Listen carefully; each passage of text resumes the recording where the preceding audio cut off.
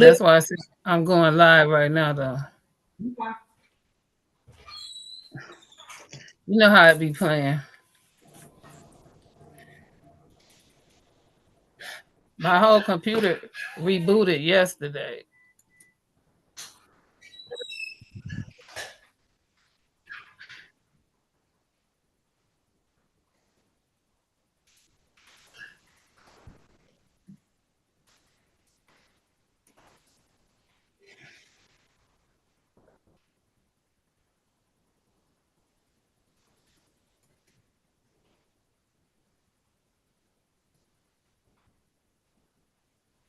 All right. Okay. All right. That's what it says. Live stream. So let me see if this is it.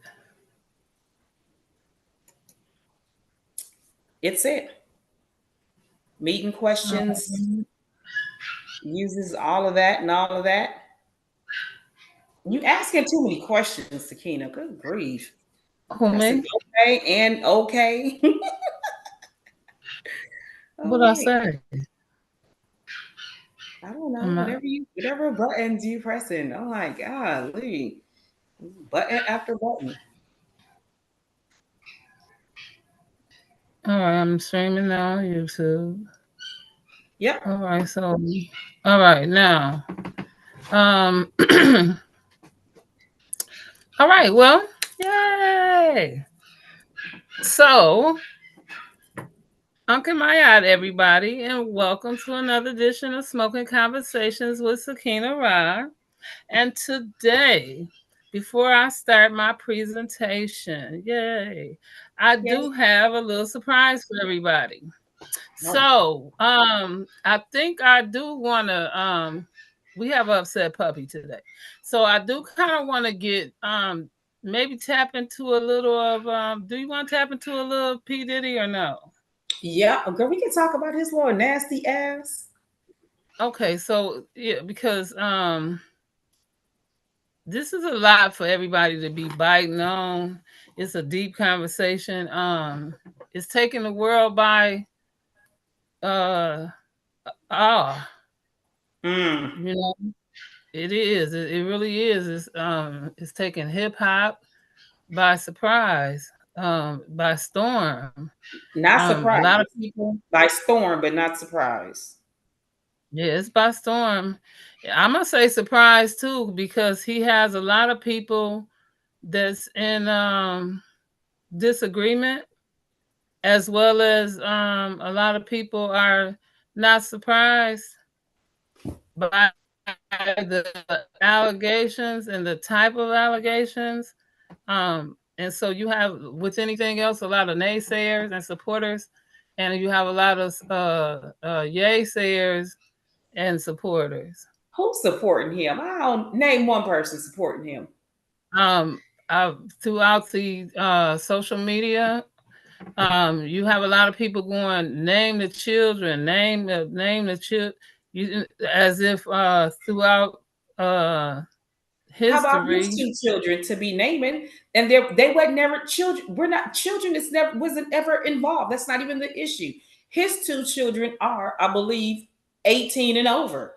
The two boys that got arrested are at least 18, and children was never the issue. The issue he was trafficking were people, young men and women. You know, young men and women, not just um young children. So when they think of trafficking, I don't know why people minds always go to young children. It's not young children. It is human trafficking, the trafficking of people against their will, and that can be an adult. Let me make sure I put this chat information in StreamYard over on YouTube too. One of the things I do want to acknowledge as well is because these things are alleged, we want to make sure we make note of it. They're being alleged accounts, but throughout the years on these alleged allegations, there has been rumored alleged allegations with even maybe Orlando Brown. Oh, shucks, Um, Sakina. I'm sorry. Hold on. Let me put this on pause. okay. All right, let me put this link in the chat while we're doing that. Hold on. Um, Okay.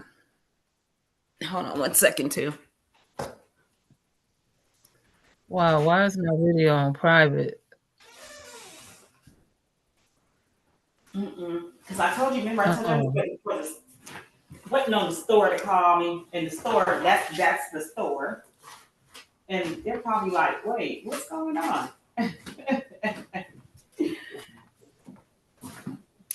Oh, shucks. Okay, hold on, Sakina. all right.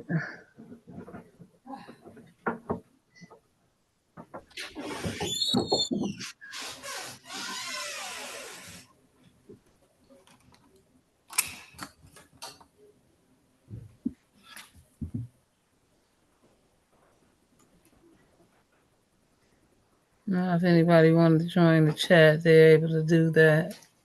I'm sorry. I wish I knew how to pin it.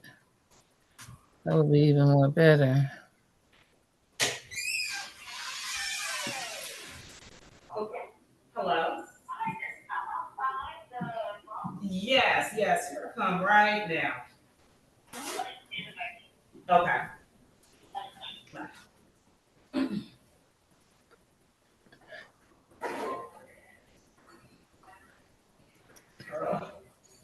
Let me see.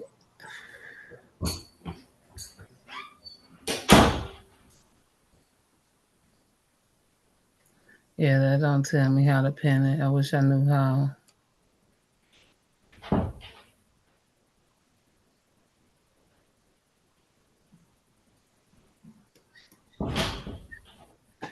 Nope, don't know how to do it.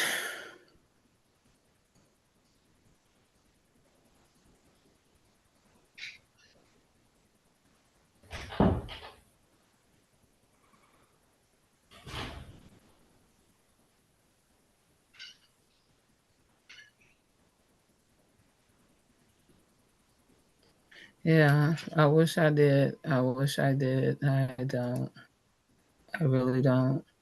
Um, all right, so I'm gonna give Gemini a second to get back and then we're gonna get into it because I do have something else, but as far as Diddy goes, it's really amazing how a lot of people are taking this on both ends.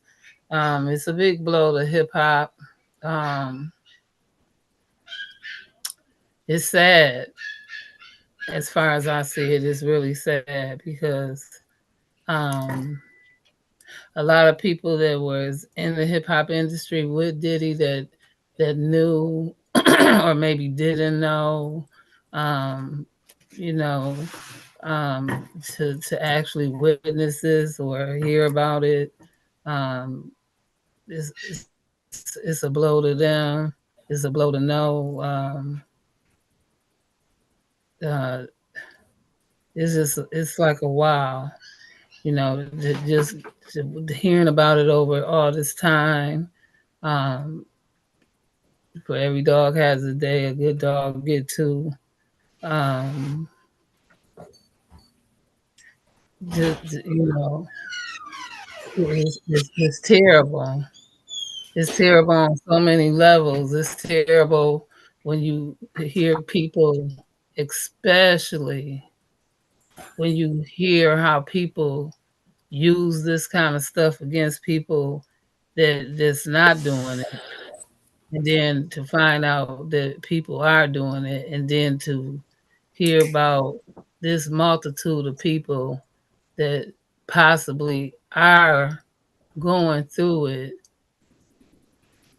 and it could be happening at this level by this I'm back, kind Queen. I'm of. sorry about that. You know, I had to get my DoorDash stuff. Yeah, I'm just saying for it's sad because I watched this movie called I think it was called Freedom by Mel Gibson. And so again, we saying alleged, right? And so just imagining people that's going through. You're saying alleged, even though that's what he got arrested for. Well, he's not arrested. This is the I thing. know he done fled the country and left everybody holding the bag. I understand. So So even though I my guess thing he is, allegedly left his kids get caught, get busted by FBI. so well, this is my thing right now because when we the thing is there's so many things on this thing for him. So it's alleged drug trafficking, it's alleged gun trafficking, it's alleged trafficking of minors and X, Y, and Z. So with if we saying one thing at a time, I'm saying this: the trafficking of minors in this. So when we say this, um, we know when I watched that movie about freedom, the allegedness of child abduction and trafficking. This part right here, when we said at this magnitude for a person of this status quo, this part right here hurts. Why? Because it's one thing for somebody to do it, period. But for somebody of this status quo, hurts. It even hurts even worse when it's one of us. It hurts even worse to say it's this type of child molestation, abduction, uh you see what I'm saying? And so it really is it's deep like that. You always say I'll take things too deep, but yeah, when it's like this is deep like that. You know, so when I say alleged, because I have to say alleged because we don't know. But we know, but we don't know, but we know, but we don't. It's like that. She love me now, she love me, she love me now, she love me, she love me now, she love me. So we know, but we don't know, but we know, but we don't know, but we know, but we don't know, but we know. And the reason why is because like everything else, this is how it's been fed to us. They said it, You're but doing they a didn't lot of say it. They rationalization for you doing a lot of rationalization for a nasty ass. I'm not He's rationalizing nothing, but this is how allegedly it's he's been a fed nasty to us. ass. This is how they fed it to us because why? They said it to Because all us. this time nobody knew, but at the same time you had an inkling of a knowledge of not knowing if you knew, but you kind of knew, but you didn't know because if anybody really knew, this shit wouldn't have been going on this long. Yes, That's they why. would have. Yes, it would have been going on. It's always been going on. That'll be ridiculous. That's like saying, well, we if you knew that child molestation was happening, why didn't you stop it? Yet we have hundreds of thousands of people who have been molested. So just because we know something is going on, don't mean someone's going to stop it. Somebody has to have a moral compass in order to stop it because they're busy enjoying it their damn selves. So what is to stop? Okay, so if that's the case, then why are everybody up in an uproar about every time we get to this point? This is like when we get to this point, why is it such a big old do you see how the media is all blew up on people getting 80,000, 400,000, 500,000? They this the media get more things about it than Diddy did. I mean, than more people. It's more people involved than just Diddy. That's It's because a in the lot of people beginning, hold tagged up, into in the this. beginning, I don't even think it was real when they said his house is real. Right. Okay, so that is the part right there. Not all the shit that was going on inside of his house, but just that. It was like, oh, his house got rated for real. And to see, it took the news people to sit and make that a real thing because it was like, okay, we care, but we don't care. But then when it was like, okay, it's a real thing and it's happening. Oh, okay. Well, shit, you should have said that from the beginning. His nasty ass finally getting arrested. Shit, I Then it need to was tune into that. then it wasn't him arrested, and then it was one house, then it was two houses, then it was three houses, then he owned 8 houses, then he owned 12 houses, then he owned a yacht, then he owned a mansion in a yacht, then he owned this and this, and then it was wait a minute, and then all of a sudden it was her, then it was the girl, then it was a girl and a girlfriend, then it was a girl and a Okay. girlfriend and wanted Well, a shit, bag. his mansion Then it could was a fit. Don't girl and forget a his girlfriend mansion who could fit. wanted a bag, and the green grass grows all around and No, around, and the green grass goes, and now no. it's her fault. Now it's all about His her house could fault. fit. His house could fit 50 million billion motherfuckers in it. So what do you expect? But I that mean, God, ain't got I mean, none of that list can wait a go minute, hold on and on. on and on and on because his mansion goes on and on and on and on. So you got a big ass house, you got a big ass, you got more people in it. You got the longer the list becomes. And what does that mean? What does that mean exactly? Nothing. Nothing. It means that we got to just ask all 50 million billion people who was in his house the day they got busted, raided, whatever you want to call it. We just got to ask them all these questions. And shit, he just so happened to have all the people you named in his house at the time of the raid. But he knew. And so he got his ass on and fled the country or attempted to. We don't know. Now, that's the alleged part. Did he flee the country or did he not flee the country? Where the fuck is he? We don't know. But the whole point is when they finally catch up to when somebody catches up to where he is, somebody who's in his clique or organization, it's gonna be on and popping. They're not gonna let him talk. They're gonna shut his ass down. You are mute. I'm sorry, I got an emergency call. I'm Okay. sorry. Mm-hmm. So Yeah, well, that's just that shit. He had a lot of people in there that day because he got a big ass house. I mean, shit, a mansion. he got a A few. mansion is big as one island.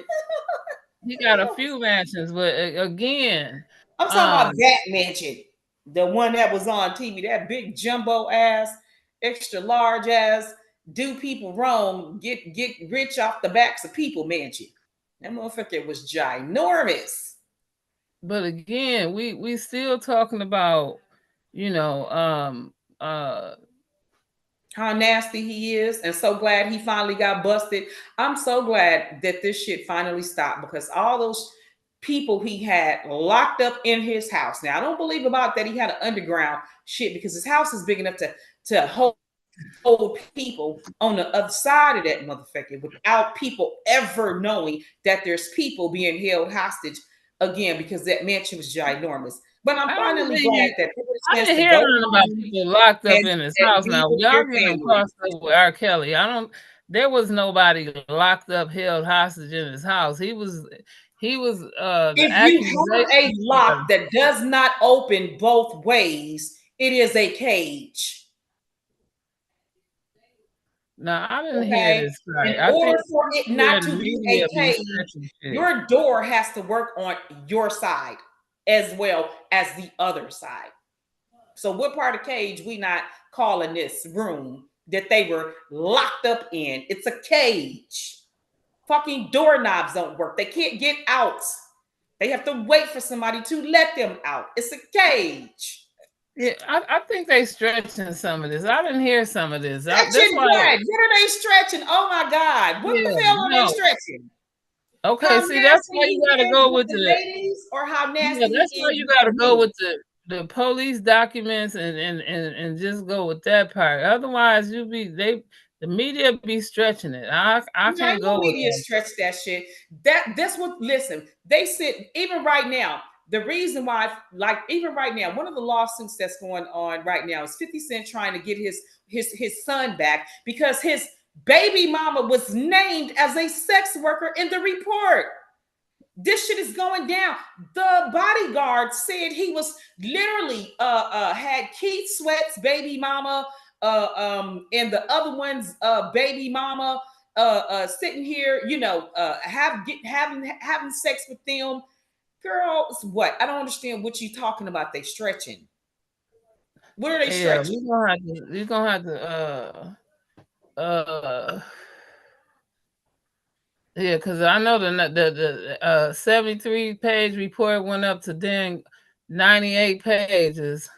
And I'm surprised 90. I was thinking more like a 300-page doc myself. I was never thinking 98. Yeah, it went to Never. 98 pages.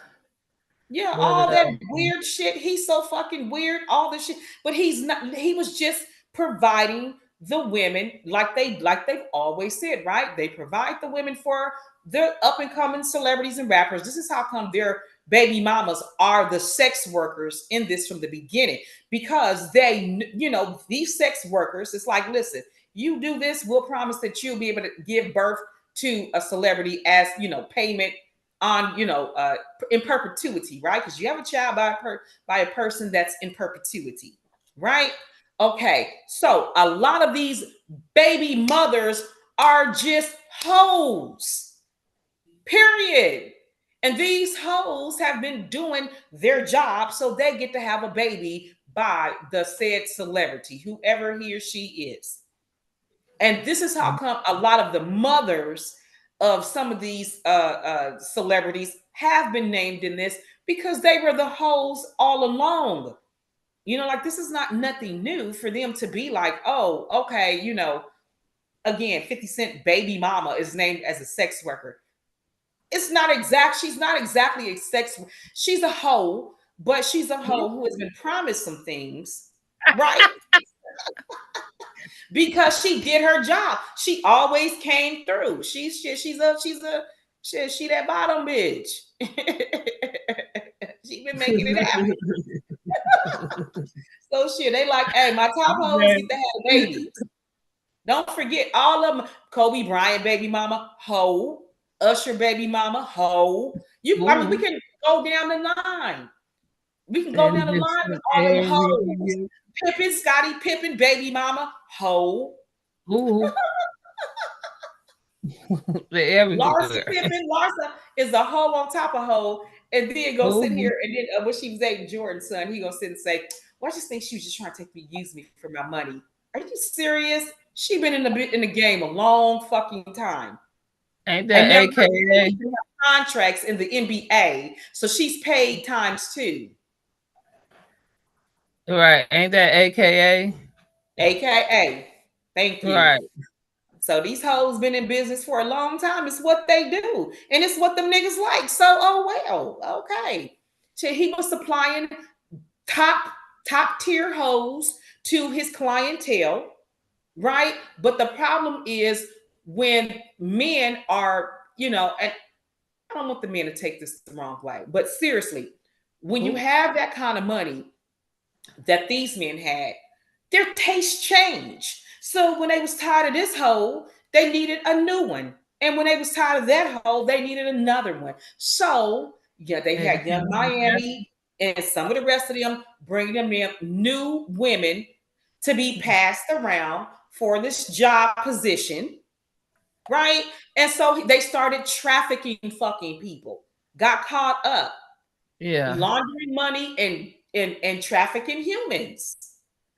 You know, both men and women. Because when they got tired of these niggas too, the same with the men too. When they tired of this man and his bottom, they need another man with another bottom.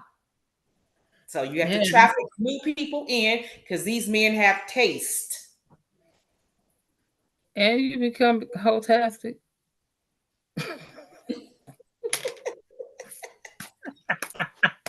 They are nasty as fuck. And I'm so glad that the trafficked people are fucking free. How about that? Now they nasty ass got to sit here and run for cover because anybody up under Diddy is going down. Because the person of the Diddy's handler, that's who they're probably protecting. 9 times out of 10, they're gonna protect his handler. His handler was probably the one who got originally who got busted for some Well, maybe bullshit. not necessarily, but you No, know, it's seriously, because Diddy, they throwing him up under the bus. Understand, he's getting thrown up under the bus. And you say there's people protecting him, and I say, because I'm looking at this the same way you are too, I don't really see his top tier people protecting him. They've thrown his ass under the bus because, again, 9 times out of 10, the handler is the one with the who originally got busted, and they said, you know what, we'll take Diddy instead because we've been wanting his ass anyways for a long ass time. So Diddy gets thrown under the bus. His handler goes scot free. We don't even know who that handler is. People always say Clive Davis, but no, Clive Davis is the handler of lots of people, not just Diddy, right? And so, hey, Diddy, shit, you and anybody up underneath you, y'all through. We don't give a damn about y'all. We trying to protect our top tier people, not nobody underneath a certain tier. Okay, but then if we skip bypass, uh, cause it's only so much he gonna. Cause I heard this too. If that be the case, then his mouth is confined. Yes. Yeah, they're gonna shut him the Right. fuck up. They're gonna shut him the fuck up. Period. He probably won't do all of that jail time, but his mouth is going to be fucking zero to the point where he won't be able to say a damn thing. Period. No, when his Period. mouth is confined, that means he got cell block on one lip and H on the other. That means that confined means it's closed. Like Yes, and don't forget, hallmarks. it's no place he can go because this shit goes so deep, right? We're talking about the shit Diddy and them is into is not even just confined, since we're using that word confined, right? It's not confined to North fucking America. This shit is this shit is all over. So no matter where he runs, there's going to be people who's going to say, "Oh yeah, sure, Diddy, we'll protect you." Mm-hmm. Yeah, okay. They they will probably take every teeth out of his goddamn mouth, No, they're and gonna we'll tell set you you. free. And I mean, I wouldn't be surprised if they fucking again bust all his teeth out of his goddamn mouth, and but nobody bet not even think about helping Diddy ass. They're Because gonna if get Diddy can their say mouth one out. word, it's going to affect them. So they're gonna shut him down, and that's world fucking wide, global. Because Clyde Davis and people like him, their reach is global. Mm-mm. So his And shit will bring with money. that favorite word. Take that, take that, take that, take that. It still don't matter. Him, R. Kelly, nasty the fuck ass, holding people hostage against their motherfucking will. You ain't God. You can't do that to people. Who the fuck are you to sit here and hold people against their will? Traffic them for sex and prostitution against their will. It's like you got a lot of goddamn nerves, for these to sit here and satisfy only the lower vibrational or the lower frequency needs of these fucking players in the industries with an S. Listen, it's just like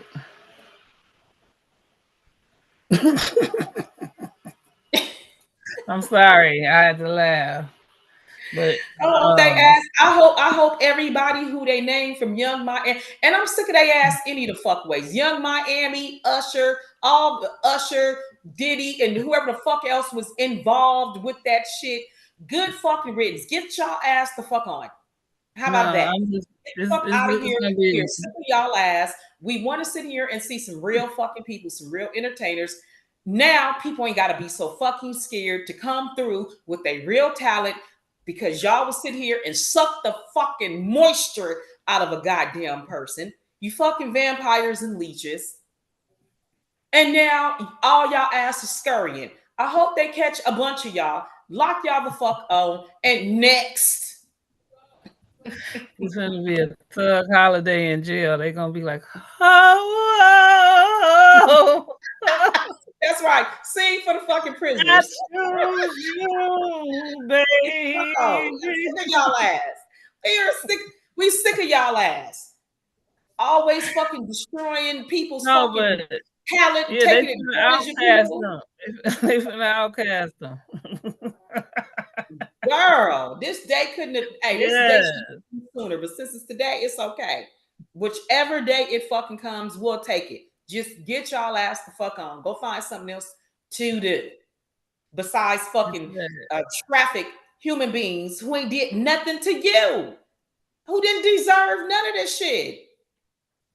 So what? They wanted to feed their fucking family. They didn't ask you to destroy their whole fucking livelihood. God damn. In perpetuity. Who does that? Who? Only an evil, See, sick ass motherfucker. Only a sick ass person would sit here and do the shit that they've been accused of. This shit is fucking sick and poison. Been tearing up communities since motherfucking 1717. So good riddance. this is why I don't like that word buck dancing. You know what I'm saying? Or the huck and buck and that kind of shit. Because when you really know about bucking and huck bucking, that's what they did to them slaves with the slave catcher. The slave catcher was so jolly and he couldn't wait to catch a slave. See, some of it was putting them in those metal things and them wood burners and metal burners and setting slaves on fire. Man, you know what I'm saying? But some of them was bucking and huck bucking them slaves in front of their family and their children and embarrassing them. And then when them slaves would run away from embarrassment, or they would kill themselves because humiliation, you Mm-hmm. know. And Yeah. so and then you sit there and of course they felt good, freak. You see what I'm saying? I'll teach him a lesson. I'll teach him a lesson. That's not a lesson, And so you talking about hucking, bucking, and the huck, bucking, and all that. No, that's dehumiliating somebody. Dehumanizing somebody. But listen, it goes along with Even what worse we're than that, I'm talking just about gonna say tonight, which is humiliating. yeah, but it goes along with what you're talking about, as above, so below. So, as above, when we're talking about the stories, right, of these as above, right, the story goes, there's a fight between the angels and God, right? One Right. angel, the star so bright, Lucifer, wants to sit here and fight against God, and he takes a fourth of the angels with him, down to the from the heavens down to the earth, so forth and so on. So be it, but the bottom line is, if we're talking about as above so below, so there people want, the number one question being, well, how come there's so much tragedy, and how come there's so much, sorrow here on the earth? Well, again, in the skies too, because we're talking about something as simple as pollution. That's above. We're Yeah. talking about even if we took it to 2024, space garbage, all those fucking Yeah. satellite pieces and shit that the astronauts, have left up there, and pieces Yeah. of all those fucking space not the satellites, but what's the other shit they were trying to fix? They were trying to fix other thing space oh gosh, what's the word? It escapes me. But anyways, you have so much garbage, and then on top of that, the satellite game is so deep, because if you Yeah. have x a million x you have x a million dollars, you can get a fucking satellite up in space easy peasy. Same way that we can Yeah. fucking get internet service, you can just get fucking satellite service. Put your shit up there, So we're It's so much talking stuff about, up there. yeah, They we're got a satellite polluting. station with gas, where they gas up other satellite. So it's several Exactly. satellite stations up there, right? Yeah, so They got yeah, a so whole space is not exactly protected, So there's a lot of shit going on, and then you're talking about all of these, people's. I mean, it's just a lot going on above too. Above, it's almost like, I would say that when people say, "Well, there's nothing going up in the sky that we can see," yeah, but yet there is, because the airplanes have their own fucking world that exists. That grid, that aerospace grid looks almost identical to the one that we have down here. You just can't see it. That shit is lit up with lights and all types of shit, because they literally have longitude, latitudes up above. Like, there's a lot of shit going on up above that's not lit up in the daytime skies that people can see. yeah, even more than that because uh They have to be Air able traffic to, control. That's what I'm trying yeah, to say. there The you air go. traffic control grid. Yes. Coming up soon. The the Blue Devils and the I forget what the other ones are.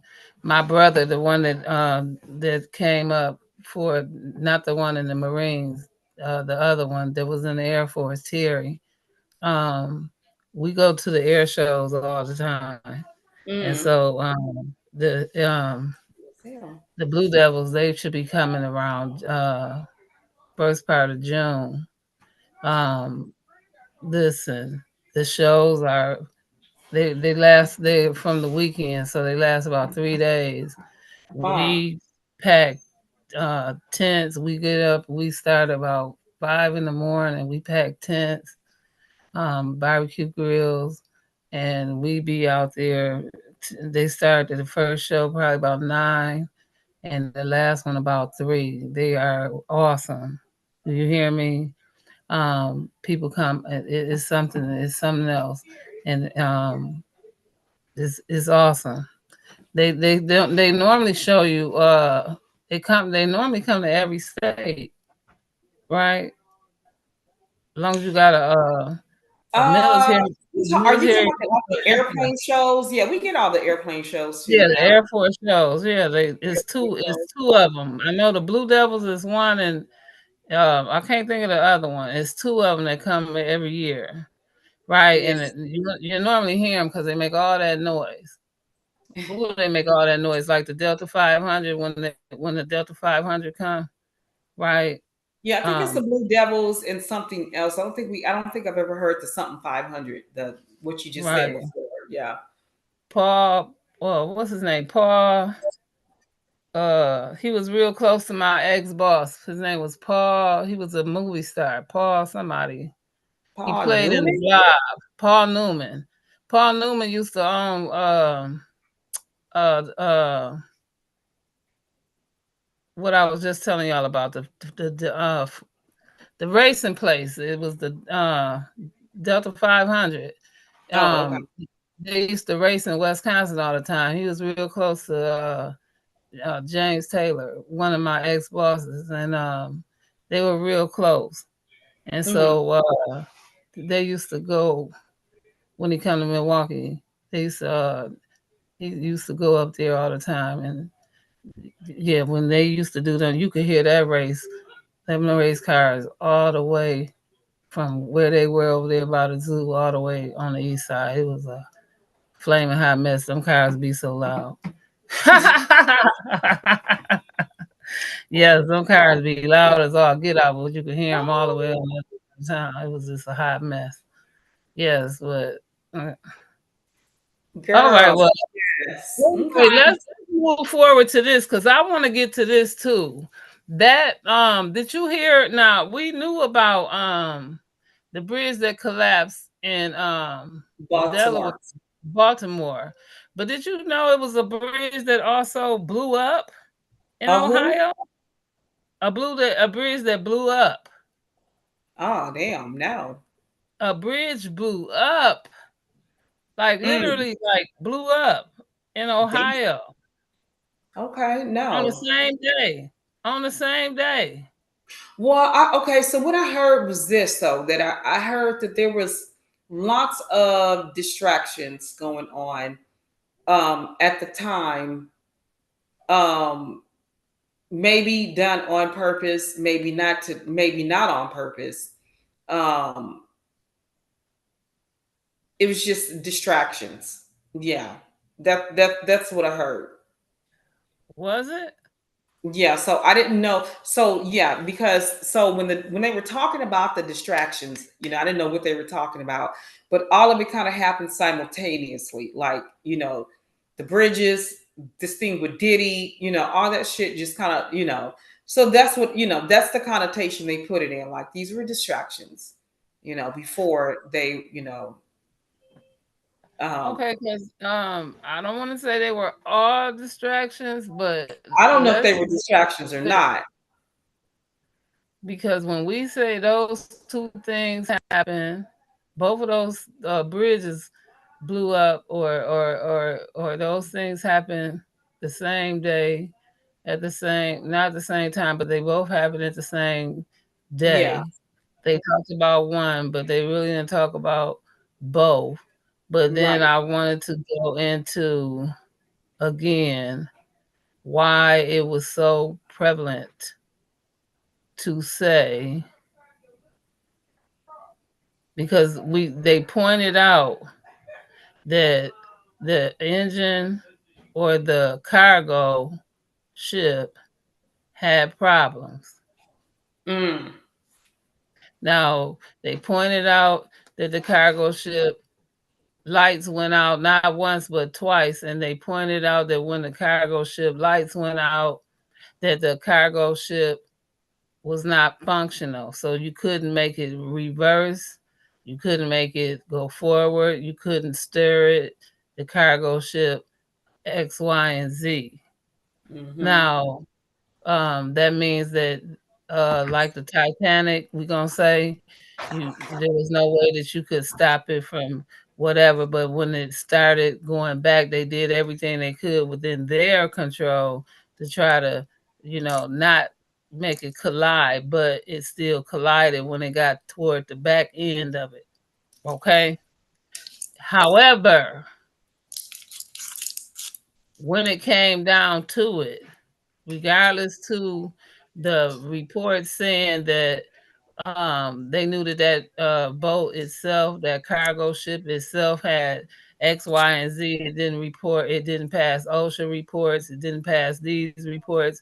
It didn't pass these reports. And so that cargo ship wasn't um, ready to be able to be on the ocean itself. That's the Mm-hmm. bottom line. Okay. Okay. That's the bottom line. That ship was not drivable. Okay. However, again, when it came down to it, 22 Indians was the reason.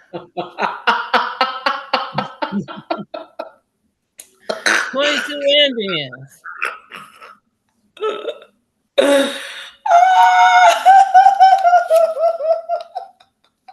22 Indians was the reason.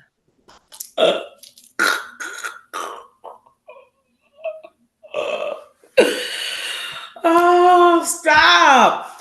Girl, stop. So Not. I'm gonna need Topcast to answer.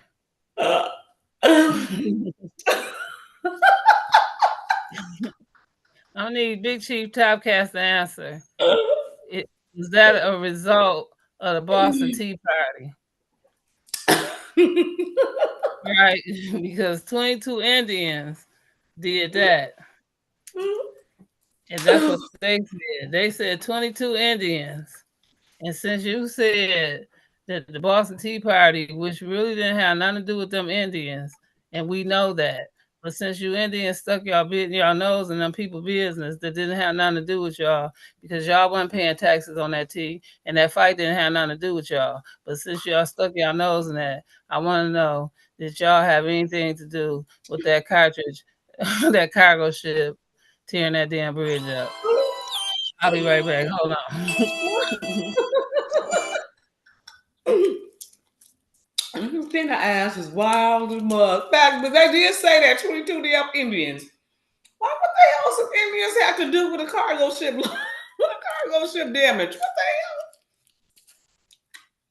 It's the same thing like with the Boston Tea Party you're talking about.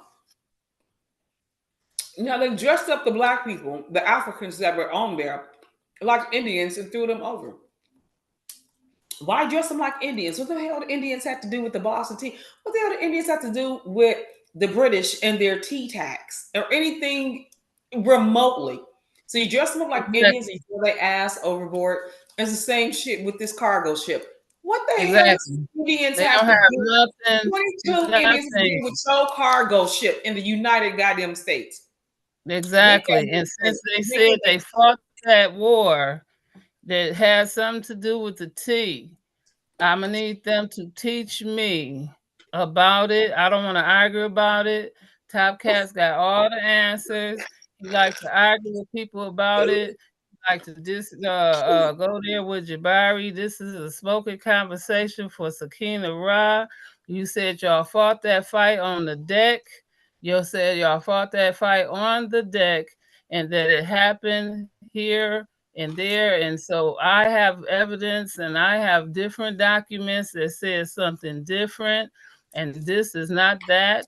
And so right here, I'm gonna say it, and ain't nobody here, so I will see what happens later. But again, Mm-hmm. I want to know, was them 22 Indians on I that was like, cargo? Was them 22 Indians on that cargo retaliation because they from the straight Chesapeake Bay? 22 That Indians. was some 22 Indians from the Chesapeake Bay off of that cargo. Was that retaliation? Because we know that Oh, yeah. once they leave the Missouri and the that little creek, that they will be straight heading for the Atlantic Ocean, and that they probably will be heading somewhere. Oh, So damn. with those people upset with all that cargo, because we know there ain't no cars on that ship.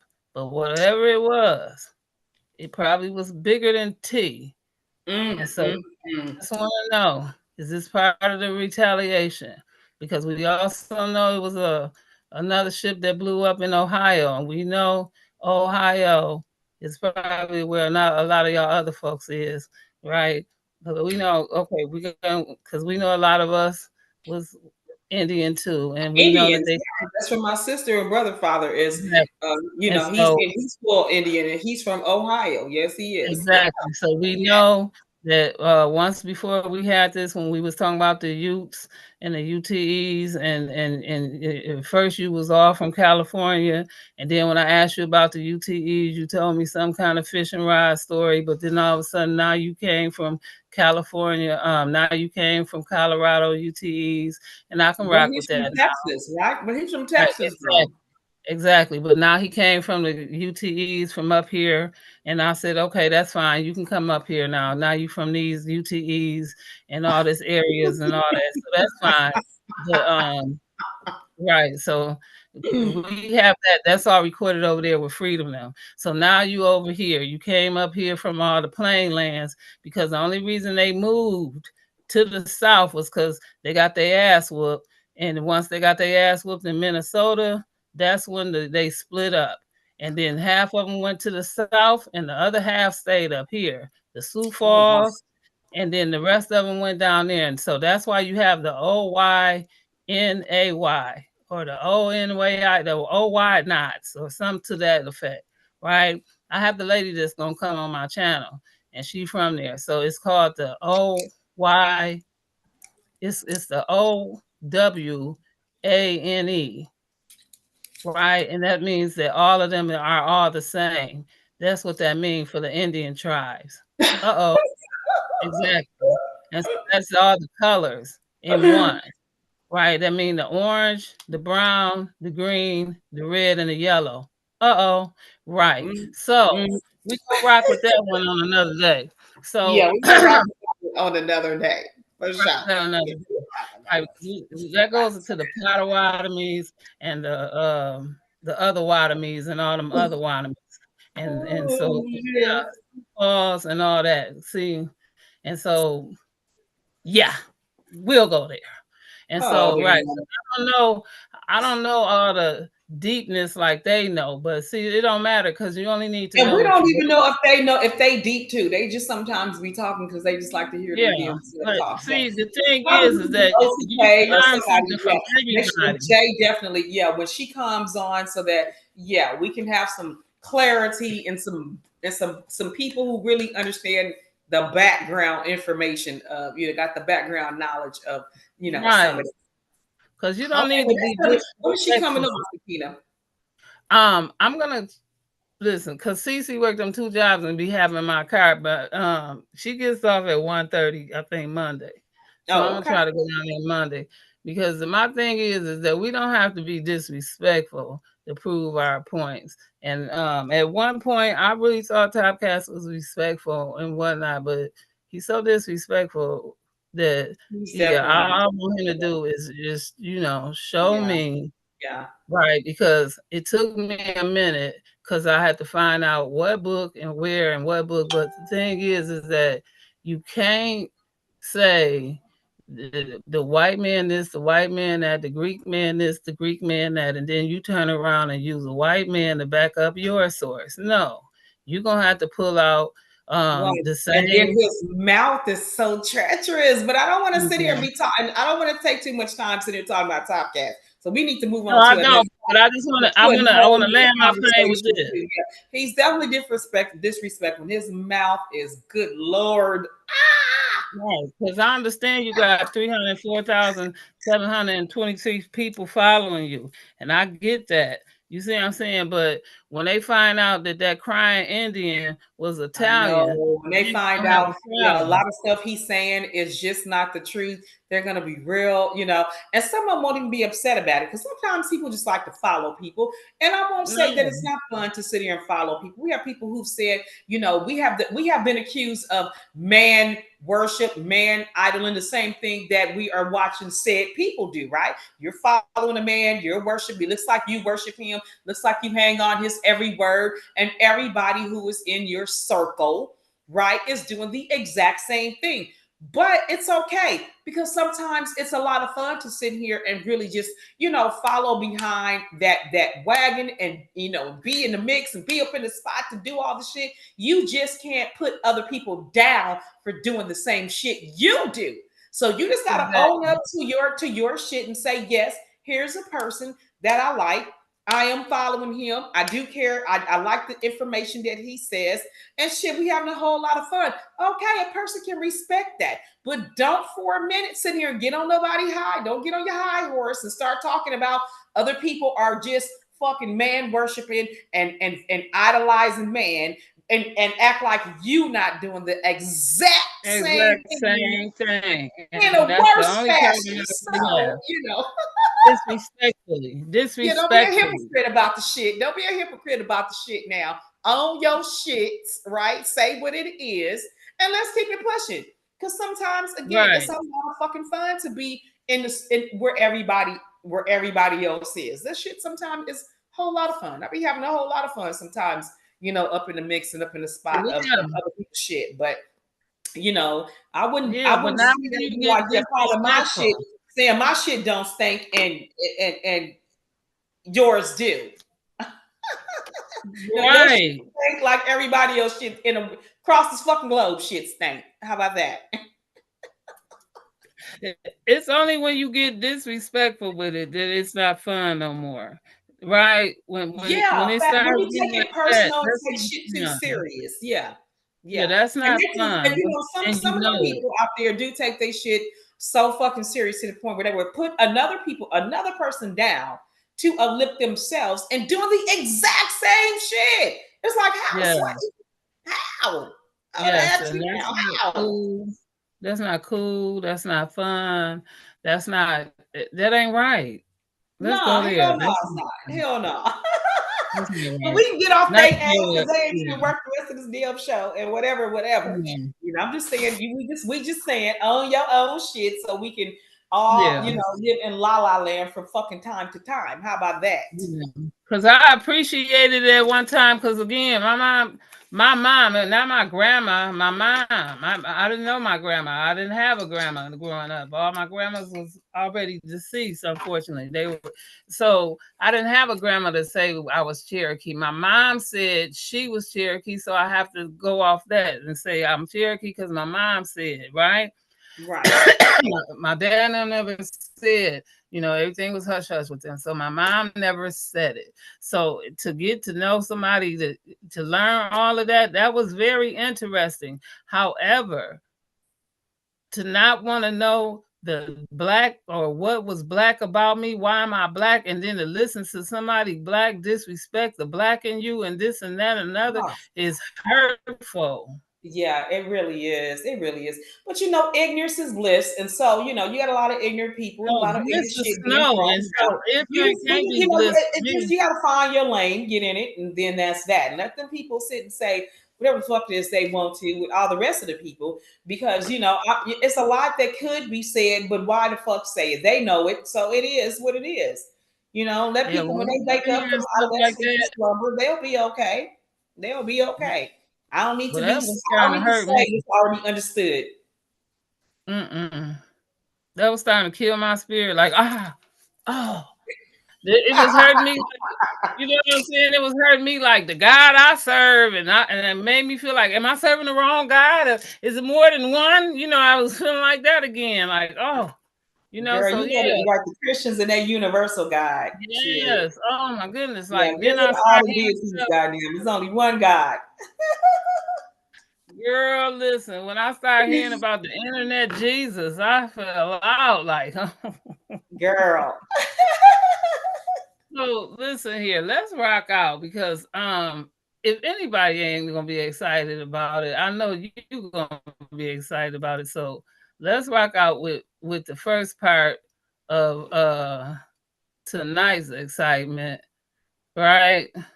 And so I'm finna bring it to you with this. So let me share the screen and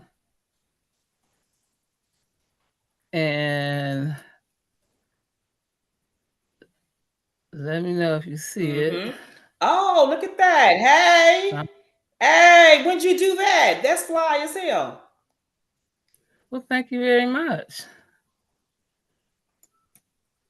Hey, that's some good shit, Sakina.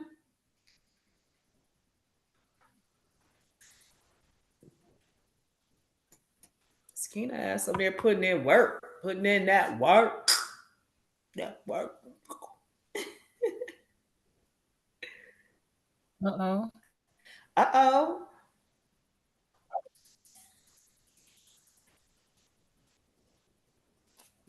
With Sakina-Ra. Today, we once again take a look through the cosmos, weaving through the tapestry of date. Endeavors in space exploration. Our focus? The esteemed National Aeronautics and Space Administration, or NASA, and their space exploration missions. NASA, an agency of dreamers and doers, has been at the forefront of space exploration since its inception in 1958. Their missions have brought us closer to our celestial neighbors, unveiling the mysteries of the cosmos one star at a time. From the Apollo moon missions that left human footprints on lunar soil, to the Mars rovers that roam the red planet today, NASA's endeavors have been monumental in shaping our understanding of the universe. A key player in this cosmic ballet is the NASA 3 rocket. An engineering marvel, NASA 3 is a testament to human ingenuity. It stands as a beacon of our collective desire to reach beyond our terrestrial confines. The significance of this rocket cannot be understated. It represents a new era of space exploration, one where we are not just visitors, but potential residents of the cosmic neighborhood. Now, you may wonder, what does this have to do with the serpent deity Ra from Doug Viper's mythology? Well, Ra, the sun god, was seen as a celestial being who traversed the sky each day in a sunboat. In essence, he was the ancient Egyptians' interpretation of a space traveler. The NASA 3 rocket, in a way, is our modern-day sunboat, carrying us across the vast expanse of space. Just as Ra was a symbol of life, light, and warmth, the NASA 3 rocket embodies our hopes for discovery, knowledge, and progress.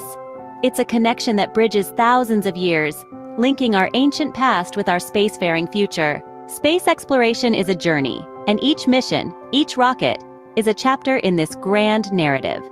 The NASA 3 rocket is not merely a vessel for space travel. It's a symbol of our insatiable curiosity, our perseverance against all odds, and our unwavering ambition to reach for the stars. So, why not delve deeper into the fascinating world of space exploration? Discover the marvels of the NASA 3 rocket, the tales of the ancient deity Ra, and the ceaseless human endeavor to explore the cosmos. There's a universe of knowledge waiting for you. Remember, every new discovery, every breakthrough starts with a single step, or in this case, a rocket launch. So ignite your curiosity and let it guide you through the stars and beyond. After all, space is not just the final frontier, it's the next chapter in our shared human story.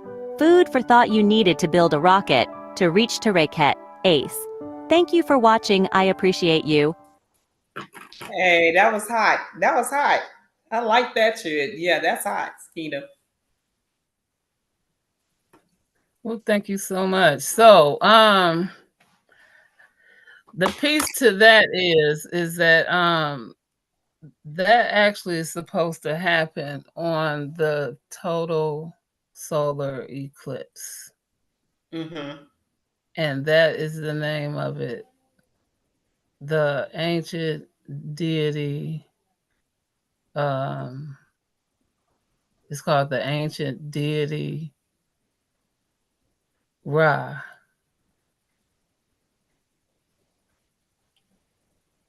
And Okay. it's a three, Well, yeah, she it's said a it three. was. She said it was a space chariot, right? So Yeah, yeah. yeah, she said, she said, the space chariot, to the sun, because they're going to be having, several rockets and several all types of shit going up there at the same time, because this is the first time they're going to be able. Well, it's not the first time, but it's a really good time to measure the Well, they're sun. getting the plasma with this one. And then after that, because this is going to be the first one, they're going to get the plasma from this one. And then after that, every one, this is the one that's going to set the tone, the Well, that's presence. that's what I'm trying to say, because see, you're gonna Yeah. have this, yeah, because see, they finally have, right,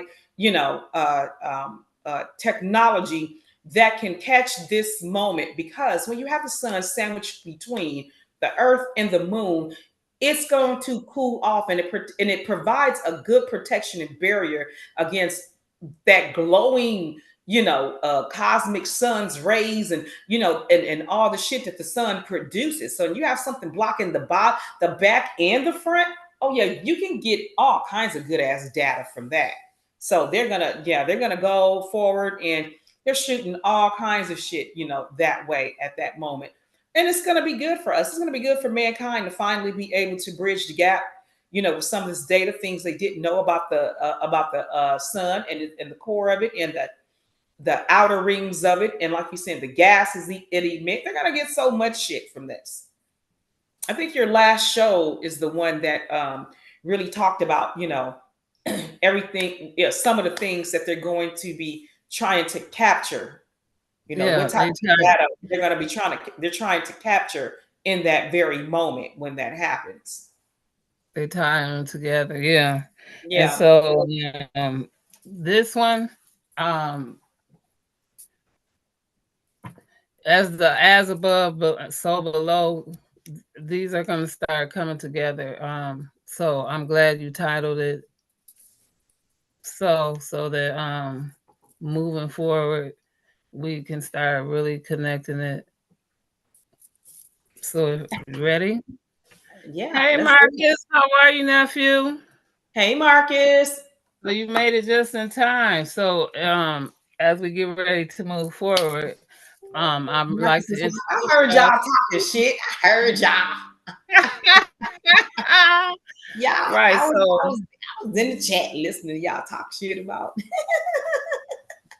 So we can get ready and move forward to again, this is going to be moving forward into it's not the as above theory, but I do want to wake you up and kind of let y'all into um space, into another part of it, not just it just step into my world and go here with me. All right. And let's start looking into some things. All right. So welcome again to Smoking Conversations with Sakina-Ra, and away we go. I'm sharing my screen. You see my screen? Mm-mm. Nope, not yet. Okay, maybe I did it wrong. Hold on.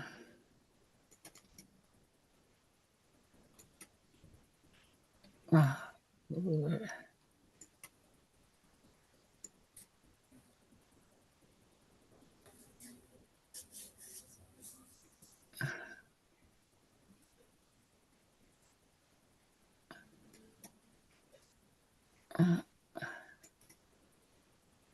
All right, here I go again.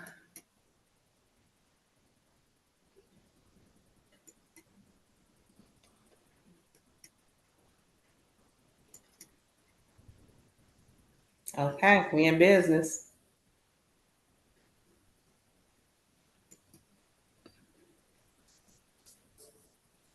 All right, you see it? Mm-hmm. All right.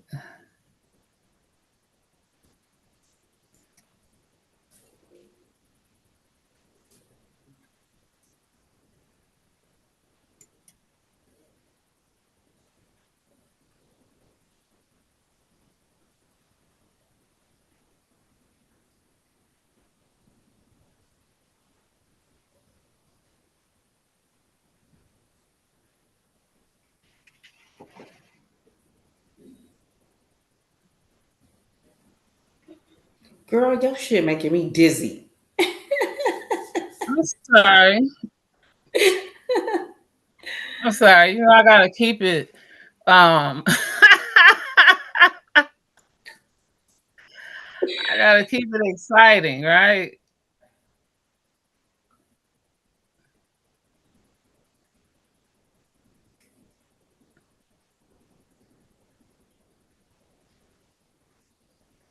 So I'm presenting the wow signal.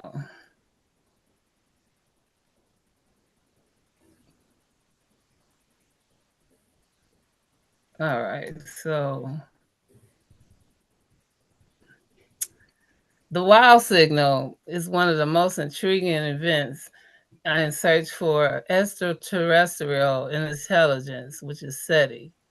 Now, it's detected on August 15, 1977 by Dr. Jerry R. Erman, and he was using the Big Ear radio telescope at Ohio State University.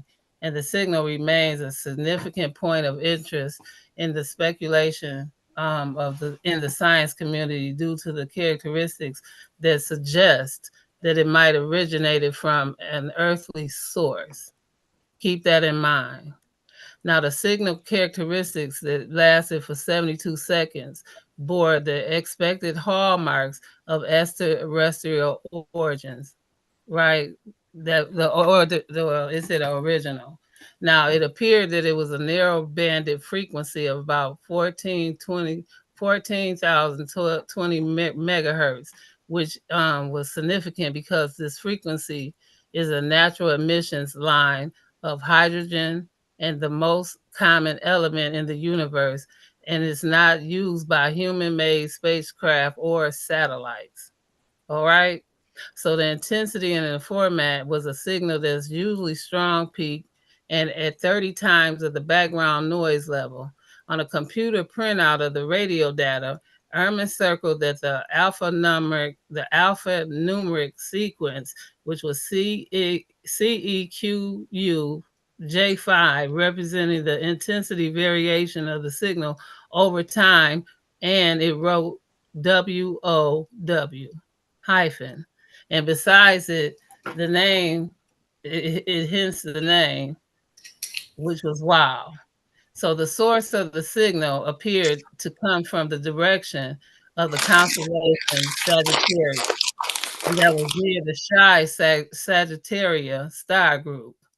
Now, however, no known celestial object astronomical explanation could how do you say this? Ac- uh, I could say this word. I, I, Which word are you on? it's a dick. You know how you say this? A dick. Which Ade- paragraph are you reading? adequately, Oh, okay. adequately account for the signal. Adequately, my tongue get dry. Adequately could account for the signal and repeat attempts to locate the signal again, and it have been unsuccessful. And speculators and the theories, the wow signal generated varied theories regarding its origin, including those that it suggested it was a transmission from intelligent extraterrestrial sources.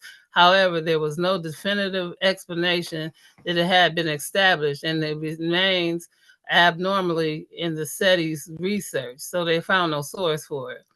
Now, the legacy and the cultural impact of the wow signal has still signified a significant impact on the SETI community and the popular culture, symbolizing an ongoing search for extraterrestrial intelligence and the mysteries that the universe holds. And it remains one of the few SETI signals, and it has not been satisfactorily explained, and it continues to inspire both scientifically and it acquires a public imagination. So, despite numerous efforts to detect similar signals or identify repeat occurrence from the same region of space, the wow signal remains a singular event in the history of the SETI research, and its nature and the origin continues to be a subject of fascination and debate among scientists and the general public alike.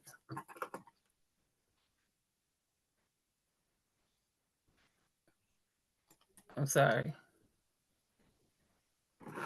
Now, the scientific, let me skip all that. James M. Quarles, Joseph T. Lacino, and well, these few people up here. This is a link to it, and I'll put it all in the description. These scientists did this research paper, and in this article, the authors are scattering the theories and the simulations and the empirical constraints of the interstellar, and they discuss the intermittence of the radio signals from the extraterrestrial intelligence, which was the ETI or the ETI, and the views of the 20 related papers.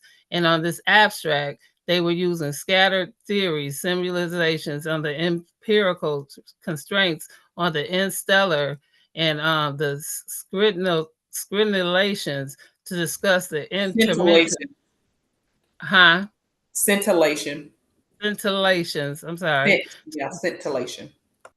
Scintillations to discuss Scint. Scintillation. scintillations. I'm sorry, to discuss the intimacy of the radio signals for the terrestrial intelligence and the number of the ETI sources in the galaxy, and it had a direct influence on the expected dynamic range of fluxes and the surveys through the inverse square laws affected in the equality importantly.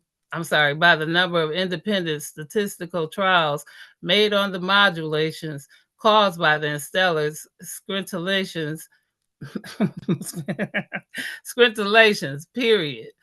We demonstrated that scintillations are very likely to allow initial directions of the narrowband signals while making redictations extremely improbable, a result that follows from the skewed exponential distributions of modulations. This conclusion holds a relatively distant source, but does not apply to the radio SETI towards near the stars. 100, let's go. 100 recent SETIs has showed have found non-repeating narrowband events that largely explained. So they considered three models in order to asset that the events and to analyze the large surveys in general. So there was the model one of the radio meter noise fluctuations, the model two of the population consents, galactic sources and the undergoing of the deep fading and the amplifications due to the interstellar scintillations consistent with the ETI's transmissions. And model three was the real tangent signals or the hardware errors, either terrestrial or extraterrestrial origins. Now, so they had ETI transmissions. That's what it sounded like. See what I'm saying? Because you said I won't say transmissions because it don't say transmissions, but at least frequencies or right, waves. because ETI was extraterrestrial Yeah. ETI is extraterrestrial transmissions, and STI was uh Yeah, but Model 3 is still seeing like signals, right? So, or hardware errors, again, frequencies or wavelengths, something that they can measure or monitor, they're saying. right. Something of that effect. Yeah. So they derived likelihood of the Bayesian test of the models for individual events and globally on entire surveys, and they applied them to the planetary soft society and hybrid and meta data, and they find that the models 2 and 3 were both highly preferred to model 1, but the models 2 and 3 are about equally likely. So in the content of Model 2 and the likely analysis indicated the candidate's events above threshold. Uh, I don't know if that was a -3Q. I don't know what that means, but they're in Looks combinations of like large 32 absolute. degrees. Could be something. I don't Yeah, know if that could in front be. of it is a minus 32 degrees or something like 32 degree, maybe some sort of, you know, Yeah, that's maybe and a it's a large frequency absolute. language. Yeah. Yeah, but either way, again, the the um the source is gonna be in the note, so you can just highlight and go to the actual paper and get the article, because maybe they'll have that what all that means in the article, you know how in the bottom of the articles you'll have those. I know they'll have they also have the sources where they got their sources at in the article, because some of them I did go in at the end of the article. They have some of their sources where they had got sources from when they did their research in the paper, right? Because two of these sources um was, I think it's two. I think I only used two, but because it was 2016, 2014, and 2022. And so 22 was the last research. So, but they compared them to the 77. Do that make sense? Yeah, it does. Hmm. Okay. So that's why you're gonna have to you can click on the link and they might leave some notes on what these little marks and stuff mean, symbols and marks mean. I'm sorry. No, you're fine. You're on the third paragraph. Okay, so the ruling out of Model 2 in favor of the Model 3 is difficult to do, so many more re-observations, e.g. thousands, are needed than were conducted in Meta. Hundreds of the re-observation threshold must be much lower than it was used in the Meta, and we cannot therefore rule out the possibility that Meta events are real. Intrinsically intrinsically instead of Intrinsically. intrinsically instead of ETI signals, our formalism can be used to analyze any SETI program. I'm sorry, I gotta close this out. All right. Any SETI program.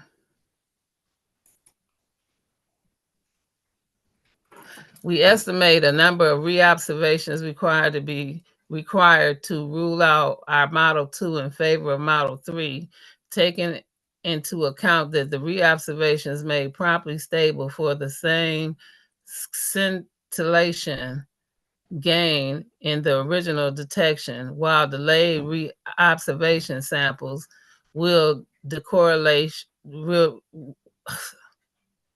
simple sample at the correlated scintillation modulation. Did I say that right? Modulation. The required number and the strong function of the threshold used in the original survey and in the reobservations.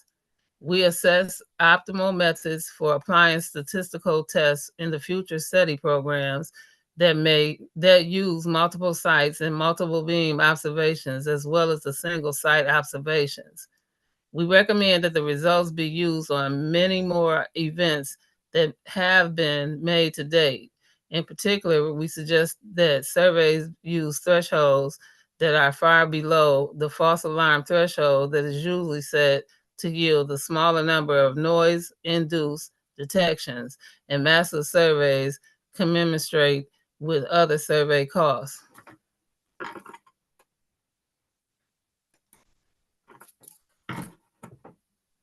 Results on paper citations induce immediacy in SETI.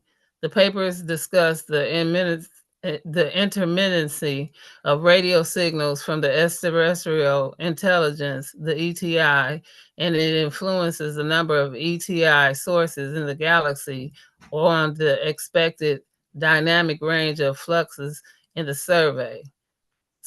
Scintillations are likely to allow initial detections of the narrowband signals, but make redetections, redetections. I'm so sorry, y'all. Extremely Redetections, redetections. redetections, redetections,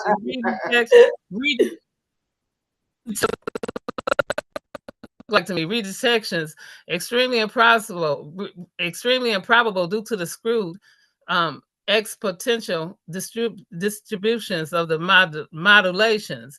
These models are considered to be an asset of non-repeat narrowband events, radiometer noise fluctuations, and constant galactic sources undergoing deep fading and amplifications due to the interstellar scintillations. Consistent with the ETI transmissions, the real and real transit signals on hardware errors and terrestrial and extraterrestrial origins. Jesus, why they talk like this? Likelihood and Bayesian likelihood and Bayesian tests are applied to the data and the models too. Constant galactic sources and 3 real transient signals are both highly preferred to model 1 and radiometer noise fluctuations. It's real. The L paper suggests that many more re-observations are needed to rule out Model 2 in favor of Model 3, and recommendations recording large numbers of events to investigate departures from expected noises distribution as large distributions as due to inferences of celestial signals. Instead of large numbers of events should be recorded in order to, 1, demonstrate the background noise confirms the distribution expected for it, and 2, investigate departures from the expected noise distribution as due to inferences or the celestial signal. In this way, celestial signals can be investigated at levels much smaller than the false alarm threshold. The threshold level for archiving candidate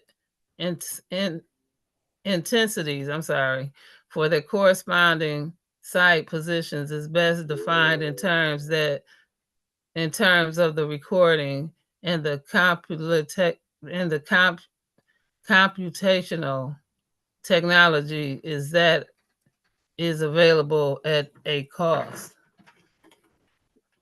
That didn't make sense to me. Did I read that right? The threshold level for archiving candidates' intensities and their corresponding sky positions is best defined in the terms of the recording and the computational technologies that is available at a cost. That made more sense. Yeah. It makes sense. They're just saying that, uh, for that additional information, it's cost related.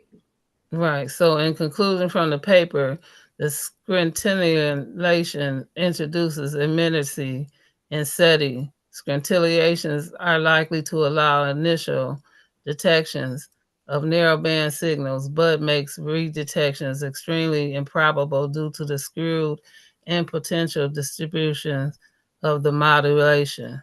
The model's two consistent galactic sources, underground deep fading and amplification due to the interstellar screwulations You and gotta slow down. That's undergoing, not underground.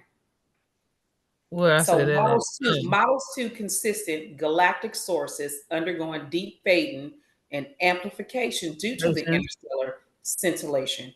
And Right. three, yes, real transient signals are both highly preferred to model one. Radiometer noise fluctuations. Yeah. Right.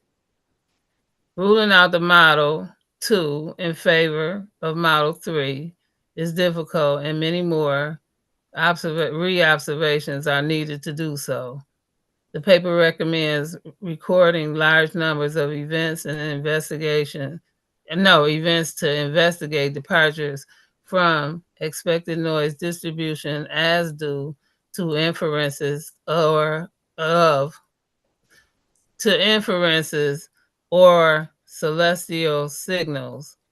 Note, the paper does not provide a specific overall conclusion, but rather presents findings of recommendations based on analysis conducted.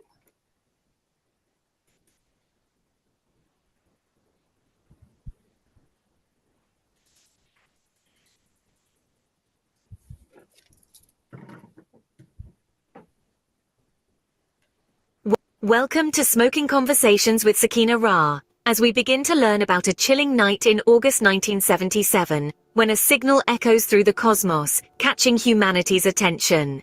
The way outs were coming? Sakina! As Gemini would say.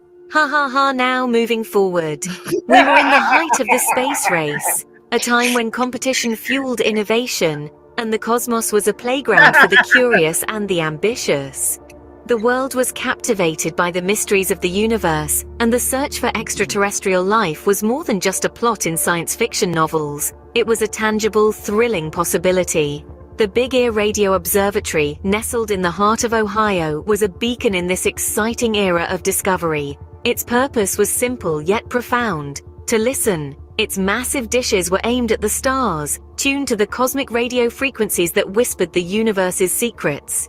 You see, space isn't as silent as you might think. It's filled with radio signals, invisible threads of energy that weave a complex tapestry of cosmic chatter.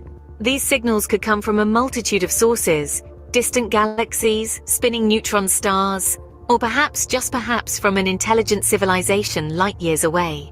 The scientists at Big Ear were like cosmic detectives, sifting through this celestial noise, eager to discern the extraordinary from the mundane. Every night was a roll of the cosmic dice, a chance to stumble upon something truly groundbreaking. In the midst of this anticipation, a unique signal sliced through the cosmic hum. It was strong, it was distinct, and it was unlike anything the scientists had encountered before. It seemed to be a deliberate, targeted broadcast, not just random cosmic noise. Could it be? Was this the moment they had been waiting for? The first sign of intelligent life beyond Earth? The printout of the signal was so astonishing that astronomer Jerry Ehman couldn't help but scribble "wow" next to the readout, a spontaneous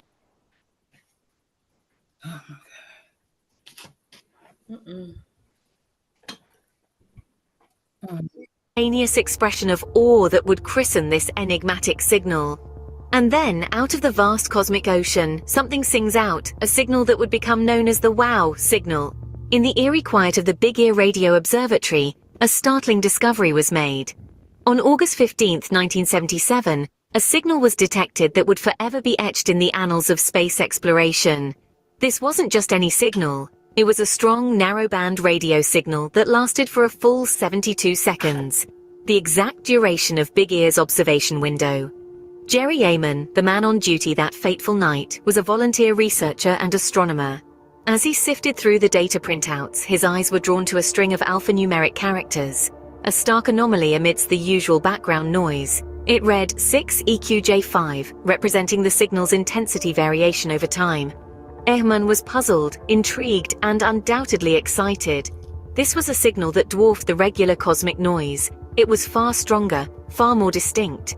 It was as if for a moment someone or something out there had turned up the volume, broadcasting a signal loud enough for us to hear.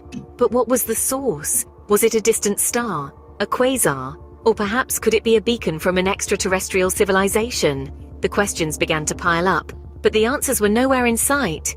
Ehman, unable to contain his excitement, circled the unusual sequence on the printout and wrote one word next to it. Wow! An exclamation that perfectly encapsulated the magnitude of the discovery and the mystery surrounding it. This was not just a signal, it was an enigma, a cosmic whisper that had traversed the vast emptiness of space to reach us. It was a signal that disrupted the usual humdrum of cosmic radiation, standing out like a lighthouse in the darkness. In the world of radio astronomy, where discoveries are often slow and painstaking, this was a thunderbolt, a sudden, unexpected burst of data that promised to unlock new frontiers of knowledge and understanding.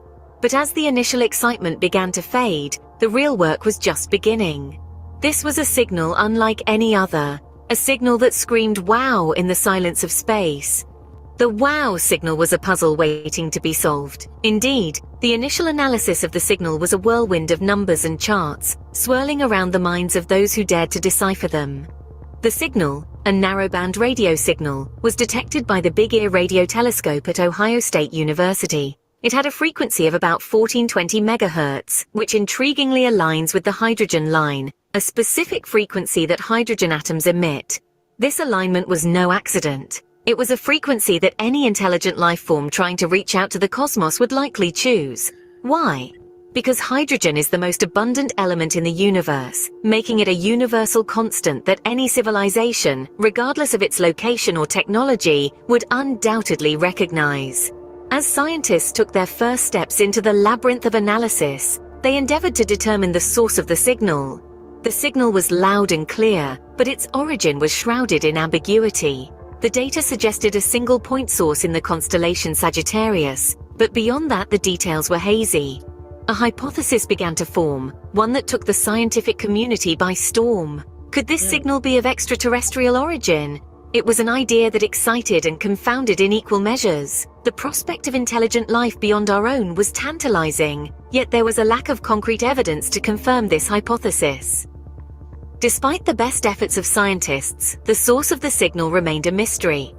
No comparable signals were detected, and no plausible natural sources were identified. The signal did not repeat, and no subsequent observations provided any clarification. The wow signal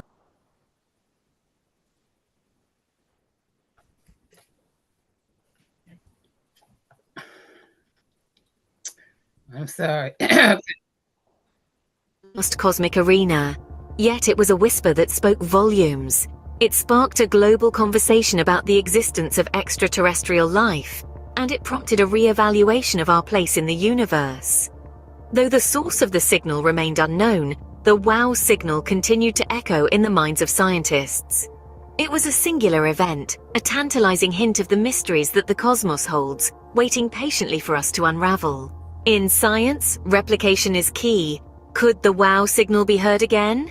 This question spurred countless attempts to redetect the signal, to recreate that moment of awe and excitement when it was first discovered.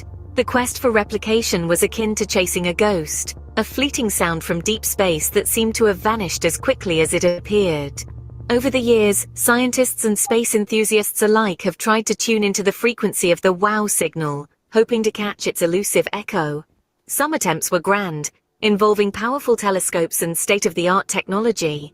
Others were more modest, carried out by amateur astronomers from their backyards. However, all shared a common thread, a relentless pursuit for replication, a hope to hear the signal once more. But disappointment followed each attempt. The silence from the stars was deafening, the absence of the signal a stark contrast to its initial loud and clear presence. It was as if the universe had spoken once, and then decided to remain silent. This led to numerous theories trying to explain why the wow signal might be a one-off event. Some suggested that the signal might have originated from a transient astronomical event, something that occurred once and was never repeated. Others speculated that it might have been an intentional message, a brief hello from an advanced civilization that decided not to repeat it. there were also those who proposed more mundane explanations. Perhaps the signal was the result of an earthly interference or a glitch in the equipment. But these theories, while plausible, lacked the romance and the mystery of the more exotic explanations. Despite the silence, the wow signal's allure only grew stronger. It remained a tantalizing mystery, a whisper from the cosmos that continues to captivate our imagination. The search for replication, while unsuccessful so far, has only fueled our curiosity and our desire to understand the universe. With no clear answers, the wow signal became a canvas for speculation. Theories about the wow signal are as varied as the stars in the night sky. Some are grounded in scientific reasoning, while others lean toward the fantastical. Yet all share a common thread: the desire to understand the unknown. One of the most intriguing theories suggests the wow signal was a message from extraterrestrial beings. The idea isn't entirely far-fetched. After all, we've been sending our own signals into the cosmos for decades, hoping that someone or something might be listening. Could the wow signal be a response? A cosmic hello? The thought is tantalizing, and it's kept the signal in the public consciousness for nearly half a century. On the other hand, some argue that the signal could be the result of a natural cosmic event. Space is a vast, dynamic place, filled with phenomena we're still learning about. Pulsars, quasars, magnetars. Could one of these cosmic oddities be responsible for the signal? It's a possibility that can't be ruled out. Yet the signal's pattern and duration don't easily align with known natural cosmic events, leaving this theory with more questions than answers. Then, there's the theory that it was all just a glitch in the equipment. While less exciting, it's a plausible explanation. The Big Ear radio telescope, which detected the signal, was a marvel of its time, but it wasn't perfect. Perhaps the wow signal was nothing more than a hiccup in the hardware, a ghost in the machine. But then again, why has such a glitch never been replicated? Each theory carries its own weight, and yet none can fully explain the wow signal. It remains an enigma, a puzzle piece that doesn't quite fit. The signal has slipped through the fingers of science, leaving us with only theories and speculation. The wow signal, once a shout in the cosmos, now a whisper in the annals of human curiosity. Over 4 decades later, the wow signal still resonates. It's like a timeless melody, echoing through the vast, silent expanses of the cosmos, a reminder of one tantalizing moment when we thought we might have intercepted a message from an alien civilization. The wow signal has left an indelible mark on our collective quest for extraterrestrial intelligence. It has fueled our curiosity, our sense of wonder, and our determination to continue the search. It's a beacon in the night sky, a symbol of the unknown, and a testament to our enduring hope that we might one day make contact with other intelligent life forms. The signal's cultural significance is undeniable. It has permeated popular culture, featuring in numerous books, films, and TV shows. It's been the subject of countless debates, articles, and scientific papers. It's inspired artists, writers, and filmmakers, sparking creativity and imagination. It's become a part of our shared human story, a chapter in our ongoing exploration of the universe. But perhaps the greatest legacy of the wow signal is the way it continues to inspire curiosity and speculation. It's a cosmic puzzle, a tantalizing mystery that we're still trying to solve. It's a reminder of the vastness of the universe, the infinite possibilities it holds, and our humble place within it. It's a call to keep looking, keep listening, keep exploring. The wow signal has become a symbol of the search for extraterrestrial intelligence, a beacon of hope in our quest to find out if we are alone in the universe. It's a testament to our curiosity, our determination, and our enduring sense of wonder. It's a reminder that the universe is full of mysteries waiting to be solved, and that we are just beginning to scratch the surface of what's out there. The wow signal, a cosmic mystery that keeps us looking up, wondering if we are truly alone. It's a beacon in the night sky, a symbol of our quest for knowledge, and a testament to our enduring hope that we might one day find the answers we seek. The wow signal, a single moment in time, yet a beacon in our search for life beyond Earth. Let's take a moment to reflect on the journey we've taken today.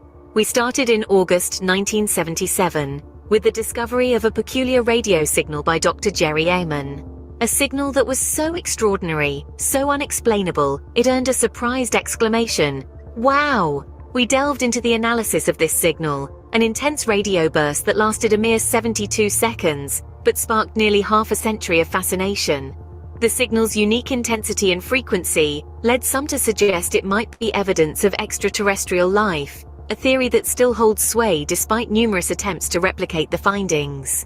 Our exploration took us to the attempts at replication, the countless hours spent by astronomers scanning the skies, hoping to catch another glimpse of this elusive signal. Despite their best efforts, the WOW signal remains a one-time event, its source still unknown. We then ventured into the realm of theories and speculation. From the possibility of an alien civilization trying to make contact, to natural cosmic phenomena yet to be fully understood, the WOW signal continues to fuel our imagination and drive our desire to seek answers. In reflecting on the legacy of the WOW signal, we see its enduring impact on our collective consciousness. It has become a symbol of our ongoing quest to understand our place in the universe, a quest that extends far beyond the confines of our own planet. As we stand at the precipice of the unknown, the WOW signal serves as a reminder of the mysteries that lie beyond our current understanding. It embodies our insatiable curiosity, our relentless pursuit of knowledge, and our steadfast belief in the possibility of life beyond our blue planet. As we continue to listen to the cosmos, we carry the echo of the WOW signal with us, a reminder of the mysteries that await us in the stars. Sakina, that was really good. Yeah, it was really good. So she pretty much broke down the last the article we just went over, and then she was going over this article as well. Okay, and so from the last article into this article that happened from the 77 into 86. And so this one was into the astronomers and their observation, and it supported the idea that the the life of the cosmic, rather than it was purely terrestrial planetarium phenomenon, and it concluded with the specified predictions on the properties and expected of the extraterrestrial life as if it was discovered on a I forget how to say that word, Encletius Um, Europea or beyond, Enceladus, Enceladus, um, yeah, or Europa. yeah, or beyond, right? So it's like it was made up, or they couldn't detect it. And so the series of the astronomical observations obtained over a period of 1986 to 2018 supported the idea of the life is a cosmic rather than purely terrestrial or planetarium phenomenon. And it included the detection of biologically relevant molecules in the interstellar clouds and in the comets, the mid infrared specular of the interstellar Infrared grains, spectra.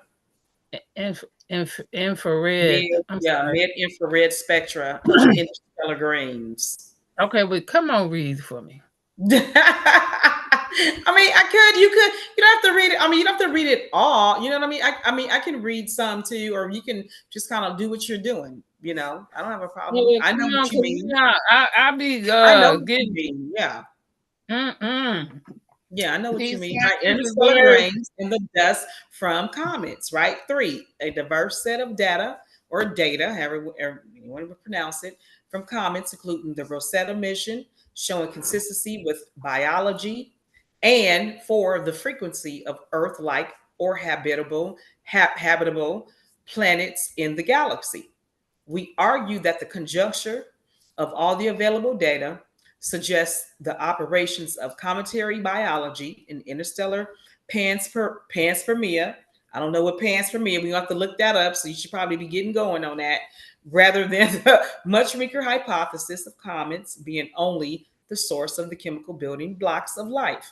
We conclude with specific predictions on the properties expected of extraterrestrial life if it is discovered on the Enceladus Europa or beyond. A radically different biochemistry elsewhere can be considered as a falsification of the theory of interstellar panspermia. But I don't know what panspermia is. I don't know what that is. I'm gonna tell you in a minute. Panspermia. Panspermia. Yeah. Panspermia. Panspermia. Panspermia. Panspermia. Diarrhea. Interstellar panspermia. I don't know what that is. It's a hypothesis that life exists throughout the universe. It's a Hold on. hypothesis. It's a who? It's a hypothesis. Oh shoot. Hold on. Let me let Jay in.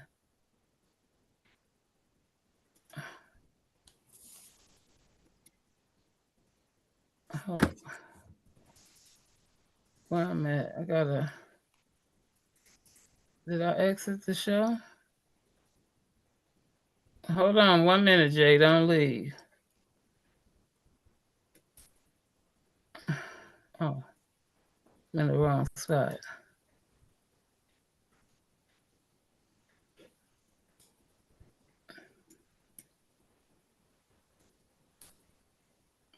Okay, well, where you go? Mm-hmm. I have no idea, boo. Okay, I stopped sharing and then he disappeared. Okay, now I gotta wait for him to come back. I don't know. Hey, I don't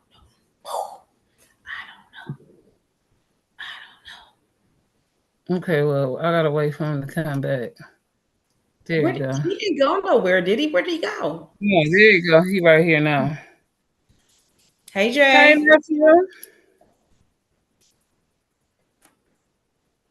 Oh, he's on mute.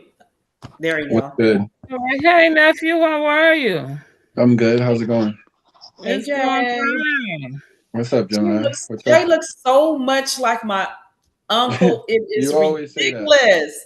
I always tell you that. Every time I see your face, I'm like, that is my youngest uncle, which he is younger than me. It's my grandmother's last child. So he is older than Jay, but way younger than me. Because Jay, what I tell you, he was like 30, 39. I think What's my his uncle was name? like 39, maybe 30, 38 or 39, something like that. What's his name? His name is Kareem, but you know. Kareem. Shout out Kareem. I like that. Yeah. My actual name is Jamil. Oh, So okay. Kareem, it has a meaning to it. It's an Arabic word. Jamil is also an Arabic word. So I don't know. I just make that connection when I hear Kareem. Yeah, yeah. And I always tell you this, like, gosh, you remind me, your face looks so much like his. It's just, man. Mm. So how you What y'all doing? talking about? Are you enjoying the show? Because we Sakina be having some real interesting stuff that we talk about it through the week, and we kind of like come to the middle ground. Like if Sakina's saying like, yeah, hey Gemini, I got something good, and I'm like, okay, so I listen to it through the week, and then when she finally puts it all together, I'm like, oh, that was some real good shit. I just tuned in. Oh, look, I was gonna ask you, did you just get home? You still got your hat on and carrying on? Yeah, I just got home, but I But saw you were listen, live. let me say this really quick, because I want to encourage you, not discourage you, because I have to say this over and over and over again. Everybody's opinion, and I say this all the time because you read a lot. Everybody's opinion is what you reading, Mm-hmm. right? And Mm-hmm. so what you gathering from everybody else is the same thing you reading.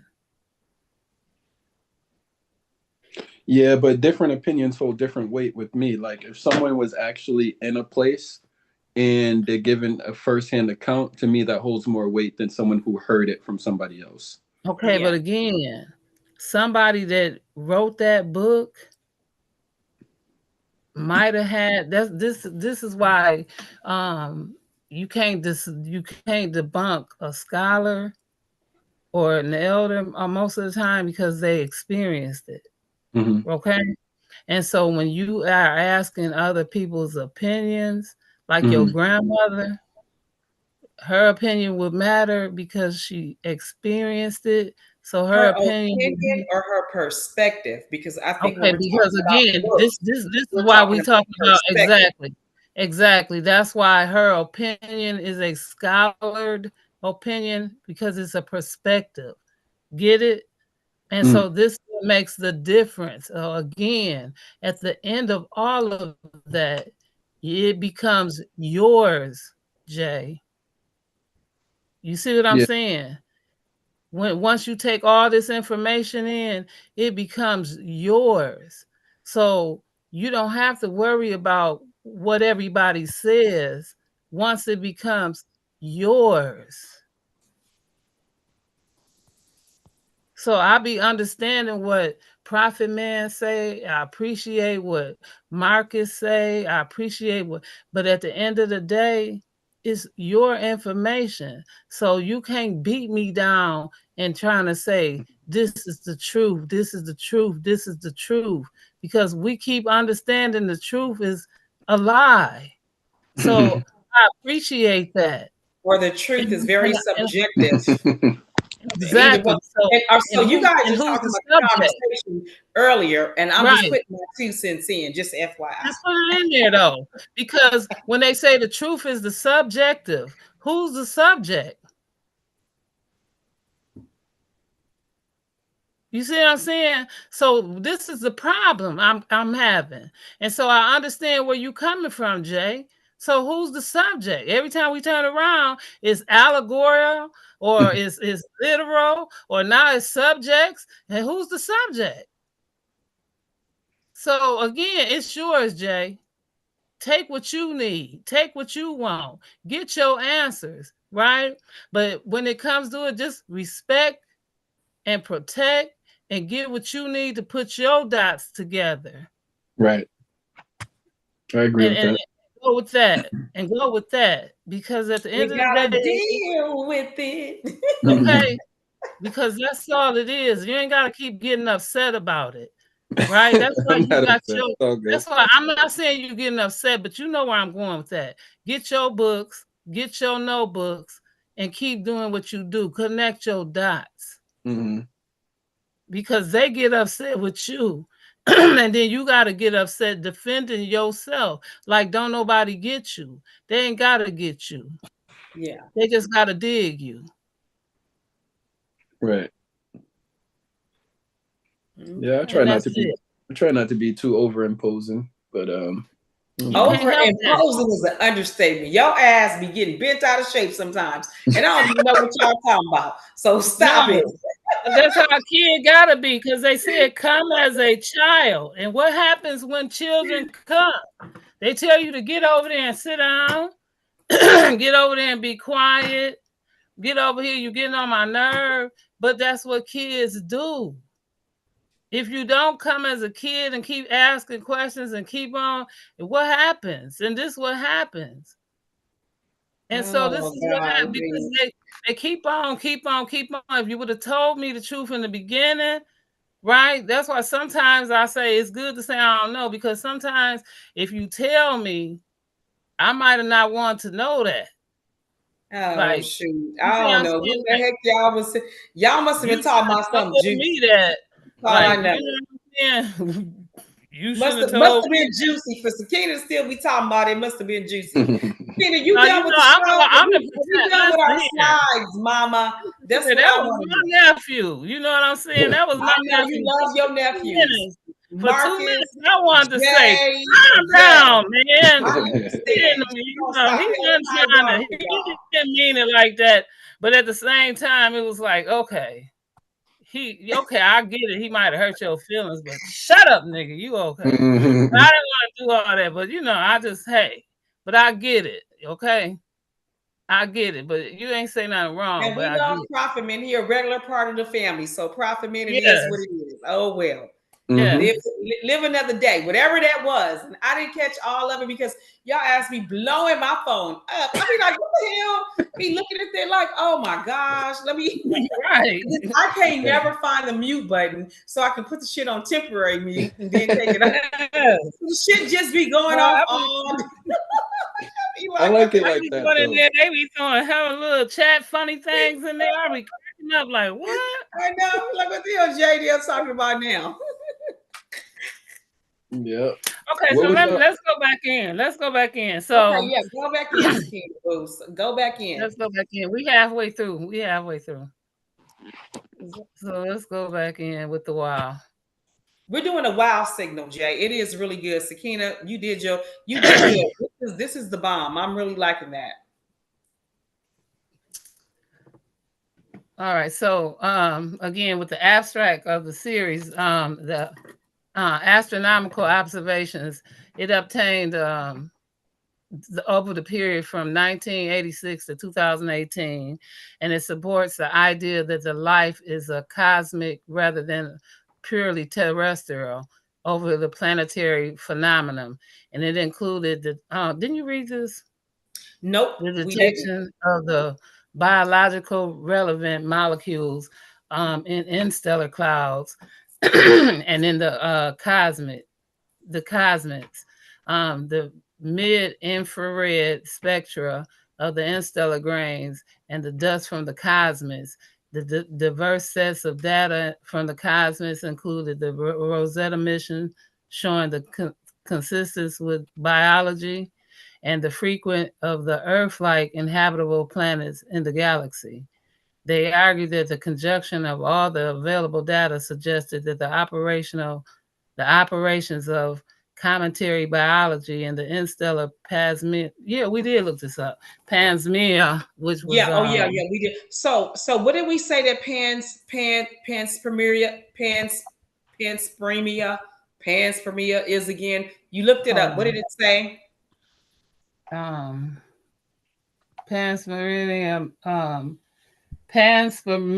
Panspermia means the hypothesis that life exists throughout the universe and is distributed by space dust, Okay. meteoroids, asteroids, comets, and planets. So, in simple terms, panspermia Mia. Panspermia. panspermia states that the seeds of life exist all over the universe and can be propagated through space from one location to another. So what? Planets can have babies? Panspermia.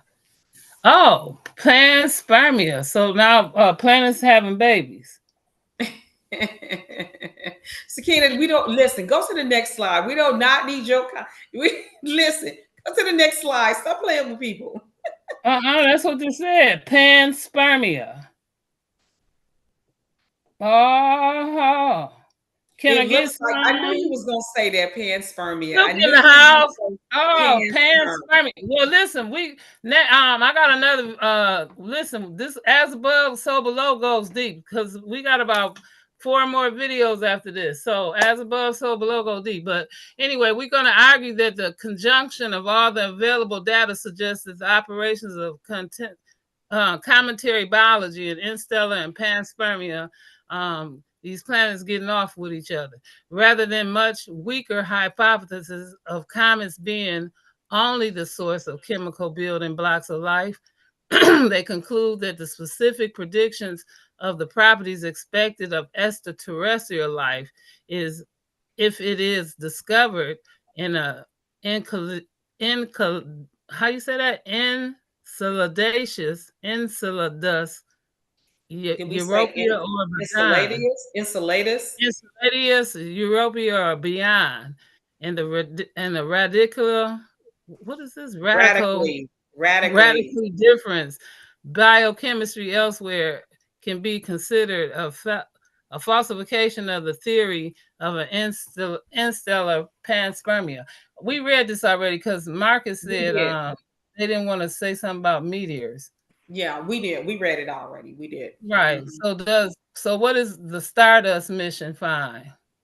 The Stardust mission captured high-speed cometary dust and it studied that residue in the laboratory, finding the most common amino and glycerin, and that the complex Glycine. mixture. I said Amino glycine. acid glycine. The amino acid. What I said? So it does me. I didn't say amino acid and glycine. And the Glycerin. complex You said mixture of glycerin. You said hydrocarbons. glycerin is what you said. Oh, that ain't There ain't no glycerin. R in that word. Oh, well, I'm sorry. I said, oh, okay. Well, what's the difference between glycerin? You're glycerin. Okay, well, I'm sorry. I said glycerin. Okay, glycine and a complex mixture of hydrocarbons. And then what does listen here? This right here sound like somebody guts. No, stop it. Come on. Keep it going. All right, We then. don't say that. We don't know You what got that means. You amino gotta look it up. acid. Amino acid glycine almost sound like somebody's stomach. We gotta look it up. We don't know what glycine is as it almost sound pertains like to your this. amino acid glycerins that be in your stomach to break down fat. It ain't glycerin though. That's glycine. All right, I'm just almost sound like your sugar diabeticals. I don't know, but anyway, what is Stardust mission capture? Fat. Anyway, the Stardust mission captures high speed glucose, high speed. Stop it. Cometary dust that blocks of the aerogel.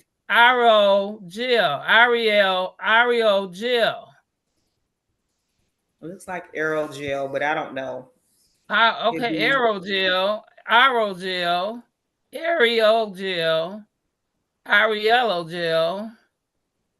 air o gel. It's some gel. Air o gel. How we gonna say it? Aerogel, aerogel. I don't know. We got to look it up, and then we can get a better understanding of the word. Aerogel. Yeah. Okay, no, that ain't it. Let's hold on. She playing. Google, stop it. And studied the residues in the laboratory. Amongst the captured dust, the mission found on the most common amino acid glycine and a complex mixture of hydrocarbons. What amino acids were found? The Stardust mission captured high-speed cometary dust and studied the residues in the laboratory, finding the most common amino acid glycine. Oh, okay. I'm sorry. I'm gonna have them pronounce it.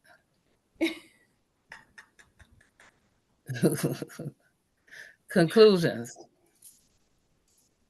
Go ahead. Conclusions from the paper, Cosmic Biology in Perspective, and the conclusions that can be drawn from the similar studies are as follows. The available data suggests the operation of cometary biology in interstellar panspermia or panspermia. I don't know how to say that word correctly because it's our first time hearing that. Rather than the comments being only the surface of a chemical building. Study the residues in the laboratory. Amongst the captured dust, the mission found on the most common amino acid glycine and a complex. They know they be playing. Oh yeah, that was deep. The evidence so thus far does not contradict cometary microbiology, and unexpected features inconsistent with simple chemistry are readily explained in terms of cometary biology. So we have, so there's two. So data suggests that the operation of cometary biology in interstellar panspermia, rather than comets being the only source, and two, the evidence so far does not contradict, though, cometary microbiology and unexpected features inconsistent with simple chemistry. So they're saying that there could be you know, two things happening here, which is, which so far, is really so juicy. So are your other videos going to kind of like go into um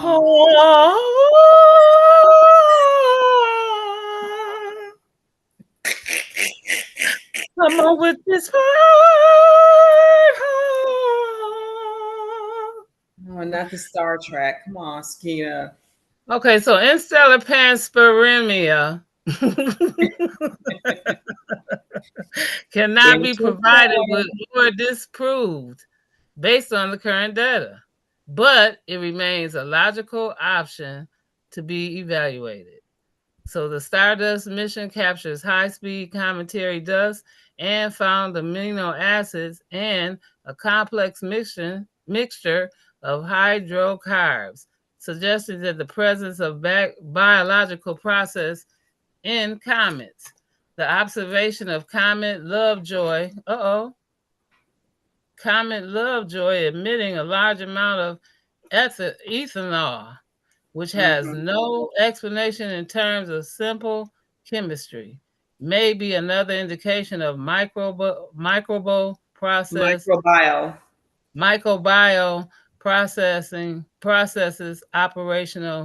operating in comets. Operating. Sorry, Yeah. operating in comets. That means there's some loving going on up there. No, so so anytime they sit and say that there is And loving in heaven.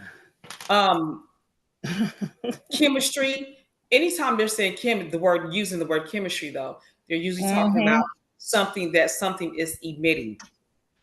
Yeah. Some is emitting, submitting. Yeah.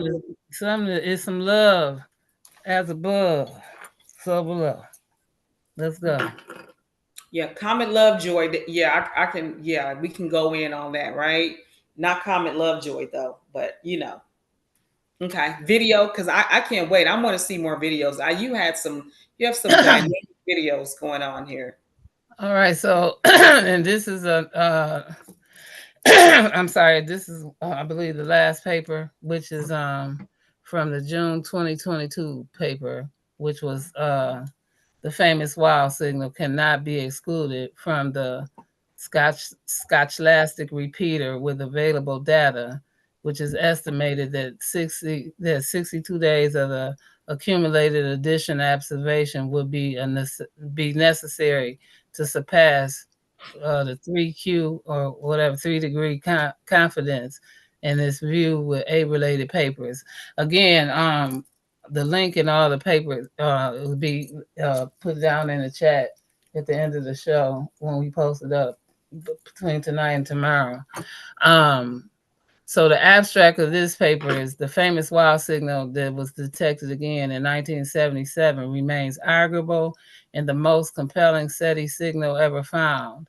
The original Big Ear data requires that the signal was turned off over the span of 3 minutes, a time difference between the dual antenna.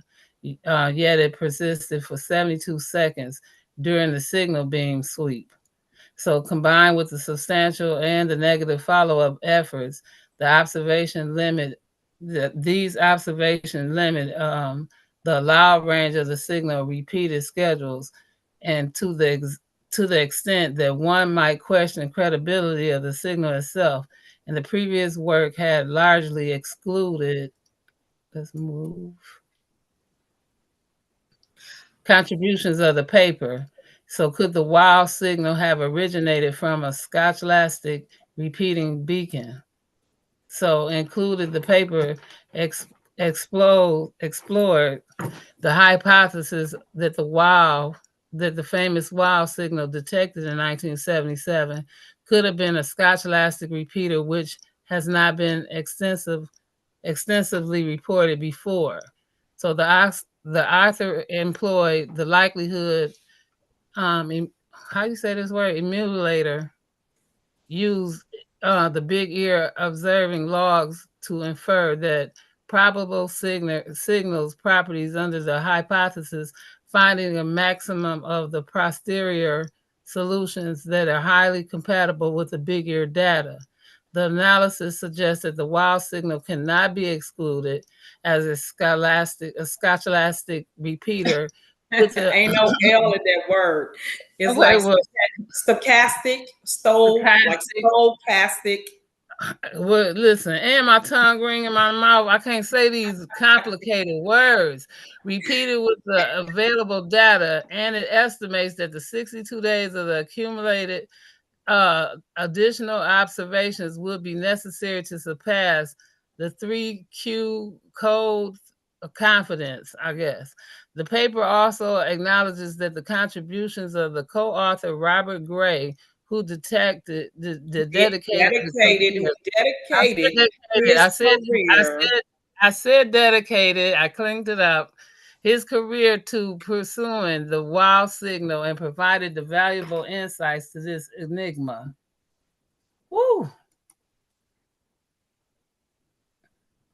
And here's the breakdown of what it means. Thank you, Gemini. Go ahead. No, you are not gonna read that. Mm-mm.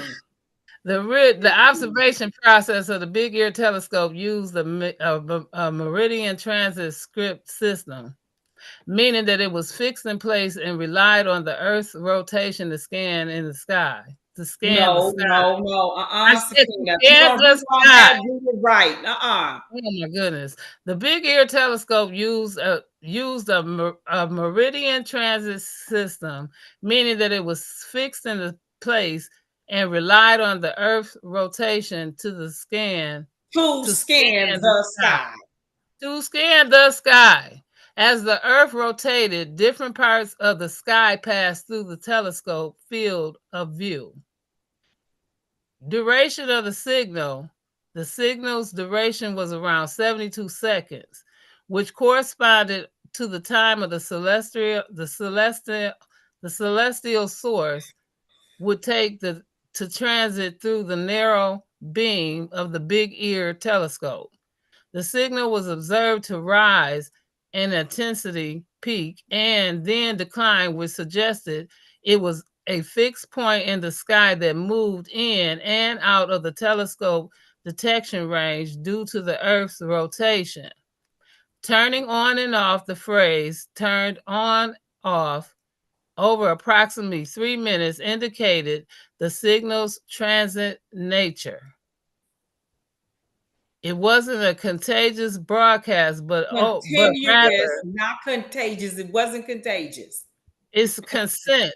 Trans. Continuous. Where's you at?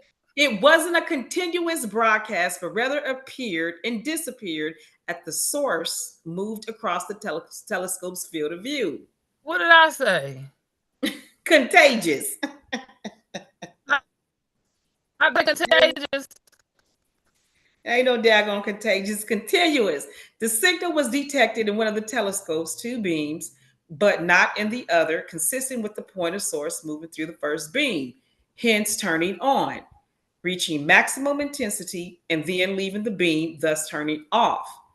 The significance, the sudden appearance and disappearance of the signal, combined with its concentrated frequency and the lack of any detected repetition, contribute to the wow signal's unique and ongoing interest in its origin.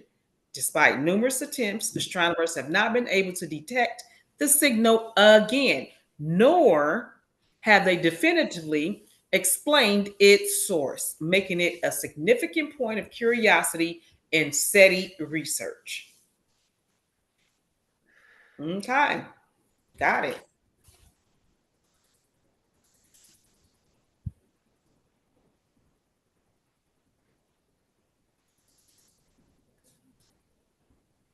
You got that one? Mm-mm. That's all you, boo. As time That's all you. time So is a measure of contagious. People duration. are contagious. Listen, I didn't know I said contagious. I'm like, what did I say? Listen here. Time as a measure of duration remains consistent regardless of location. rather on Earth or in space. However, the perception of experience of time vary under different circumstances, especially when considering the theory of relativity in physics. Relativity, where are you at? I don't even know where you are. You're the theory of relativity. Relativity is Einstein. Right. Yeah. You right. You messing me up. Shit. That's why I'm messing up. Relativity. I Tivity. said I said relativity. You making me not know what I'm saying. In the context of general nah, I can't say it. You had said it the first time. I said it the first time. I don't have to play this back on myself. In the theory of general relativity, time can deviate or appear to slow down in regions of strong gravity or at very high speeds, relative to the speed of light. This effect is described by Einstein's theory of relativity. However, for the most practical purposes, including the tracking of signals in space from Earth, we use the same time units in space as we do on Earth. That's something I want to point out on something else. This is the difference between space travel and time travel. Okay.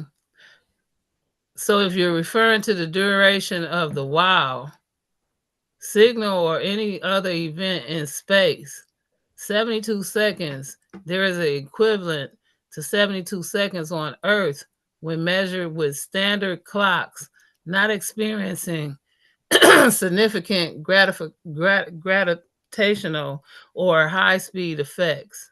Absolutely, space travel induces several factors that makes the experience of time different from that on Earth, particularly when considering long distance journeys or high velocities. So remember we was talking about that on the last video about time travel? Mm-hmm. Right. How So it's that measured, how it's measured differently. Yeah. exactly. So that this is the difference. And so, and according to Einstein's theory, the special relativity, as the objects move closer to the speed of light, time for the object slows down relative to the stationary observer. This effect, known as the dilation, is particularly significant for the Time dilation. That's important. Don't skip over time dilation. It just can't be known as the dilation, the time dilation. Okay, you throw that in there. Time dilation, not just the dilation, it's time dilation. It's particularly significant for the observer traveling, right? They're not just driving, they traveling. They ain't just going somewhere, they traveling at a substantial fraction of speed of light. Substantial fraction of speed of light I in said practical substantial. terms. I said substantial because they ain't just going at the speed of light; they're going at a substantial fraction speed of light.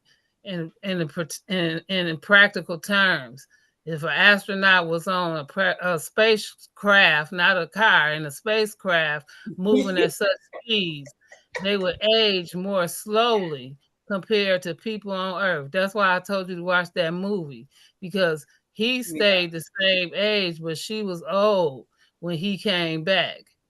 So gravity influenced general relatively tells us that time also passes at different rates and different gravitational, say this word, thank you, Gravitational potentials. potentials. This is known as gravitational time dilation. Clocks in stronger gravitational fields, like those closer to the planet or a star, tick more slowly compared to those in weaker gravitational fields. While the effects are minute, not minute, minute for the differences in gravity we experience the solar system. They become significant near extreme massive objects like black holes. Mm. Are we talking about holes like um holes in the ground, not holes Well, because the in. black holes move, I think, faster is what they're saying. So you Mhm. know how sometimes in the movies too, those black holes can suck you in. So they're Yes. saying they're moving, yeah, at a faster rate. So for most space travel scenarios, like those to the International Space Station or potential trips to Mars, the time dilation effects are very small and often negotiable. Excuse me. How you say this word? Negligible. Yeah, Ne- negligible. in daily operations. However, theoretically, journeys near light speed or around very massive celestial objects, the difference in time experienced by astronauts compared to earthbound observers would need to be carefully calculated and could be substantial. In summary, while 72 seconds in space is the same duration as 72 seconds on Earth in a straightforward sense, the context of high-speed space travel for the extreme gravitational field can introduce relativistic effects that make the experience and measurement of time more complex. So that is a real hard problem for them to digest. And the end, what I forget what that movie was with Jodie Foster when she came up missing for 19 seconds. Um, but that was a real good movie too.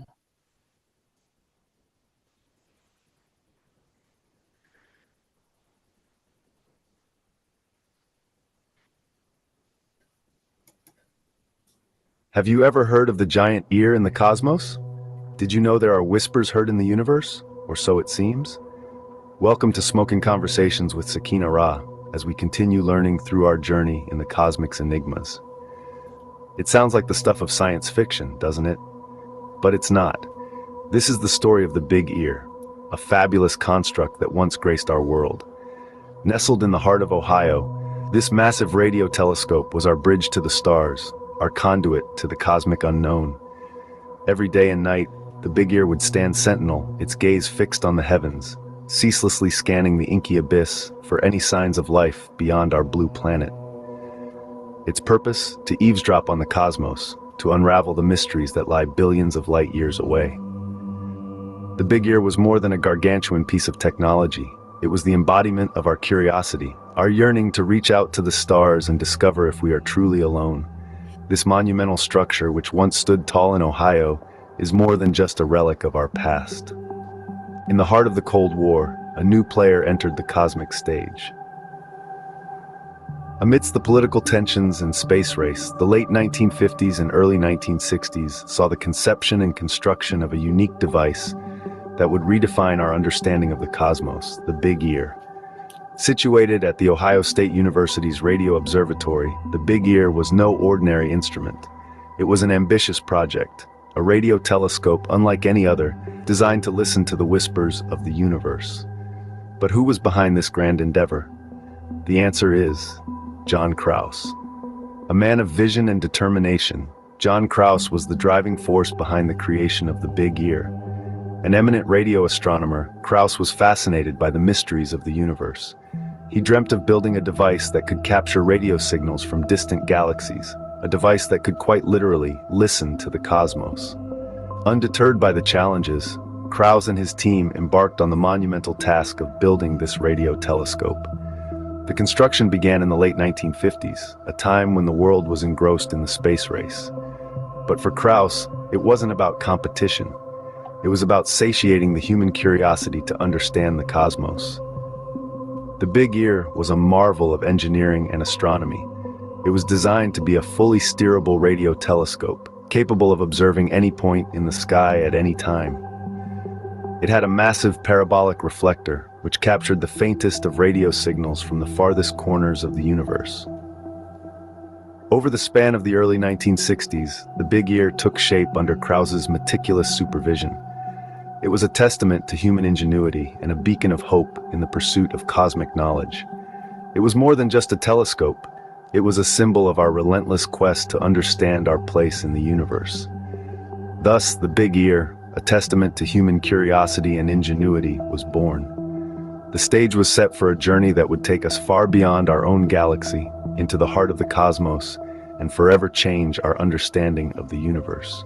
As the Big Ear began its cosmic journey, it unveiled mysteries that left scientists astounded. From the comfort of our home planet, this colossal radio telescope ventured into the unknown, casting its gaze across the universe's vast expanse. It was our silent explorer, a cosmic cartographer charting the radio sky. The Big Ear's work was nothing short of monumental. It cast its net wide, sweeping the cosmos for signals from distant galaxies. Each radio wave it captured was a whisper from the universe, a piece of the cosmic puzzle that we, back on Earth, were trying to solve. With every sweep of its massive dish, the Big Ear was discovering, recording, and cataloging the universe's symphony of radio signals. And what a symphony it was. The Big Ear played a crucial role in identifying and cataloging nearly 20,000 radio sources. Each source, a celestial body whispering its story across the cosmic expanse. These sources were no longer anonymous dots in the night sky. They had identities, they had stories, and they had voices, all thanks to the Big Ear. Imagine that, 20,000 voices from the cosmos, each one a testament to the universe's grand scale and infinite variety. From pulsars spinning in distant galaxies to quasars radiating energy from the universe's very edges, the Big Ear listened to them all. It was through this tireless work that we began to understand the universe's vastness and diversity. But the Big Ear was more than just a listener. It was a beacon of knowledge, a lighthouse in the dark cosmic ocean. Its discoveries illuminated our understanding of the universe, shedding light on celestial phenomena that were once shrouded in mystery. It gave us a roadmap to the cosmos, one that continues to guide our exploration and fuel our curiosity. The Big Ear, in its silent vigil, had become a beacon of knowledge in the vast cosmic ocean. Its journey, like the radio waves it discovered, continues to resonate, echoing through the corridors of time, reminding us of our place in the cosmos and the mysteries that await us in the stars. One fateful night, the Big Ear heard something that shook the foundations of our understanding of the universe. It was the 17th of August, 1977, when a strong narrowband radio signal pierced through the cosmic silence and reached the ears of our terrestrial telescope. This signal, which would later be known as the WOW signal, was unlike anything we had ever detected before. Caught in its sweeping gaze, the Big Ear captured a radio frequency that seemed to shout amidst the usual cosmic whispers. A signal so strong, so distinct, it was almost as if someone or something was trying to get our attention. The signal lasted for 72 seconds, the full window that the Big Ear could listen to any given point in the sky, and then, just as suddenly as it appeared, it was gone. The WOW signal was named for the exclamation written by astronomer Jerry Ehman on the computer printout of the signal's data. Seeing the intensity of the signal, Ehman couldn't help but write "Wow" next to the anomaly, forever branding this cosmic mystery with a name as intriguing as its origin. From the constellation Sagittarius, nearly 200 light-years away, the signal had traveled across eons and vast cosmic distances to reach us. Yet, despite its strength and clarity, the WOW signal has never been detected again, despite numerous attempts to listen to the same patch of sky. This single event sparked a flurry of speculation and debate. Could this be a message from an advanced extraterrestrial civilization? Was it a natural phenomenon that we had yet to understand? Or perhaps a cosmic fluke, a one-time event that may never repeat itself? The truth is, we simply don't know. The WOW signal remains one of the most compelling mysteries in the search for extraterrestrial life, a tantalizing hint that we might not be alone in the universe. In a world that was listening, the Big Ear had heard a whisper. In 1998, the Big Ear fell silent, but its legacy continues to echo through the ages. This iconic radio telescope, a steadfast sentinel of the cosmos, was sadly demolished to pave the way for a golf course and housing development. This loss was keenly felt in the scientific community, as the Big Ear had been a beacon of hope and a symbol of humanity's relentless pursuit of knowledge. Yet, even as the bulldozers raised this monument of scientific exploration, the echoes of the Big Ear continued to reverberate, touching hearts and minds around the globe. The Big Ear, in its decades of service, had not only scanned the vast expanse of the universe, but also sparked a sense of wonder and curiosity in countless individuals. It had become synonymous with our quest to understand the cosmos, to unravel its mysteries, and to seek answers to the most profound questions of existence. The legacy of the Big Ear lives on, not only in the scientific contributions it made, but also in the drive for further exploration and discovery it has inspired. The Big Ear was more than just a tool for observing the universe. It symbolized our collective human spirit, our insatiable curiosity, and our undying passion for exploration. It served as a reminder that we as a species are not meant to remain confined to our tiny blue dot, but are destined to venture out into the cosmos, to explore, to learn, and to grow. Today, a new generation of cosmic listeners is being inspired by the echoes of the Big Ear. They are building upon its legacy, pushing the boundaries of our knowledge, and continuing the quest to understand the universe. They are driven by the same spirit that fueled the Big Ear, a spirit of curiosity, of exploration, and of discovery. The Big Ear may be gone, but its echoes continue to inspire a new generation of cosmic listeners.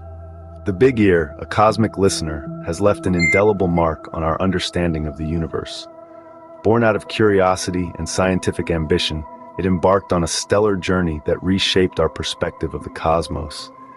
This magnificent creation not only mapped the sky, but also unveiled the wow signal, an intriguing message from the stars that continues to pique our curiosity. The Big Ear's end was a poignant moment, but its legacy lives on. It has paved the way for further research and investigation into the unknown, inspiring generations to look beyond our own world in the pursuit of knowledge. Its contributions to science and the search for extraterrestrial life are invaluable, reminding us of the potential that lies in the silent corners of the cosmos. In the silence of the cosmos, the Big Ear reminds us that we are not just observers, but active participants in the exploration of our universe. Hope you enjoyed the video. Be sure to like, subscribe, and hit the notifications to stay tuned for more with Smokin' Conversations. I appreciate you.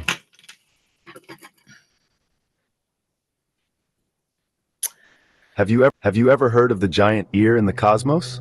Did you know there are Rip to the Big Ear. What happened? Rip to the Big Ear. Yeah, so they dismantled it. Paved the way for a golf course. Yeah, they dismantled it in 1998.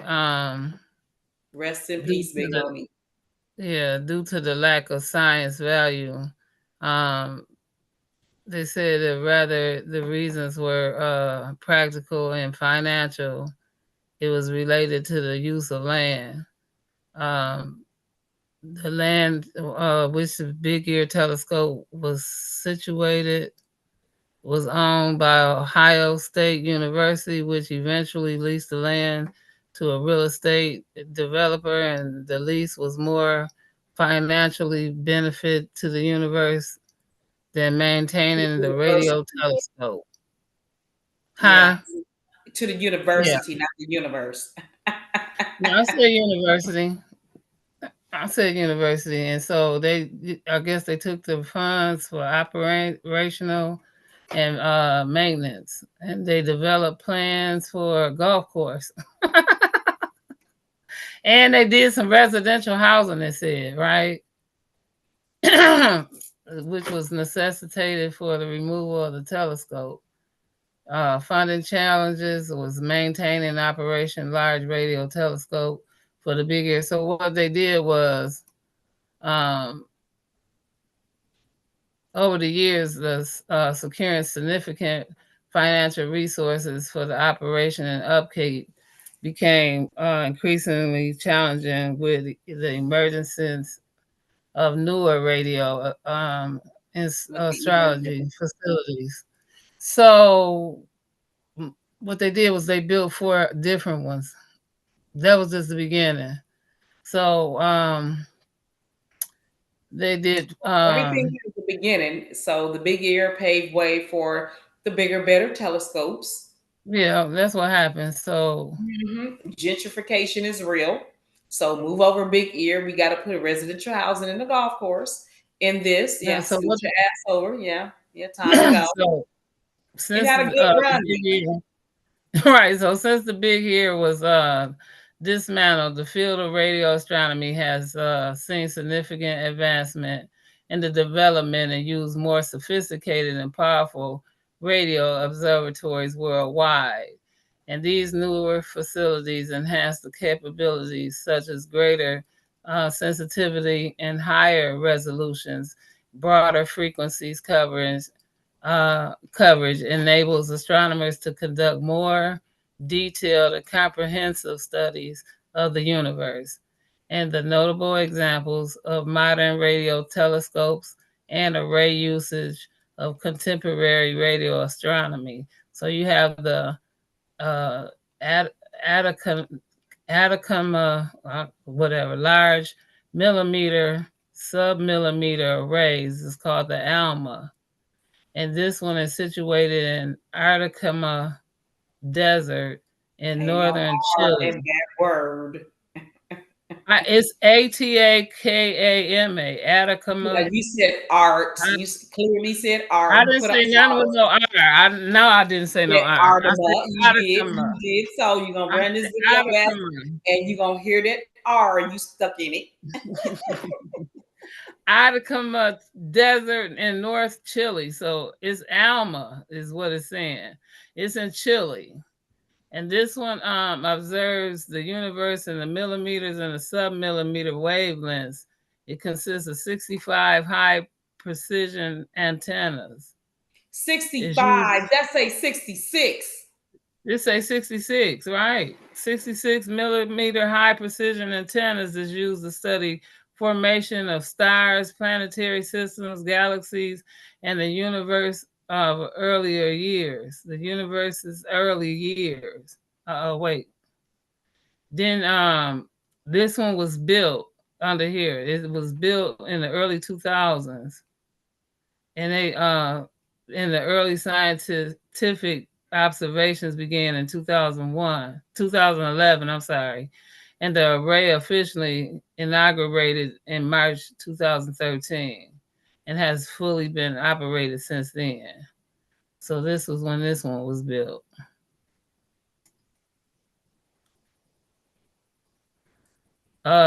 This 500-meter was this.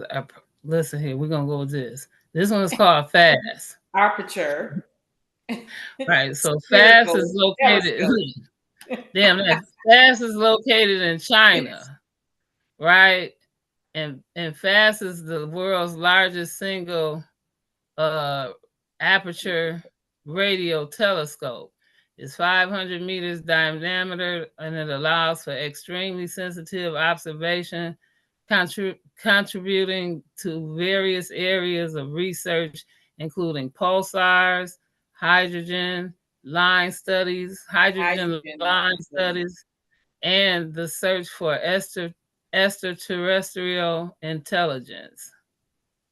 FAST was constructed of FAST beginning in 2011. It was completed in 2016. And the telescope saw its first light in September of 2016. And it's been in operational for scientific research since then. And then you got the GBT, which Green Bay became which it was became operational in 2000. It replaced these models. These modern facilities are equipped with advanced technologies that allow astronomers to, astronomers. I'm sorry, astronomers Astronomers. Stop it. to conduct more detailed and varied observations that were possible with older telescopes like the Big Ear. And the GBT is in West Virginia. Okay, so we do got one in America. Look like Where the other one at? So that one, okay. So no, it didn't say. It just said that the first one Yeah. became operational in 2000. So that's the one they're talking about in Virginia. Okay, so this one, the GBT, GBT was it's the largest full steerable radio telescope. It's 100 meters diameter. It provides exceptional sensitivity and flexibility, supported by a wide range of astronomical research. Provided telescope and has that had collapsed in 1988, so it's just as big as that one. And it represented a significant advancement in radio telescope design, particularly with a full steerable structure and large collected area. They continue to contribute to our understanding of the universe, from studying cosmic phenomena to, to searching for extraterrestrial intelligence. So, okay, I'm gonna ask my question in a minute. Extraterrestrial, I'm sorry. So then they got the VLA that's located in Mexico, and it's one of the world's most famous radio telescope arrays and consists of 27 antennas in a Y-shaped configuration that can be moved along the tracks to change the array size, providing for flexibility and high resolution imagining capabilities. Imaging. Imaging, I'm sorry, imagining, imaging, I'm sorry. The construction of the VLA began in 1970 and it officially became operational in 1980. It underwent significant upgrade between 2001 and 2012, which enhancing its capabilities, resulting in the facility beginning rededication, rededicating as Carl G. Jansky, the Very Large Array. Then you got the SKA, and it's an international effort to build the world's largest radio telescope with total collecting area of approximately 1 square kilometer. And it'll be located in South Africa and Australia, combining thousands of dishes and antennas to provide unprecedented sensitivity and resolution. The SKA is projected in development, and with its concept having been formulated in the 1990s, constructive phase is planned to start in the late 2020s. I'm sorry. Currently pursued. Precursor. I'm sorry, precursor and pathfinders telescopes such as the Meerkat array in South Africa and Australia. SKA pathfinders are operational, contributing valuable insights and data. These telescopes, they sound like they up, but they're not up. They should be No, up they're though. up. Yeah, they're up. They just all do something different. That's it's almost just like the when people got the dish went up on thousands of houses. This is the same way, but these are telescopes, and what makes it interesting, these are radio telescopes. That's why all of these things are around it, all the antennas, all of the things, trying to capture certain frequencies with these, and it's a telescope. So it's a telescope and it's capturing radio frequencies as well. So that's why it's super unique.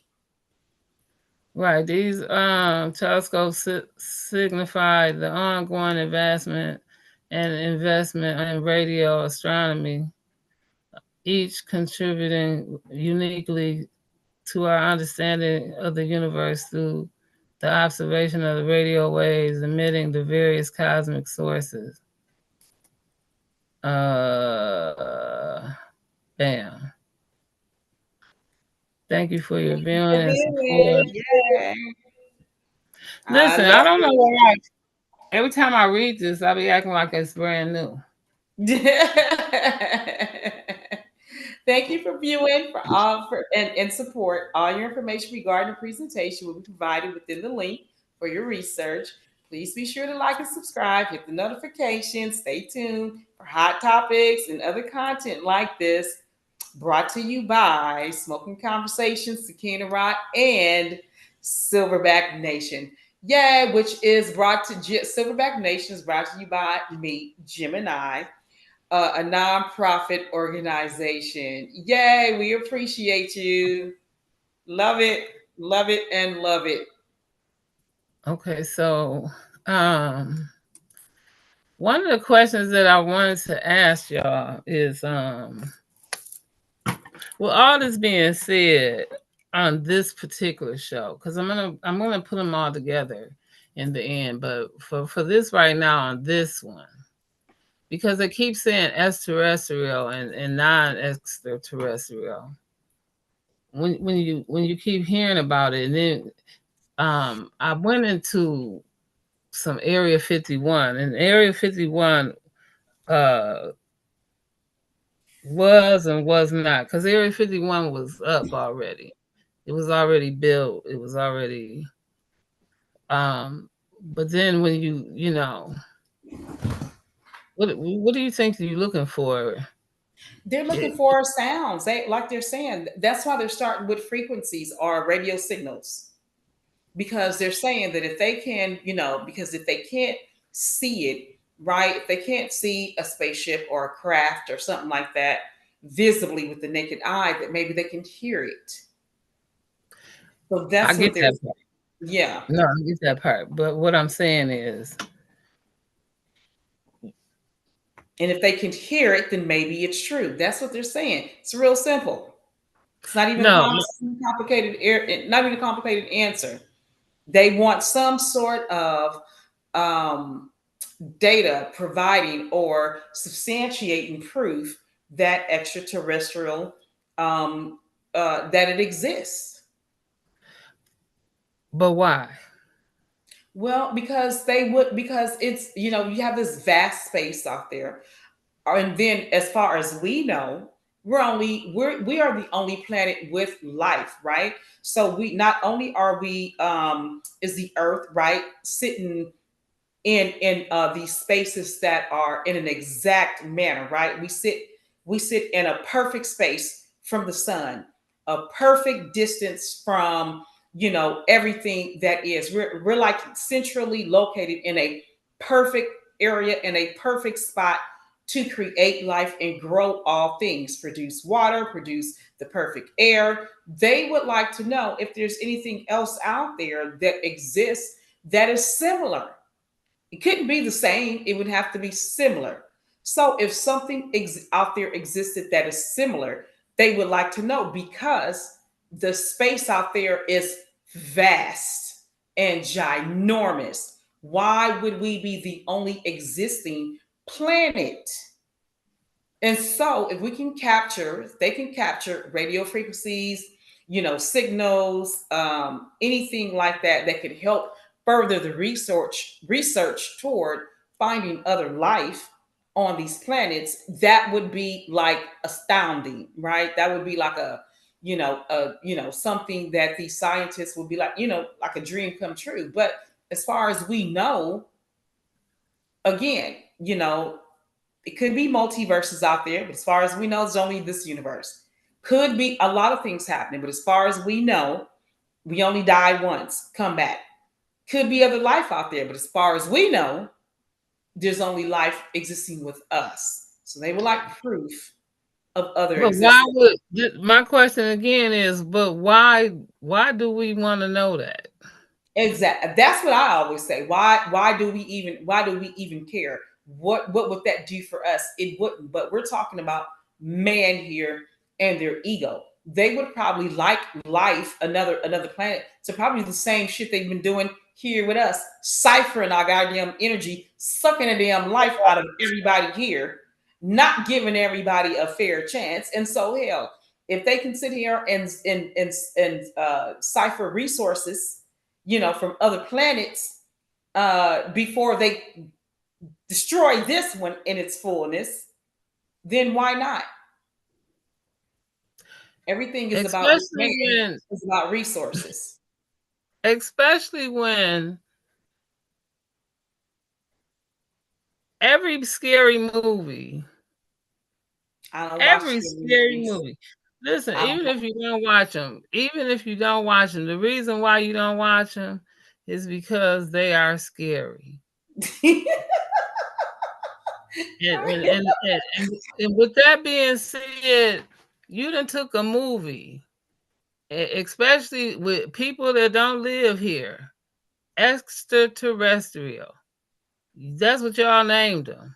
So y'all done already scared us with people that ain't even from here. Yeah, but you do know an No, extraterrestrial hold though. on. It's Let not me just finish. referring to Let me something finish. out of space. Okay, let me finish. So you done already programmed my mind that people that ain't from here gonna come here and they're gonna kill us, they're gonna eat us, they're gonna beat us, they're gonna shoot us, they're gonna and already you didn't put that in my head and you going out here looking for them. So what are you saying? You going to get people to kill us and shoot us and eat us and you going to look for them. They ain't coming here to look for us. You going to look for them and bring them here. And you got me all scared. And then all of a sudden when they come, it's going to be who fought? Who brought them here? Who showed them how to get here? Because it's a vast They're world not, out here. you know what? If there No, is no, life, it's they're a not going to vast eat world. you. No, no, it's a vast world out here. They could have passed us up many a times. Many a times they could have passed us up, but no, you went out there. You gonna send flares and shit. You gonna let them You know went we out here and there. we You exist, know, right? and brought them right back over here, and they followed you back here. Let their ass know that we here. We here. Human life is here. Come You eat had us. to Come be get out us. there like Horton and hear the who, and here they come following you I back can't here. stand it. Oh God, I can't stand it. No, listen, they want other life because again, they want to suck the resources out of shit, just like they've done us, right? You know, suck all the diamonds, suck all the gold, suck all the oil, you know, That's suck how they do. all the trace minerals, suck all the, everything that makes up the earth, right? And then you know what, and then when we get that, right, sell it for fiat currency, and then wear what diamonds around our fucking neck, shit like that, it. Yeah, it's Oh, I'm pretty sure we're gonna at be in this trouble. point, yeah, it would be nice to find another, and it's okay. Let me slow down. As far as I know, now this is something that could be not true or untrue. I'm not saying the shit is true, but as far as I know, mankind has just been looking for another place of existence to escape judgment from this planet. Then resources second. So if that other planet could harness or have other resources that that we can live on or that they can live on, right? They would do so because they're thinking that by living on another planet, they can escape some sort of judgment happening here. The problem with that, though, is that there's just no conclusive evidence that anything is going to ever happen to the earth. To the people, yes, but to this earth, no. This earth is not going to blow up. There's not going to be a supernova event, shit all like that, and thrust, millions of people, we all become stardust. And It, as far as them living on another planet, it's going to take so many millions of dollars for them to live in these suits because the air won't be suitable. Because we know anything past, this atmosphere, man cannot just breathe other air without the help of machines, that we oxygen tanks and shit like that. So these people are planning and looking and have invested billions of dollars into looking for another place to live on just in case something happens on this earth, or if something does happen to this earth, they will be ready to go, leaving the rest of us here to fend for ourselves with alien eating ass Shit. There you go. You know. Listen here, that's the funny part. Like, you know what? Energy It, ciphering ass, fucking right. They aliens. living out that book of Revelations for real. Like the Yeah, and so what I mean, book seriously, said? I mean that's what the whole thing is, really about, more so than anything else. For me, even more so than resources, right? Because what are you going to do with the resources you find on another planet with a whole spacesuit on because you can't breathe the air? No, that ain't even the part. That They don't said even in make the sense. book Yeah. of Revelations, it said you can't hide under a rock because the rock gonna say you can't hide under me. So they said, damn that, they going to another planet. Yeah, exactly. Because they took that to mean that you won't be able to hide here on this earth, like, and So they escape the going to judgment. another planet. Oh yeah, But it didn't that say, ain't the gonna Bible happen. didn't say under another rock in another fucking galaxy or some shit. It said here Right. on this So they earth. said they ain't gotta We're worry just, about being on Earth. They said they going to another planet. They taking yeah, there you go. revelations on Yeah, another yeah. Get the level. hell out of Dodge real quick. Yeah, Yeah, they facts. going on another level. He said, I tell you what.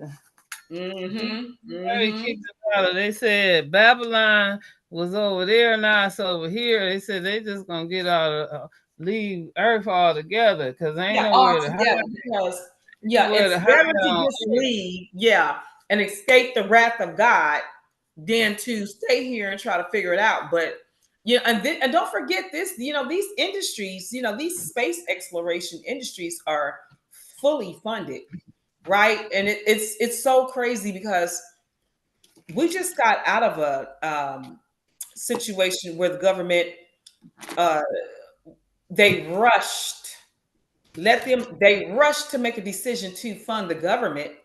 But and then when you look at, they divided it into two, right? This new administration divided funding into two, right? And so you have, A, B, C, D people, excuse me, who were funded first, and then C, and then D, E, E, F, G that was funded second. Out of both those groups, shit didn't say shit about space, science, NASA, or the like. Their shit is fully funded every year like clockwork. They're never in jeopardy of losing funding. Yet people who make this earth function are always in jeopardy of losing funding every single year. Ain't that some shit?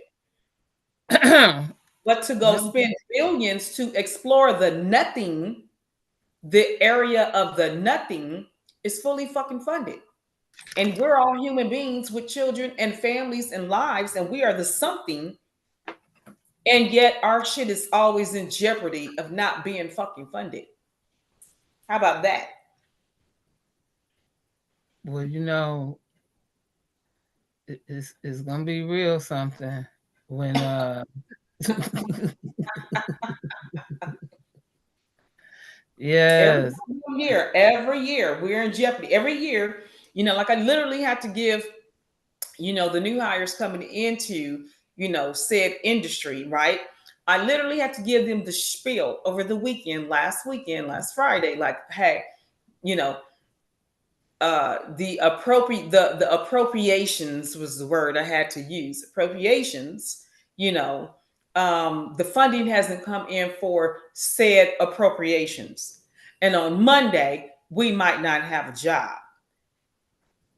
Really? But yet, shit like this, the big ear was fucking fully funded from 77 all the way until 98 when they dismantled it with no fucking interruptions. This is how bad they want life to be some the fuck where else. Well, this is a yay and a nay. This is the thing. They might think they're getting away with something, but at the same time, and I don't want to wish nothing on nobody, but there's a temporal thing that goes with these rockets, right? Because when the weather The weather got to be right when planning these rocket trips. You know what I'm saying? Because if the weather temper is not right, you can't just go in space. So Listen, let's say this. Let's say that today they want to get the hell out of Dodge, but today ain't, and it's just a they well, making a trip like this. even if they did want to get out of Dodge, they goddamn rockets ain't even fast enough.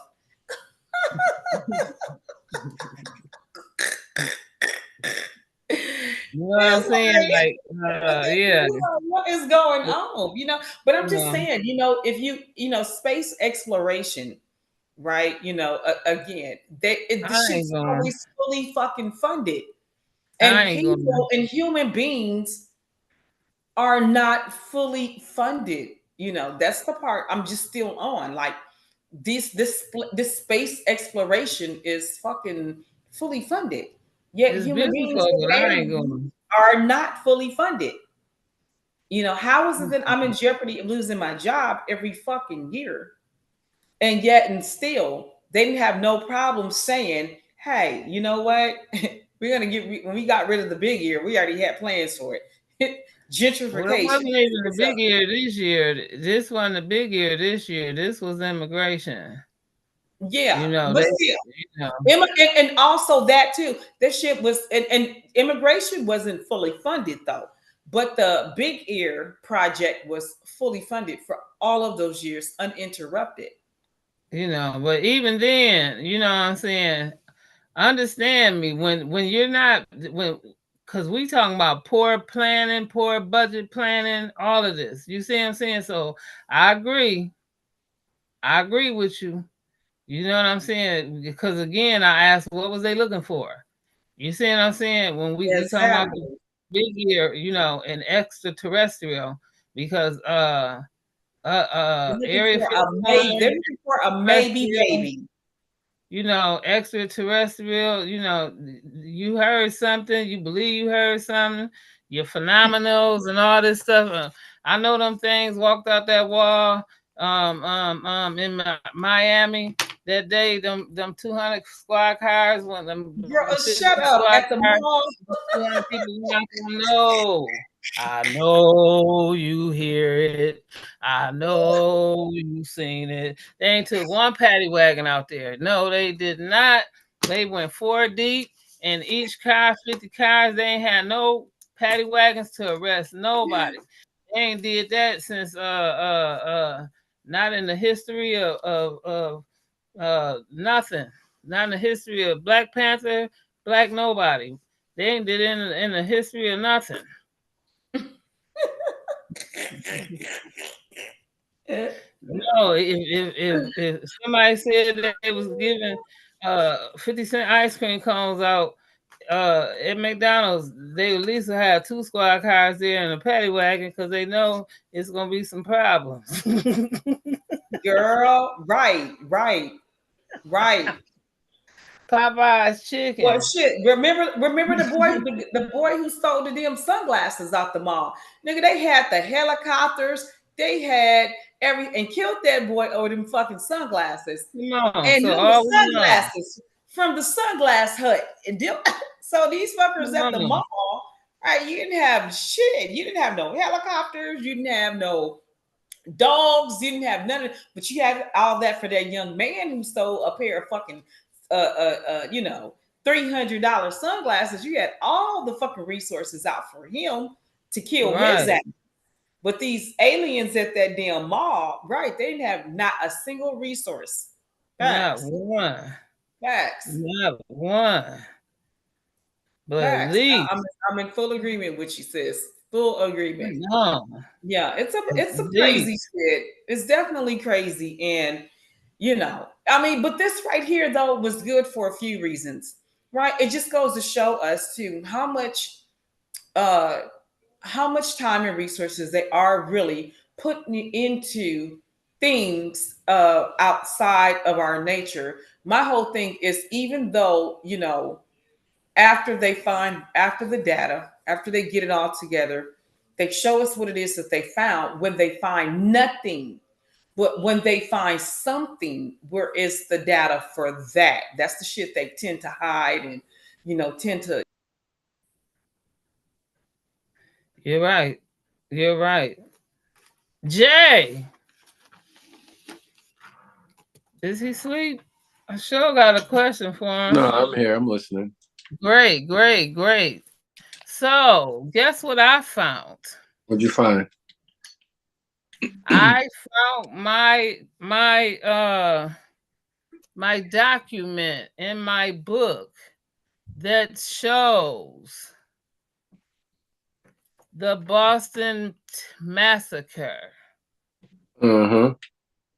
The one that showed the that shows that they let me get it out. I'm so excited about it. You know how when you find something you just can't wait to talk about it? Yeah, teach me about it. All right, hold on. Let me teach you about it. It's on page 260, 237. 237. Page 237. Let me turn the light up a little bit. And it reads a clash between Boston troops and the town people in Boston in 1770. Before the Revolutionary War, the British fired into a crowd that was threatening them, killing 5, including Crispus Attucks. Yep. The soldiers had been sent to help the government maintaining order and were threatened even before this incident. The killing increased the colonists' inclination toward revolution. All right. The Boston Tea Party, an act of defiance toward the British government by American colonists, and it took place in 1773. Before the Revolutionary War, the government in London had given a British company the right to sell tea directly to the colonists, thereby undercutting American merchants. A group of colonists found a ship in the harbor of Boston that was loaded with the company's tea. They dressed as Native Americans, boarded the ship, and threw hundreds of chests of tea overboard. The British, hold on, here we go. The British colonists tried to punish the colonists by dressing the port, hold on. They tried, here we go. They dressed, a group of colonists found a ship in the harbor of Boston that was loaded with the company's tea. They dressed as Native Americans, boarded the ship, and threw hundreds of chests of tea overboard. The British government then tried to punish the colonists by closing the port of Boston, but they moved this by only intensifying the American resistance to the rule of the king. Wait a minute, hold on, I missed something. Because I didn't tell y'all where they threw it at. They say they threw it into the harbor. Yeah. The Boston Harbor, yeah. That's downtown. And what was the significance of dressing them like Indians? If you tell me they dressed the Africans like Indians, to me they threw their ass over too, along with that goddamn tea. Otherwise, what's the significance? Right.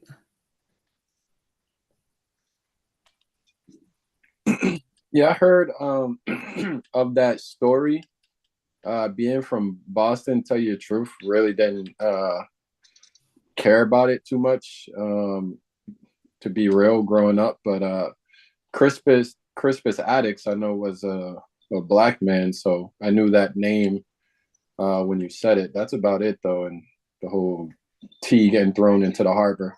But no, this is good for me. So you're teaching me.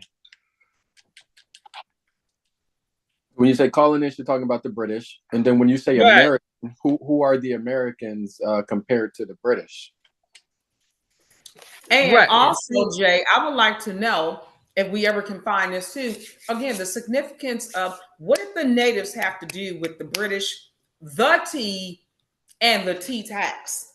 Right? Exactly. What So did they the have to Indians do didn't with have any nothing to of do. those Right. things? So the Mhm. Indians didn't have nothing to do with Nothing. this at all. The Indians didn't have nothing to do with this. We don't know Why that though. no? We Listen, don't know. why? We don't know the Indians' relations with the British or the Americans. We need to figure out where the Indians working with the Americans against the British or working with the British against the Americans. It could have been like a decoy type of thing, I think. That's true. Once we find the correlation, then we can see, because to dress up Africans, dress them up as Indians, and then throw them overboard with that tea, there is definitely some significance. But what, like you're Especially saying, when it I have was no idea. slaves were being the money back then. It wasn't tea, and it didn't have shit to do with Indians. It was slaves. Slaves were their money. Hmm. You see what I'm saying? Slaves would have been the money. You see what I'm saying? What would Indians want with tea? Especially when Well, this had nothing to do with them. at this time, are there still slaves in the North? In 1770, 1773. 1776 or whenever it was. No, Yeah. this was in 1770, 1773. Okay, so I don't know if Massachusetts is a free state yet, because it could be. Crispus Attucks, he was black. Was he a slave or was he a free man? That's a question I would ask too. What year did Massachusetts become a free state? Tell you the truth, I really don't even know. Okay, because he was a mulatto, meaning he was mixed.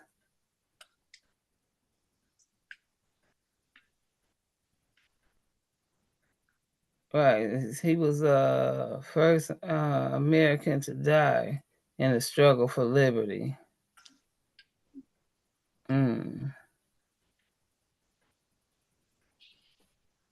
Gemini, you got that? When did Massachusetts become a free state? No, actually, I don't. But let me go ahead, since you brought it up. Let me do that. Let me hook y'all up. So the question was, when did Massachusetts become a free state? Yeah. Okay.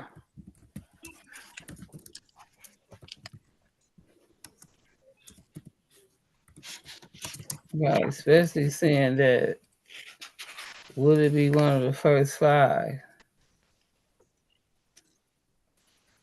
Mm-mm. Okay, Massachusetts, 1788. Okay. Right on the cusp. So about 15 years after this.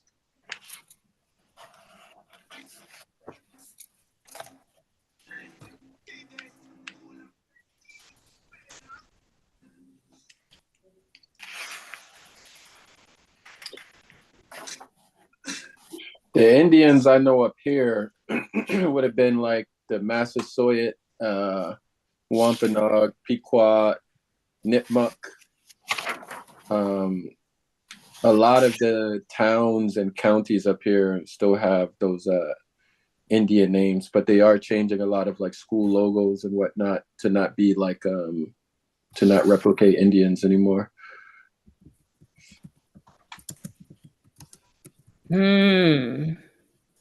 Well, have you heard about the new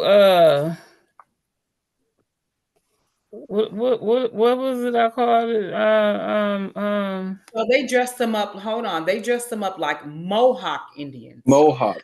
Mohawk. Yeah, yeah, and um, so they're saying, so see, they don't even have a real reason. They're saying that it just only added a layer of intrigue and conveyed a powerful message of resistance against the Okay. British tyranny.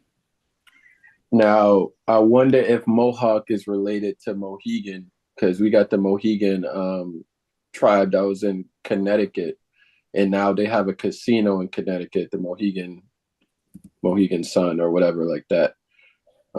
That's the only relativity to Mohawk I could think of in New England. Yeah, let me sit and see. Yeah, well, there were two different tribes. You're saying the Mohicans and the Mohicans and the Mohawks were two different tribes. The Mohicans Oh, were the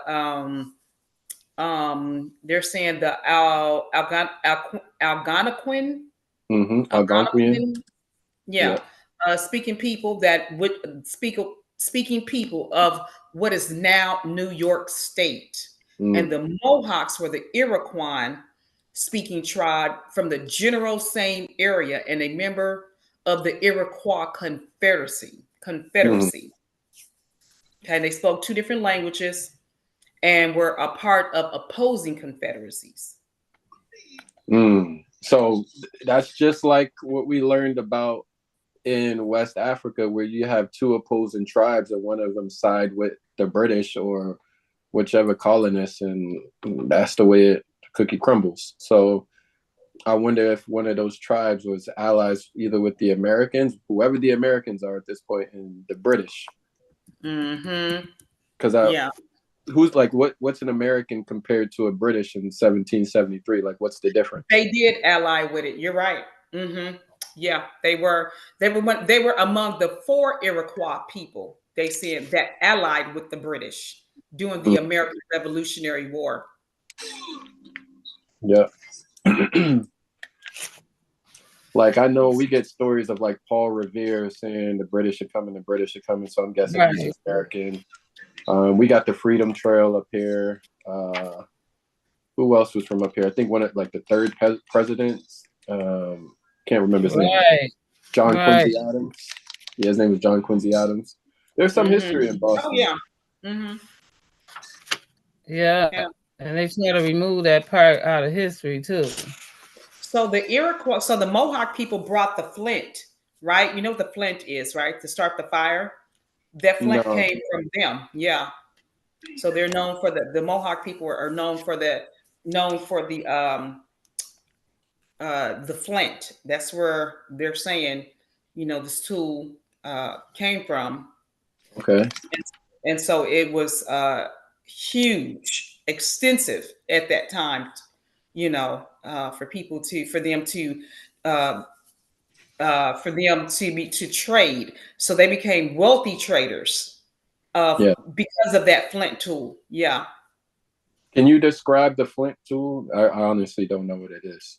The flint is where you kind of hit the two flints together and it creates a spark to create the fire. So if you're, Right. like if you're in the woods or however, just to create fire out of thin air, you would spark these two flints together. Yeah, And then it's they like would a create, rock. yeah. Okay. And they would then start creating fire. Sakina, so I mean, what's the significance of the Boston Tea Party? Like, what did it result in? Do you know? One is because that war didn't have anything to do with the Indians, and I was trying to find the relevance in that because I'm trying to find the relevance in them Africans they killed, not tea, right? And then two,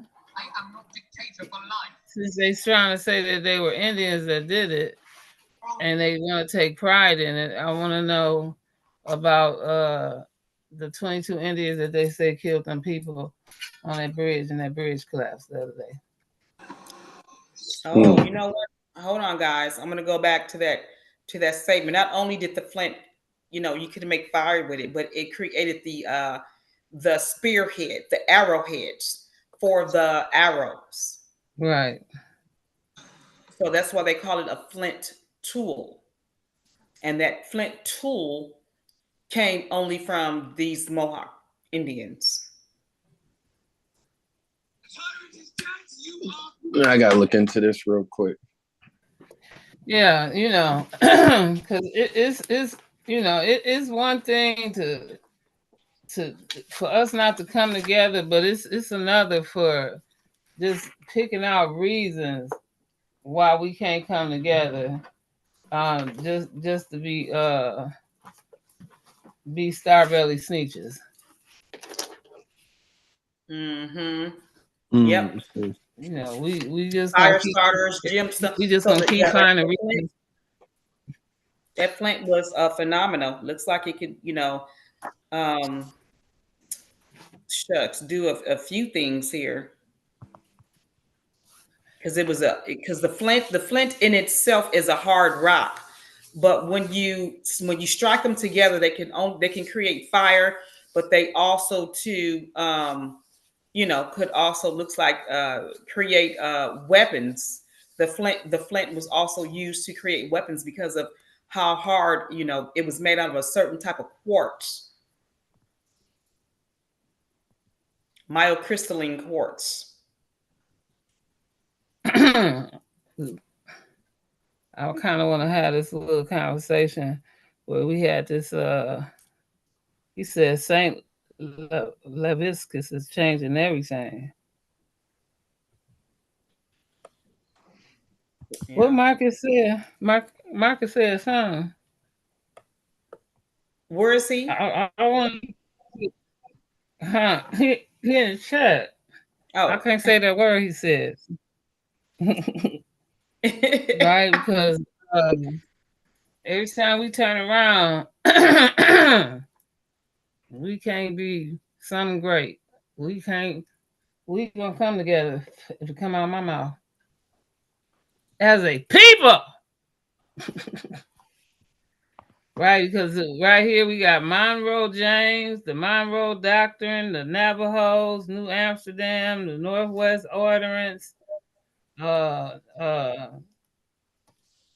We gonna get into it because this literacy book says literacy. What we say yesterday?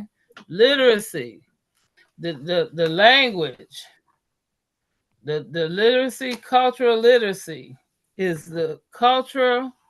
Is the culture is language. What makes a person have culture is language. Is language, what makes a person civil, a civilized person is a person that has culture. What makes a person have culture is a language. That's why you see how when certain people have the quorum in their language, that's how they get mad at each other because you think you smarter than me. Because if you talk like this, then you must be educated. Because you use these words and you talk like this, oh yes, you educated like that. And people that talk like this don't have this. And oh, you ghetto because of that. Well, I've told y'all before, when I got to a certain level of something, they said, say what you mean and mean what you say. And I was in a class that we took dictation for shorthand, and they stopped giving shorthand. Gemini, can I get a witness? Amen, Pastor. Come on. And so the reason why is because we have to start thinking smarter and not harder. Right. And so what we know, and Jake, you'll be able to give me a witness on this, throughout time, they had to give prophets and prophets and prosteters, or whatever we want to call them, scriptors, script writers, and all of these people, they had to teach them how to take dictations and notes and scribers and all of these things. They taught them how to take the same thing as they taught what we said was shorthand, because those people were the same scribers, but throughout time they changed the name and they called them secretaries.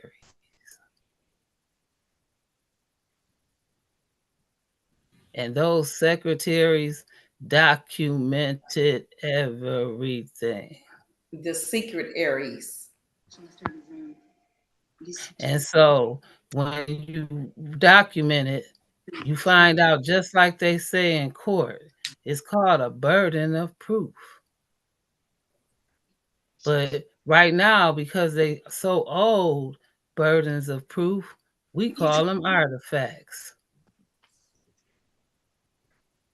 And the reason why we can call you an artifact, because you exist.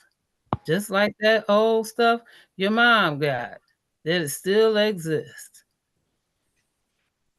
Mm. So if you're not an artifact, you ought to be. Everything you say matters. And so moving forward with the rule of thumb, oh, that's in business, the rule of thumb. Because if it isn't documented, it must didn't happen. That's why when you got to go back to the store and take something back, they said, do you got your receipts?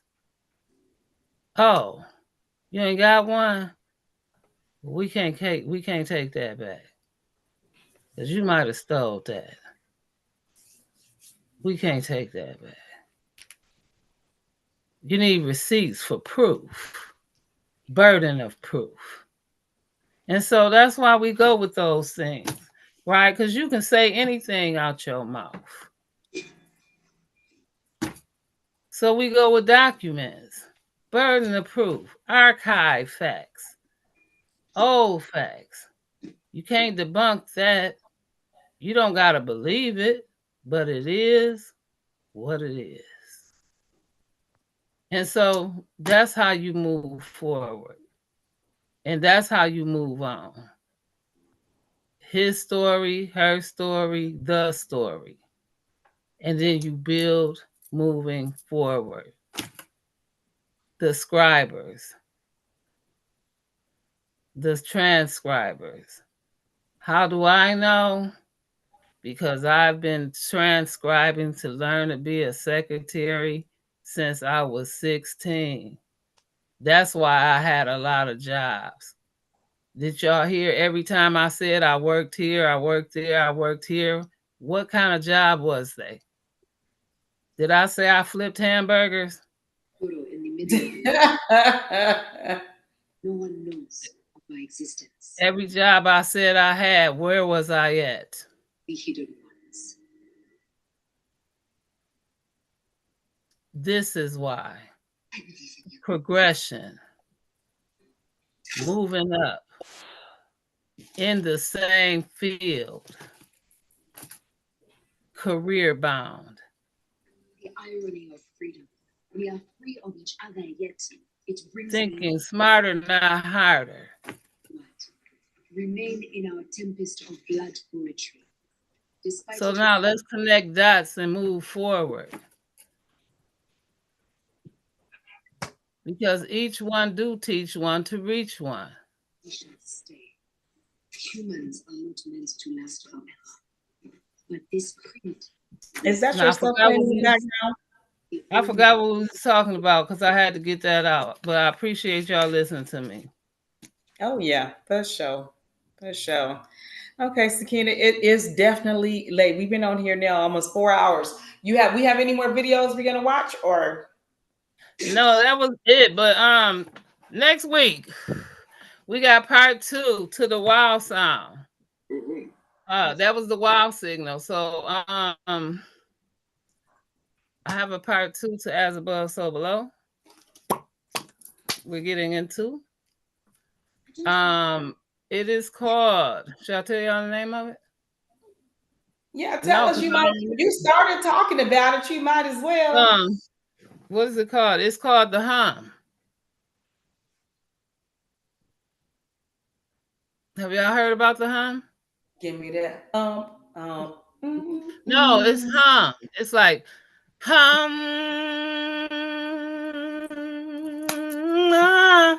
Serious. You know that of Erica Badu?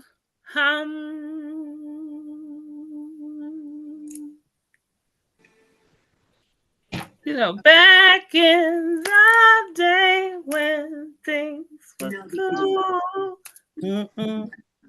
Do-do-do-do. All we needed was ba ba ba ba ba ba da.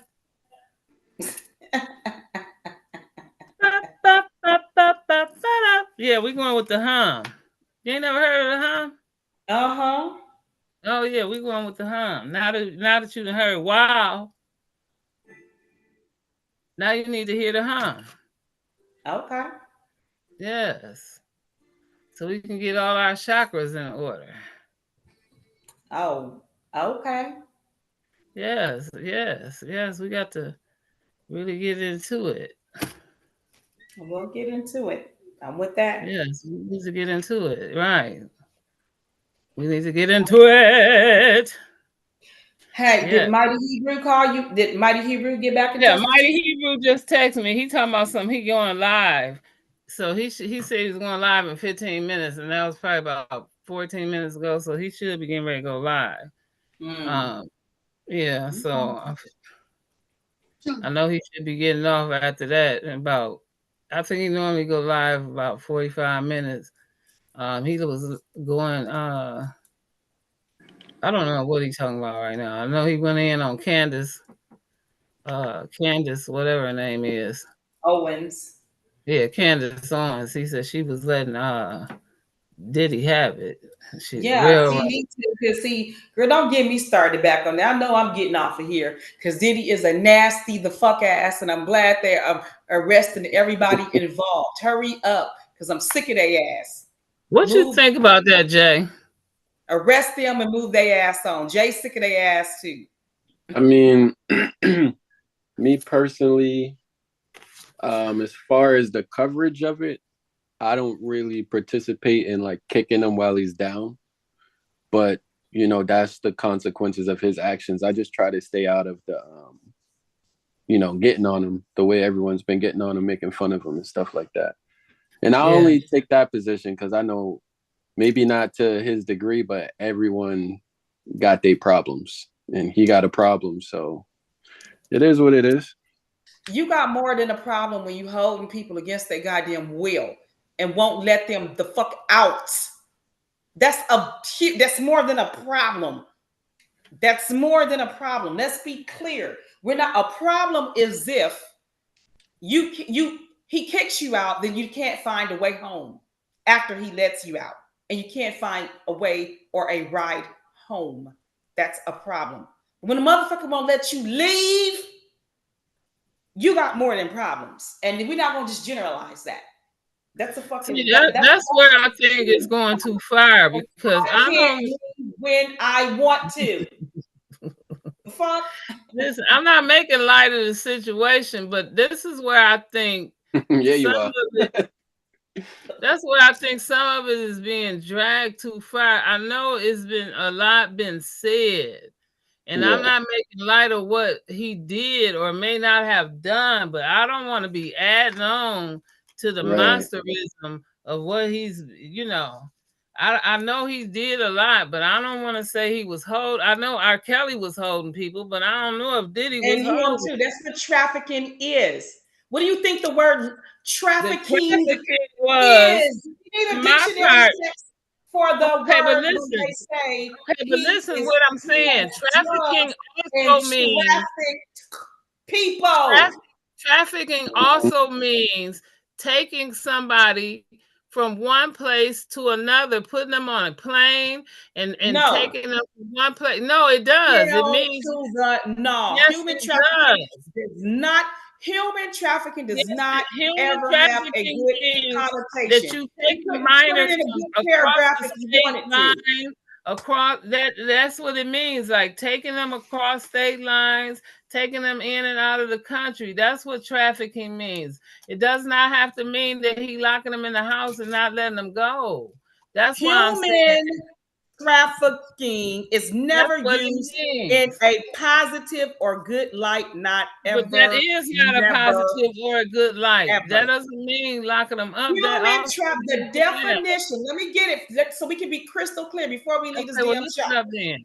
Human trafficking is the trade of humans for the purpose of forced labor, sexual slavery, and commercial sexual exploit. Goddamn temptation. It's the fuck human Exactly. trafficking mean. Yeah, it's slavery. Exactly. But that don't mean Ain't locking no, their ass up nowhere.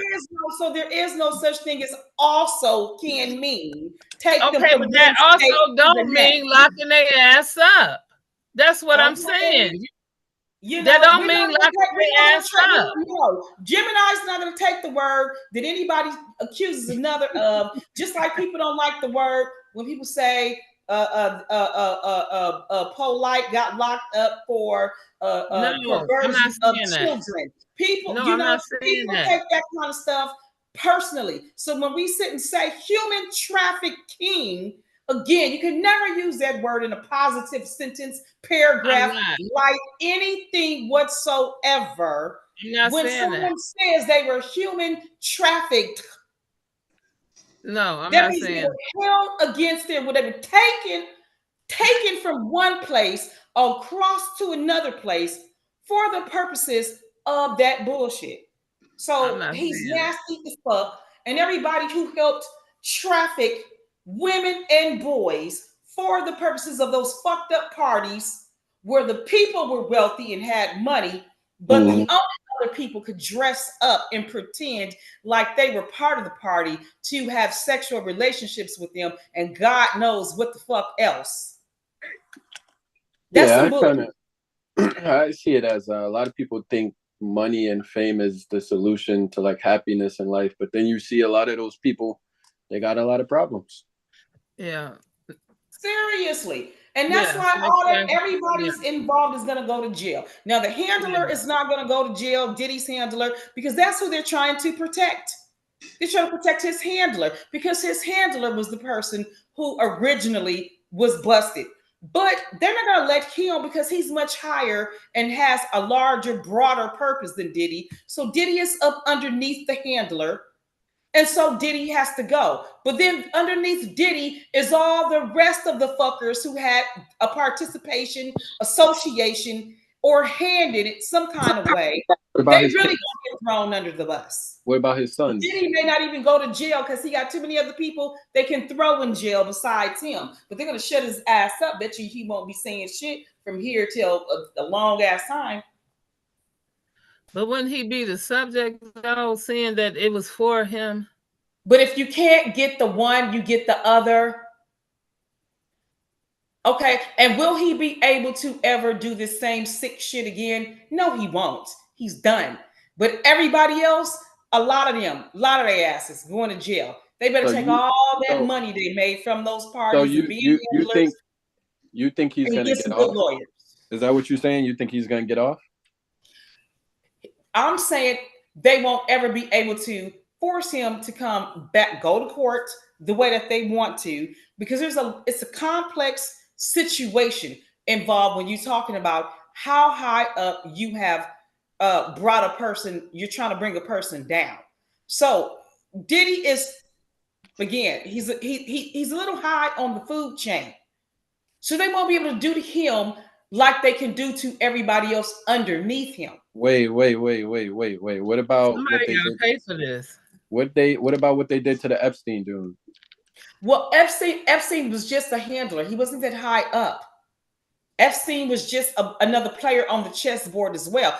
Knowing with Epstein, they were really trying to protect his handler.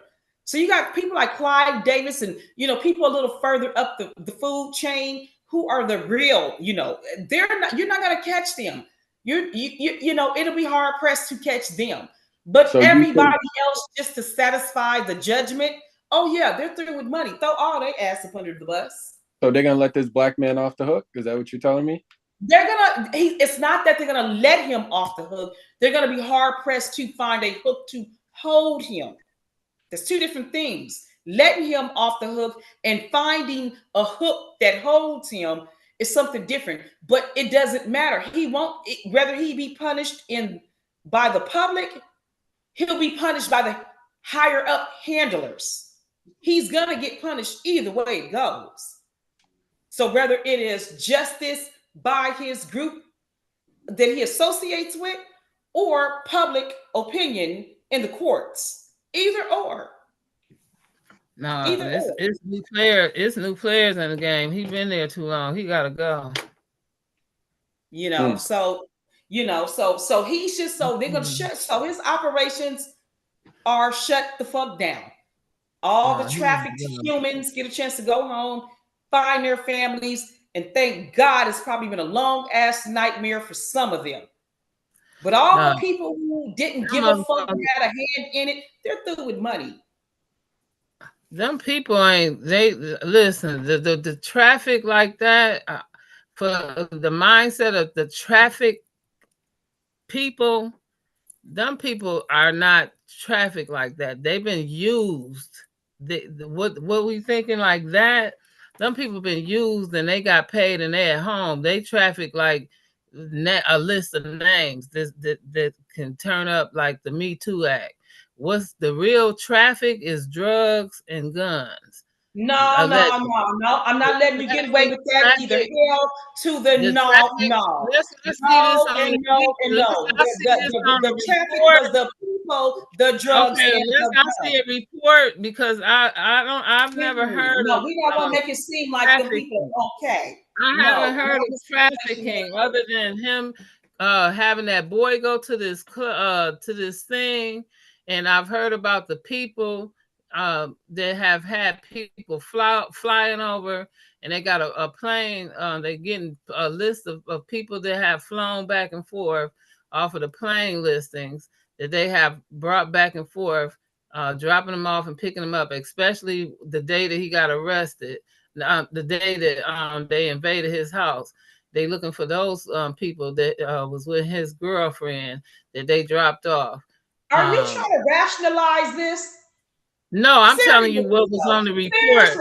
I'm telling you what was on. I'm telling you what was on the report from TMZ. How we gonna rationalize sickness? I'm telling you what was on the report from TMZ. I'm telling you what was on the extra 98. I don't care what was on that shit. Are you crazy? Okay, well, I'm not rationalizing you picked me up in Kansas and took me to Missouri, I'm trafficked. I don't care if you took me one state over. I don't know. I'm telling you, I don't care if you took me one city over. Are you serious right now? If you picked me up in one city and took me to another goddamn city against my will, then I am trafficked, and it's more than. I'm not saying none of that is not. I'm not saying any of that. I am saying what was on the report. It is more than being used. Is what I'm saying. It's more than being used. We're not gonna but it doesn't have to be against your will to be human trafficking, though. Whoever is part of it, they could be complicit, but it's basically he's organizing sex crimes, right? But that doesn't mean that every person that's involved were not complicit. I bet some of them were, but it's still illegal is the point. Exactly, and they're asking for a list of the people from the ones that were on the plane, the ones that this is what I'm telling you that was on the thing that they're asking for. And so that's what I'm going off of. I'm not saying when you said when you try to clean up the word traffic, I don't care if they came from who got the definition of traffic? Let me get the definition of traffic. Right. Or they came from the States. According to the report or the allegations of, they got him for SA trafficking. And so according to that, they want they're getting the plane records from the girlfriend and the people that were on the plane that they dropped off. They're trying to get them for SA trafficking. The people that were on the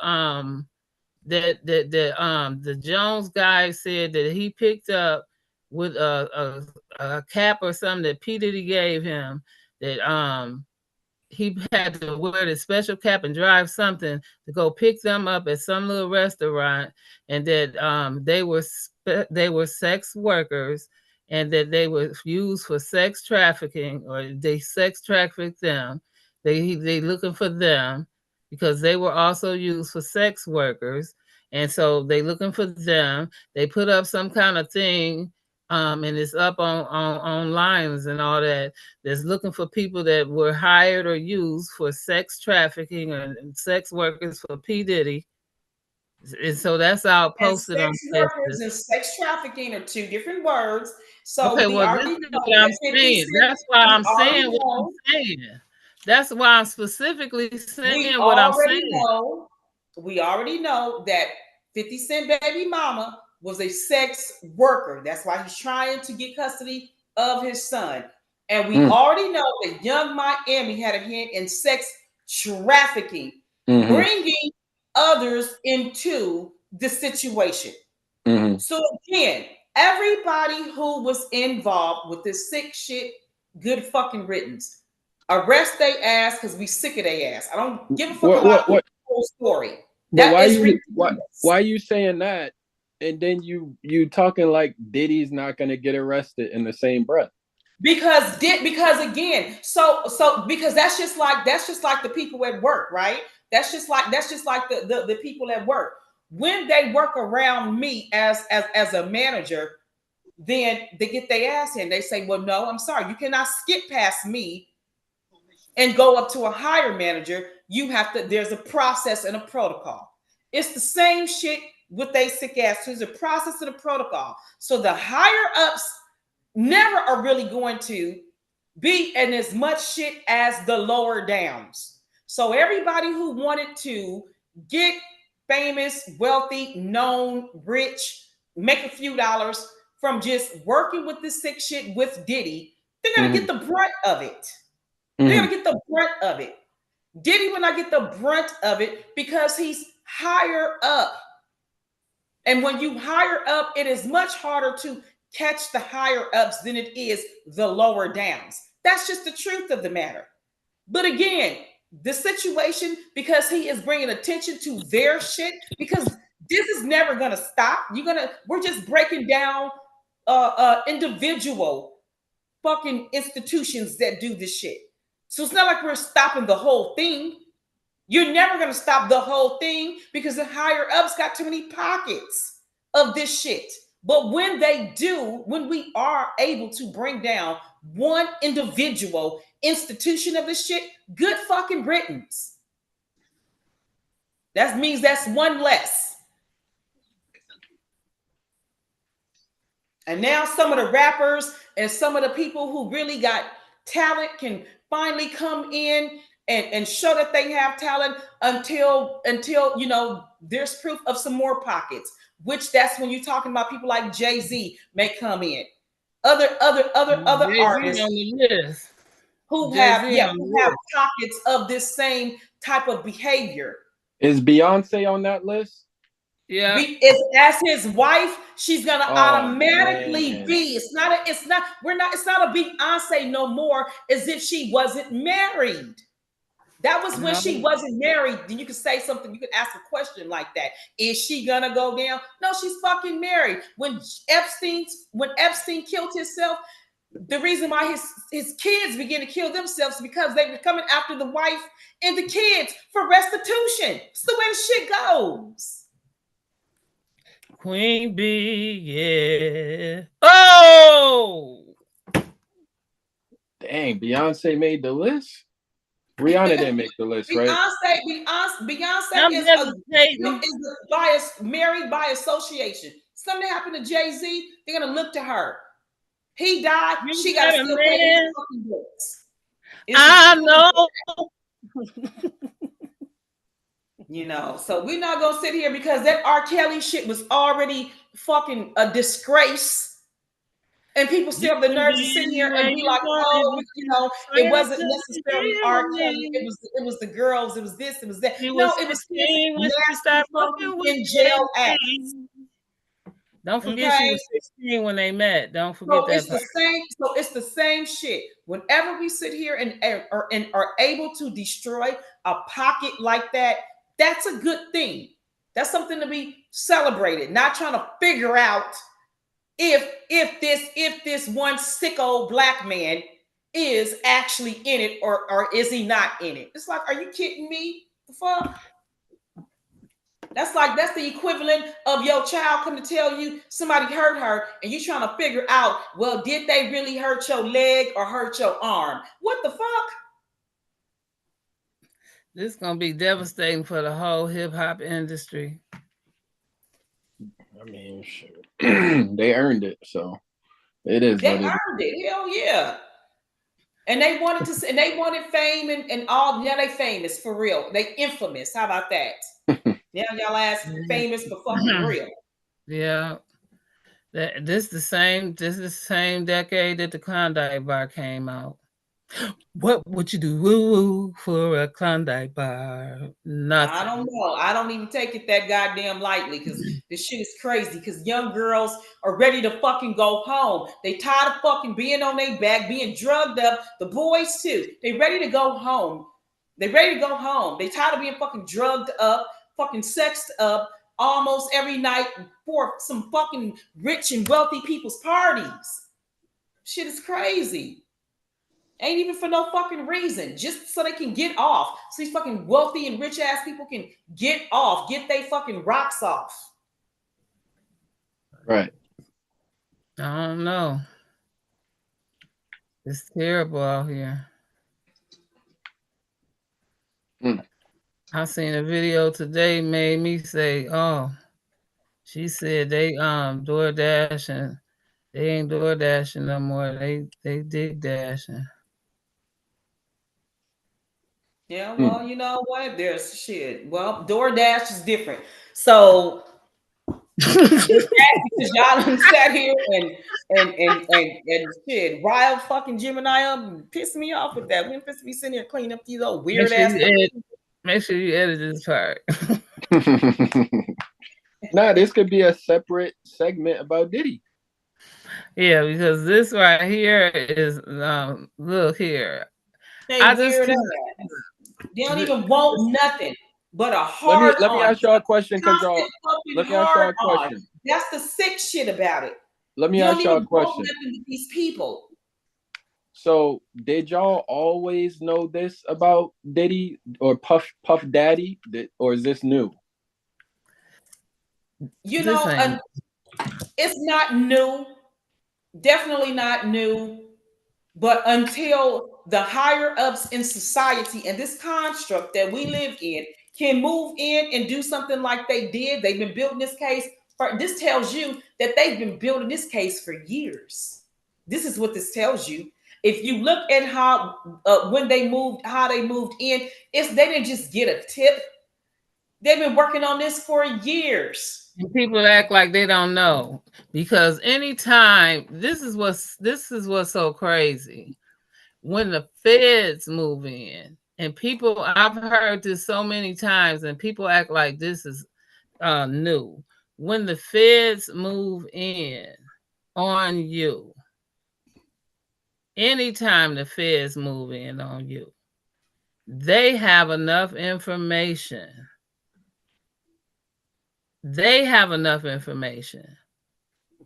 All they need is enough from you to match up with what they got. Facts. That's it.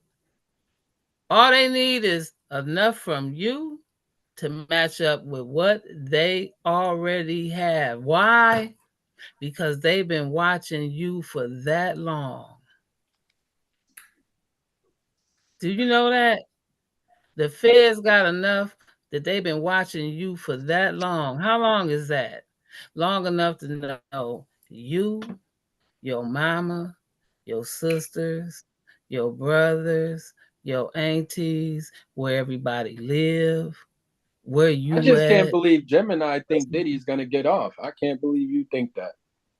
But that's all right. But it's not a get off. Right? Yes, Justice it is is. justice. Justice is justice no matter who serves it. So Y'all you're know, saying what you said every time you say that, every time you say the word get off, you're saying that no justice won't be served somewhere. And I'm saying justice is going to be served some goddamn where, whether it be from the courts or whether it be from his own circle. Justice will be served. That's what Gemini is saying. Gemini never said he gonna get off. Okay, let's be clear.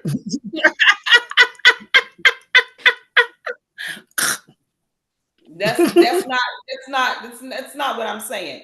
Wait, hold on. Are you a Diddy fan or something? I'm trying to figure this out. Say that again.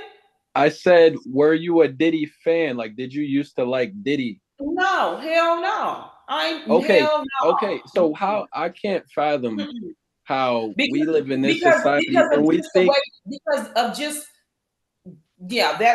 all these years, if you've not been following all of this shit, all of those circles it with looked Clive like to Davis and every me fucking body. the media to me it looked like they're about to hang him. That's what it seems like to me. I'll be very surprised if he don't do some prison time. I mean, We shall it see. looked real bad for him right now. It looked real bad. They Real can't bad. right now. He's not even in their custody. Ask yourself why. If it was anybody else, they'd be in custody. When a prisoner escaped from jail, shit, they put all the resources and man hours into finding that person. So hold on. So could it be that he's not guilty then? Guilt Could it could be it a witch or hunt? could it? We would never say he can't be guilty because he is. His ass is done. They're gonna implement him all day long to save their own ass. They're gonna tell it all like the bodyguard. They're gonna tell it all. The bodyguard is already whistleblowing. You got all kind of people been whistleblowing on his ass for the fucking longest. They even got shit from his old from his old ex, or I don't know if he was married to Kim or not, but even got shit from her. Oh, So you know they've what been I going just through this saw? case for a long I time. just saw an interview with the woman who said he shot her in the face in 1999. So now she just did an interview as well, and where Shine got framed for it. But she said she saw him shoot her in the face. So it could just be karma. Thank you. The, Don't the forget late time. Cassie. Don't forget Cassie.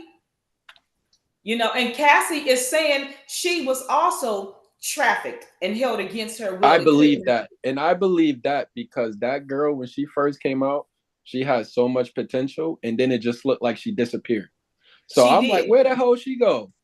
Because my daughter used to love Cassie, and she used to always say, "Mom, Cassie, Cassie, Cassie." And one day she was just gone. Like, what happened to Cassie? Yep, yep, We looked up yeah. and she I was. believe her 150%. That's the one where I ain't got no doubt about it. I believe everything that she said in her report. And her Okay. and her lawsuit against him. That shit was fucking bananas. You know, but everybody has said it too. You know, you had people, you know, totally sitting here. You had Jaguar Wright one time come on there and say when he was one time, you know, trying to beat Cassie up, Beyonce went to her rescue and told him, you know, shit, you not you if you gonna beat her ass, it won't be right here with us. That's what it won't be. And check the shit out of Diddy. You know, so it was just a matter of time, you know, before you know, it was just a matter of time.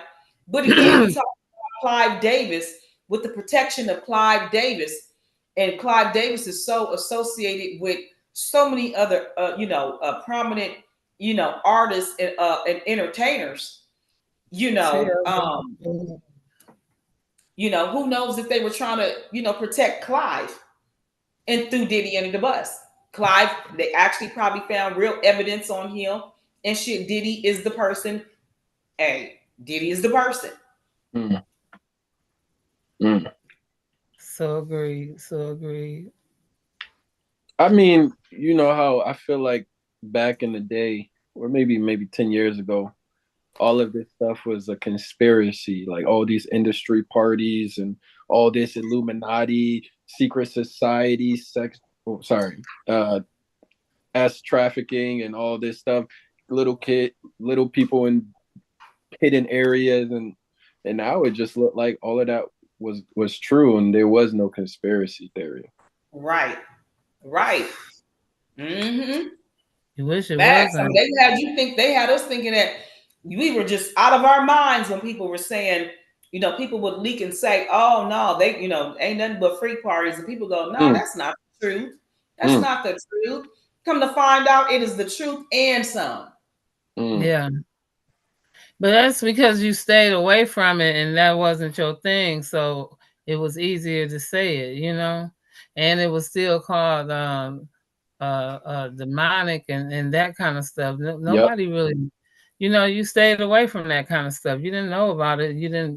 It wasn't your Well, thing. I don't So even think you stayed away. You just didn't have a seat at the table and you wasn't invited.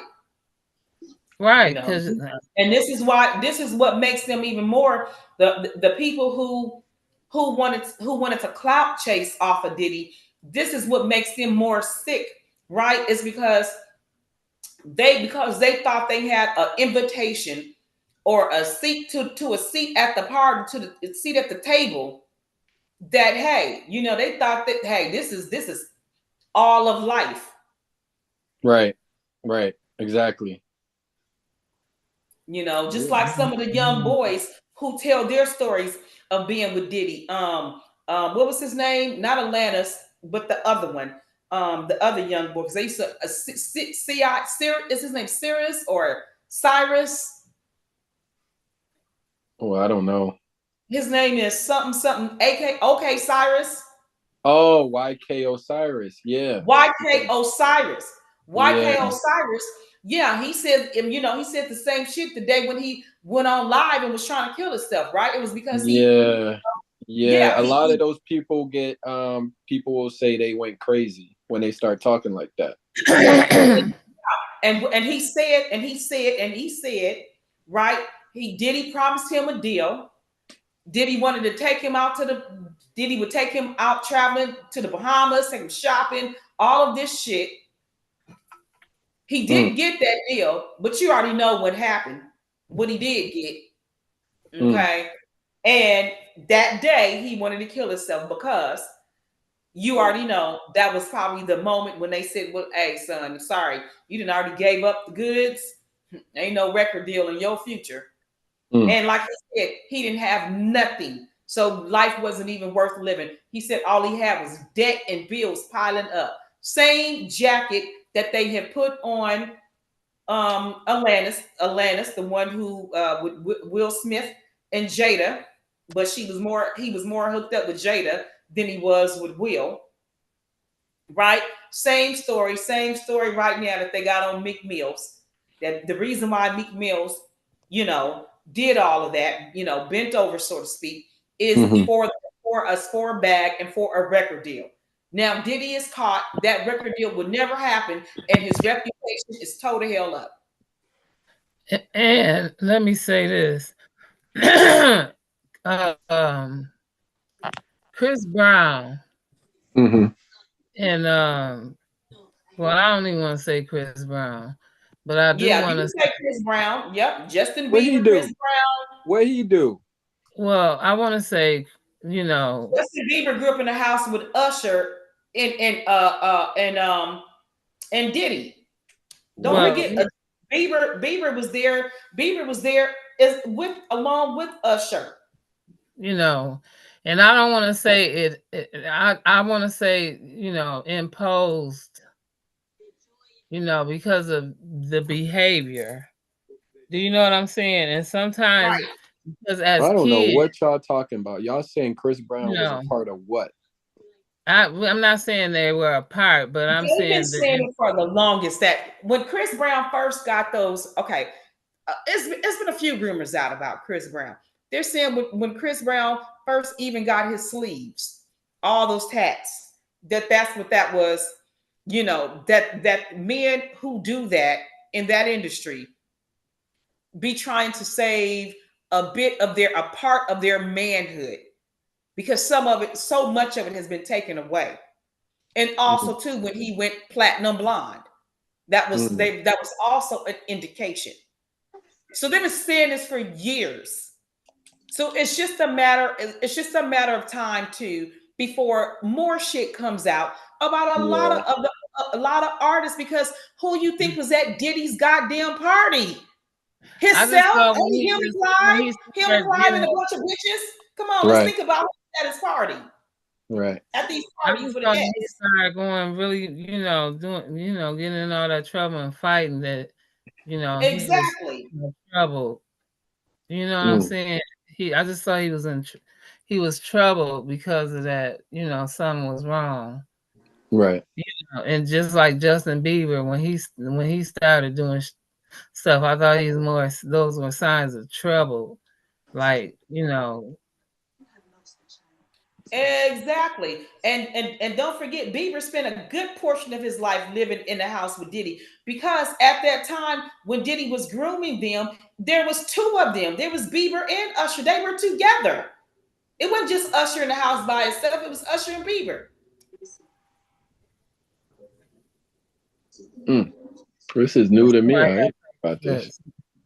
Yes, yes. But the both of them, they were the same age.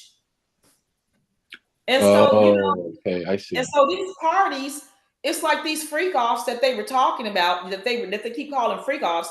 It's like, who you think were at these damn parties? Yeah, he used to love him some We're Usher not too, in these didn't he? parties. He loved him some Usher. Mm. He loved him some Usher like Carlton loved him some Michael Jackson, didn't he?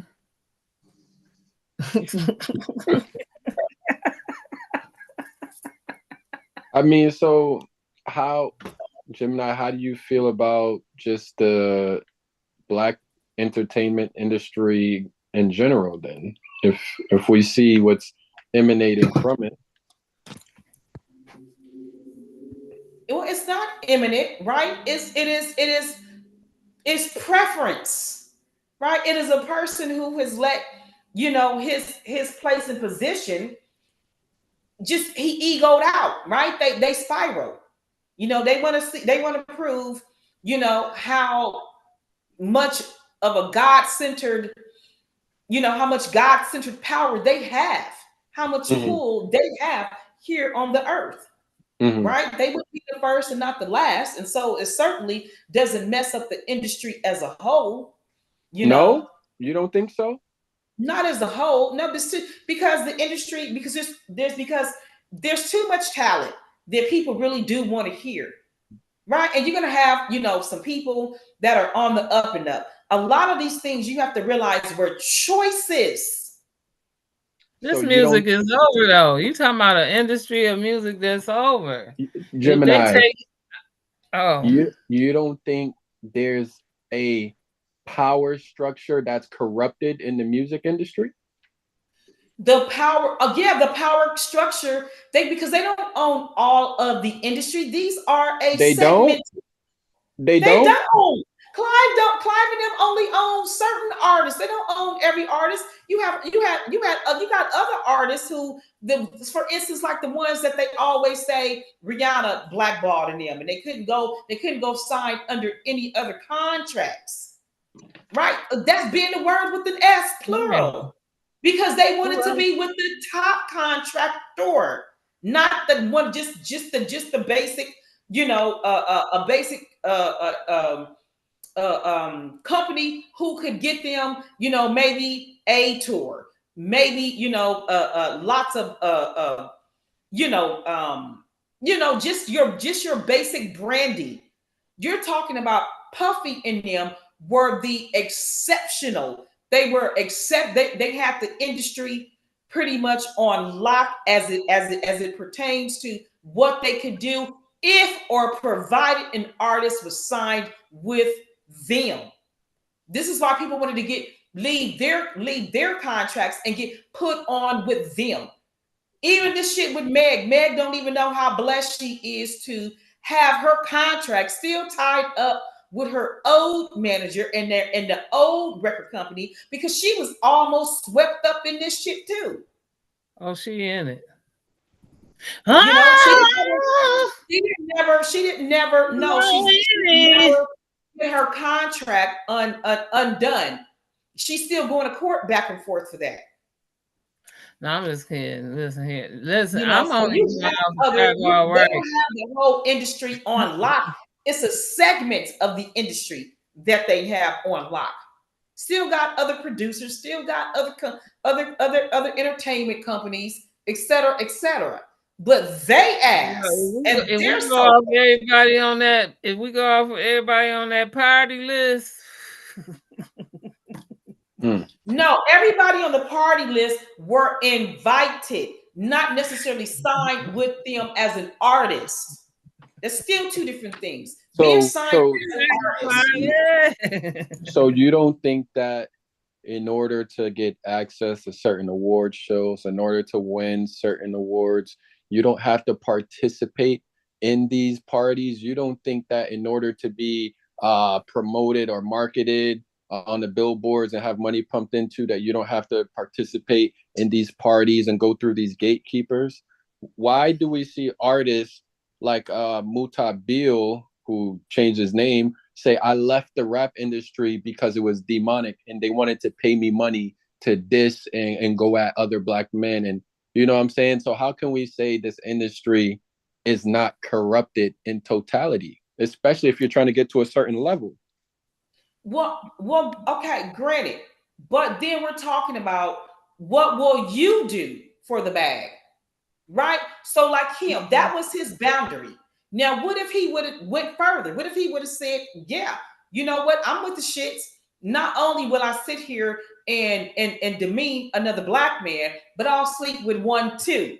Mm. See, that's choices that he's making as an artist to do those things, thinking it would further his career. Maybe it won't, maybe it will, maybe it wouldn't. For a lot of artists who were signed under other companies, they got a huge fucking surprise when they went with Diddy and left their companies. Okay, Cyrus was one of them because he was already signed, but it wasn't big enough. It wasn't good enough. He didn't have enough album sales. So he wanted something more.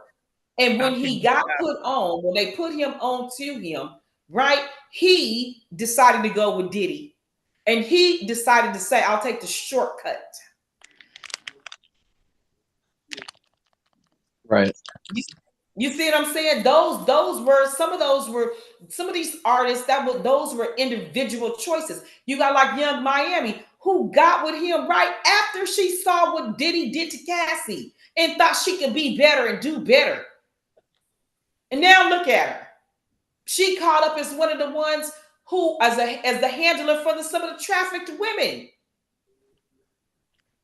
You and see Cassie screaming for her goddamn life. You see her on these lives. You see her doing all kinds of shit. But some kind of way, that ain't good enough when you see the next man in distress. You think you can come along and be the captain to sit here and say, you know, hey, that won't happen to me.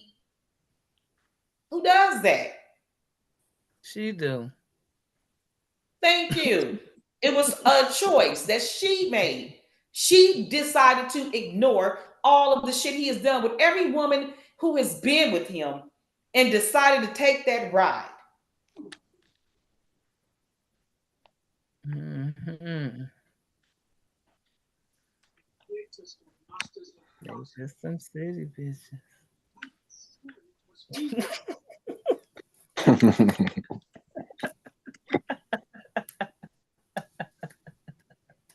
These fucking people are nuts. I'm telling you, this shit is nuts. Mm-hmm. And You know, only a nut could sit here and be like, "Oh, look at this whole bag of nuts. If I just dive in, I can still be a walnut, not a nut. I can just be a." exactly my point. That's why I'm telling you the industry is corrupted. It's a bag of nuts. So why be the one walnut to try to jump into the industry?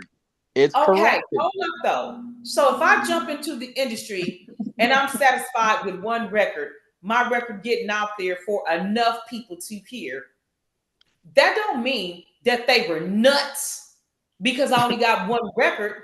Where it become nuts is when I decide after hearing my one or two records that I want more. People in my ear telling me I could be a global sensation. So let me try and get you signed with the nuts. And you see that they are fucking nuts, and you still sign anyways. Oh, that is nuts. But ain't nothing wrong with the industry, as what they were doing in the beginning was just getting people little simple deals and a few dollars in their pockets to be heard and their music played on the radio. Them people down there still in A&R, you know, they're okay in that part of the industry. But it's when, you start listening to, all of the handlers. They told you how some of this game was played, right? They give you hairstylists and the wardrobe people, and the wardrobe people say, you look like $1 million. You look like you could be Beyonce. Oh, see, I got you fly. You looking like the next Michael Jackson. And you start you walking here looking like a sugar bear. I mean, an industry that creates or takes in capital based off of selling deviancy and promoting violence, to me, is corrupt. There's no way around it. That's their number one product.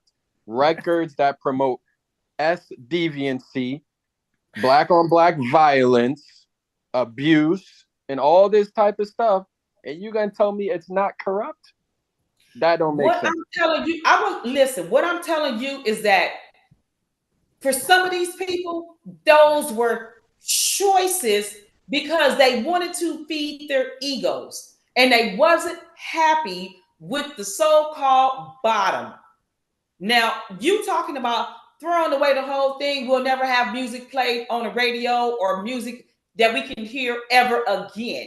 When you got a lot of decent companies out there that are not doing that. Can they blow you up on a billboard and get you an award? Probably not. Exactly. But should that be satisfactory? Yes. Because you got to go in this thing knowing that you are okay. What they selling, even if it is just a little bit, even if it is just a crumb. But sometimes these are people who want more than crumbs. Let me ask you a question. Want a whole goddamn plate without sharing. Let me ask you a question. Do you listen to music? Every day. Do you listen to music that's played on the radio? And watch the documentaries. Hold on. And watch the documentaries. I can tell you some other shit before you even get to that. For instance, you take like one of my favorite artists, which is George Clinton and Bootsy Collins and all of them. Well, George Clinton, right? Instead of him being fair and honest, right, in that moment when funk was the hottest shit, was the shit, the end all and the be all in that moment, these other grown-ass people were allowing him to pay them in drugs instead of money. Mm-hmm. You see what I'm saying? Nobody stopped him and said, because what people don't know is that George Clinton, Bootsy Collins, name some more who came from that. They all were one giant group. And what they did, which was smart, and George Clinton was smart, he divided them. He let each and almost every last one of them have solo records and solo careers because they were really good. Not solo careers, but solo records. Yeah, so a lot of bomb artists come from just that one group alone. Right. But when he seen that, oh shit, everybody's getting high, he wasn't getting high like they was thinking. He was straight up tricking their ass, right? And this was not an industry. This was not the everything. This was just him being in charge of his group because they wanted to be seen and wanted to be heard. They were willing to sit here and and they were young people too, on top of that. Right. Young people make all the difference. Age makes the fucking difference on what you're getting ready to do next. So he allowed them to get paid in drugs instead of in money. So after after all of the years, hold on, after all of those years went past, they got older and woke up. Some of them couldn't even pay their bills. They was like, what the hell happened? They had to think about that. The fuck just happened? Here it is. We got 10, 15, 20-year run of music, and we don't have a damn thing. And then they thought back. God, the goddamn George Clinton. He is the one who bamboozled us. Yes, the fuck he did. Got all the money and all the shit. But the Hall of Music, the Music Hall of Fame, still inducted them. So that all of them from the group, from the original Funkadelic group, gave them inducted all of them, and now they get a check. But they look back on that shit, and they're not saying the industry was corrupted. They're saying George Clinton motherfucking ass was corrupted. So so you call an ace and a spade a spade. They didn't have nobody to blame but they got themselves to be paid in drugs instead of money. They was happy with that fame and touring and being, famous like that on that level. That was good enough for them. Those are choices. Yeah, there's a lot of corrupt choices, but we can agree to disagree. I think the industry in totality is corrupt. It's hard for me to name one positive, uplifting song that I've heard being pushed out into the mainstream. It's really difficult. You would have to think hard to come across it. So to me, that just lets me know there's a lot of negativity, crime, deviancy going on, and I wouldn't recommend anyone in my family or anyone that I care about to try to make it big or be a part of that industry. In fact, I'd be very You're worried. talking about people's moral compass. That's different. No, From that's downright, corruption. Corruption is you're talking moral. about Wait, people's moral wait a minute. compass Hold when on. the Wait a industry minute. is corrupted. Yes. What industry are you talking about? From what? Because you had Frankie Beverly and Mays. They came from that era anyway. So that's all they spoke I'm about. talking about any industry that's trafficking women, young people, and people in power, manipulating impoverished, talented individuals from marginalized communities, taking them in and coercing them, maybe not forcing them, but coercing them to do all of these deviant acts in order to reach the next level in their career, which is natural for any person to want to do. I think an industry that has a track record, a history, and prominence in that is corrupt. That is The exactly moral compass is that. definitely broken Yeah. on a lot of levels. People's moral compass is broken on a lot of levels in that industry. That is a fact. Period. And that Yeah, is a I don't like it, and I've been very vocal about this over the months. I don't like it personally. I don't. I know it's normal, but that don't mean I got to agree with it. I'm always gonna tell you all I don't like it. I don't agree with it. I see what's wrong with it. I know it's catchy. I know it feels good to listen to, but personally, I don't like it. Yeah, this right here is on a whole nother level, right? Because it's like I said, one is because it's our people. Two is because the way it went, because this is in our era, not y'all so much, but especially my era. So it's like y'all kind of like your peers, or you know what I'm saying. I got a question for you, Sakina. Specific, well, even maybe for you, Gemini, if you know about this field. In ancient Kemet, they made music, obviously. Do you know any hymns? Were they positive? Were they destructive? What were the nature of some of the music and hymns that they created? Well, for the ones that I do know, anything that is in Ma'at is about the same principles. So even with the Uncle Jocelyn, right, which is peace, balance and health. They're Mm. all gonna be right. They're all gonna be in the same order. So it's just about um, the the main thing is about as above, so below. So it's still about manifestation, right? And it's staying within the same principles of that. Right. So even I was reading into the tablets of thought earlier, the emerald tablets, and so again we still talking about um something like I told you. So it's still perspective. It's still only something that you would tell your own children, something you would tell something for yourself. We're not here to prove or to prove something to somebody else. It's to prove it to yourself. You can't be no prouder to your parent is to be the best that you can be. Right. That's all. That's all you can be. She can't And be. when you say I'm as sorry. above, so below, I don't know. Immediately the first thing I thought of is the words you say not only stay as words, they manifest into the physical world. So as beloved, so as above, so below, and the inner can also become the outer. Was that a belief or a thought that the ancient Kemites had, that words actually had power? Exactly.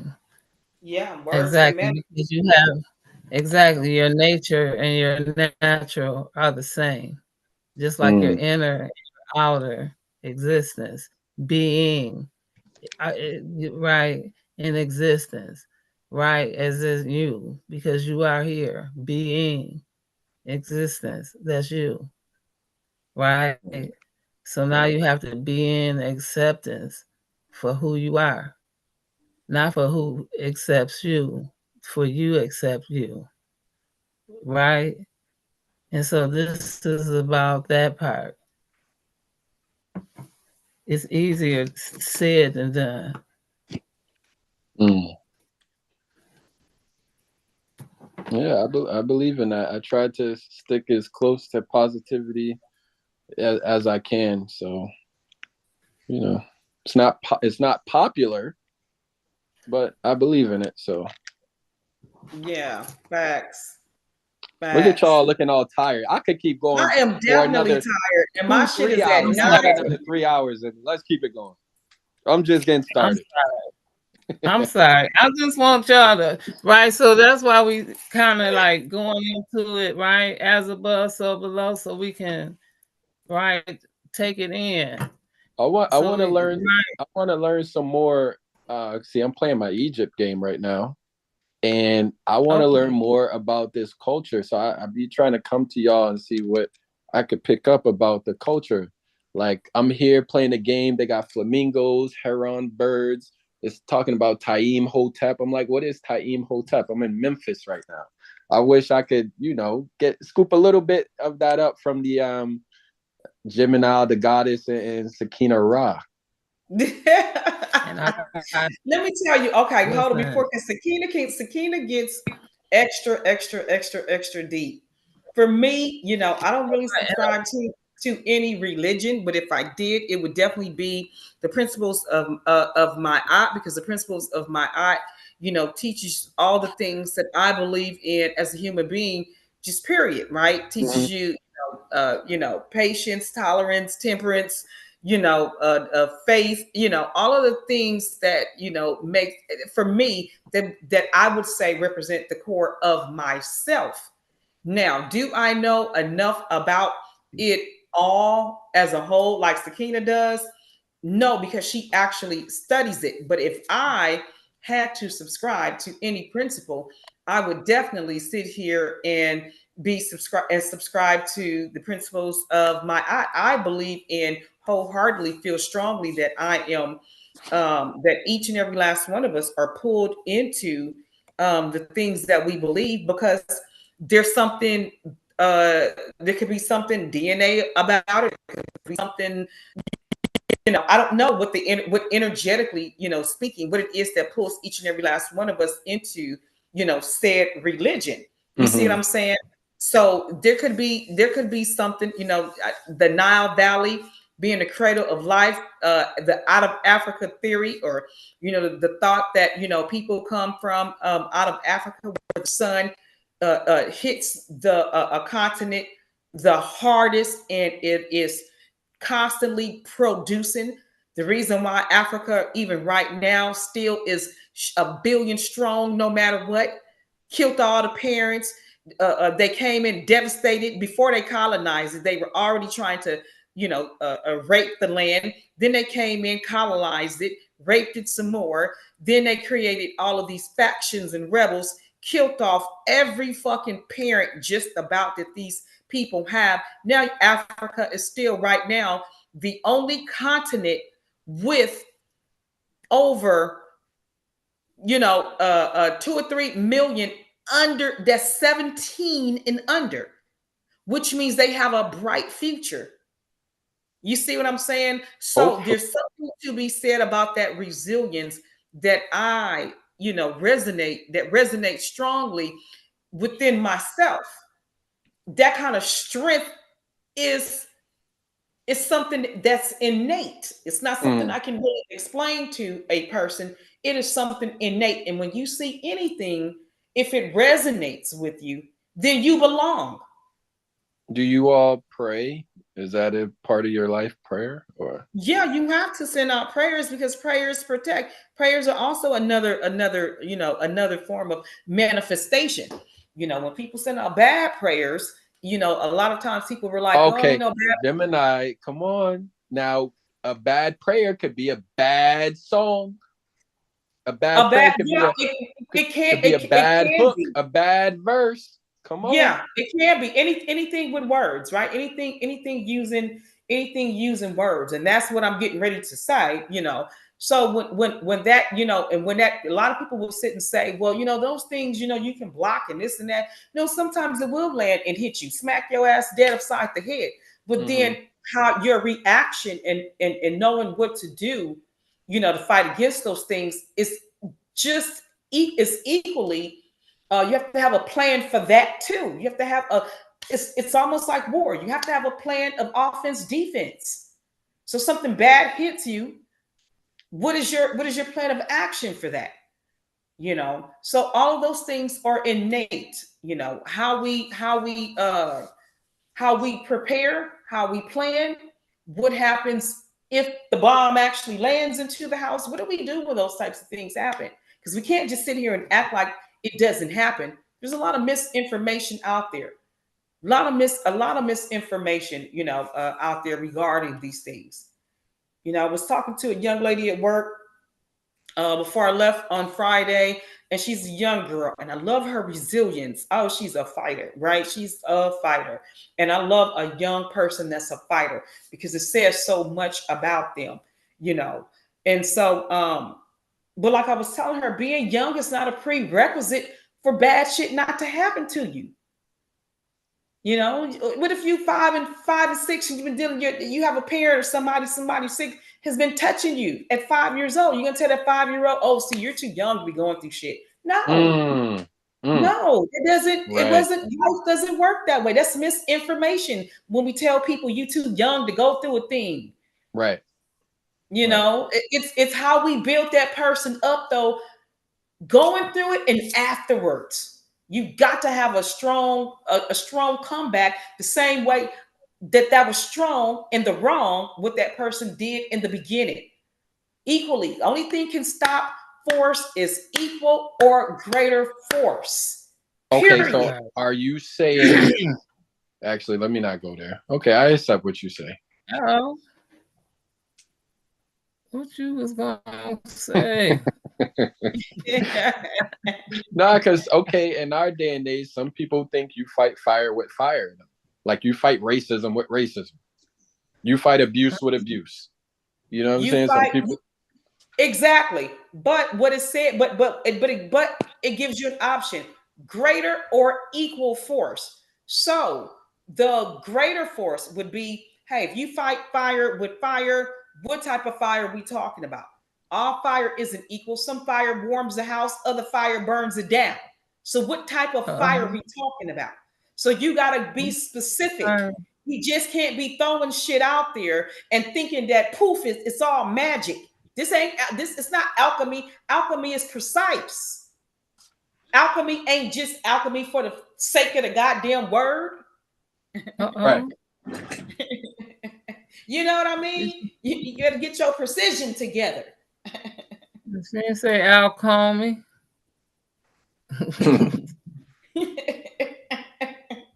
This is real.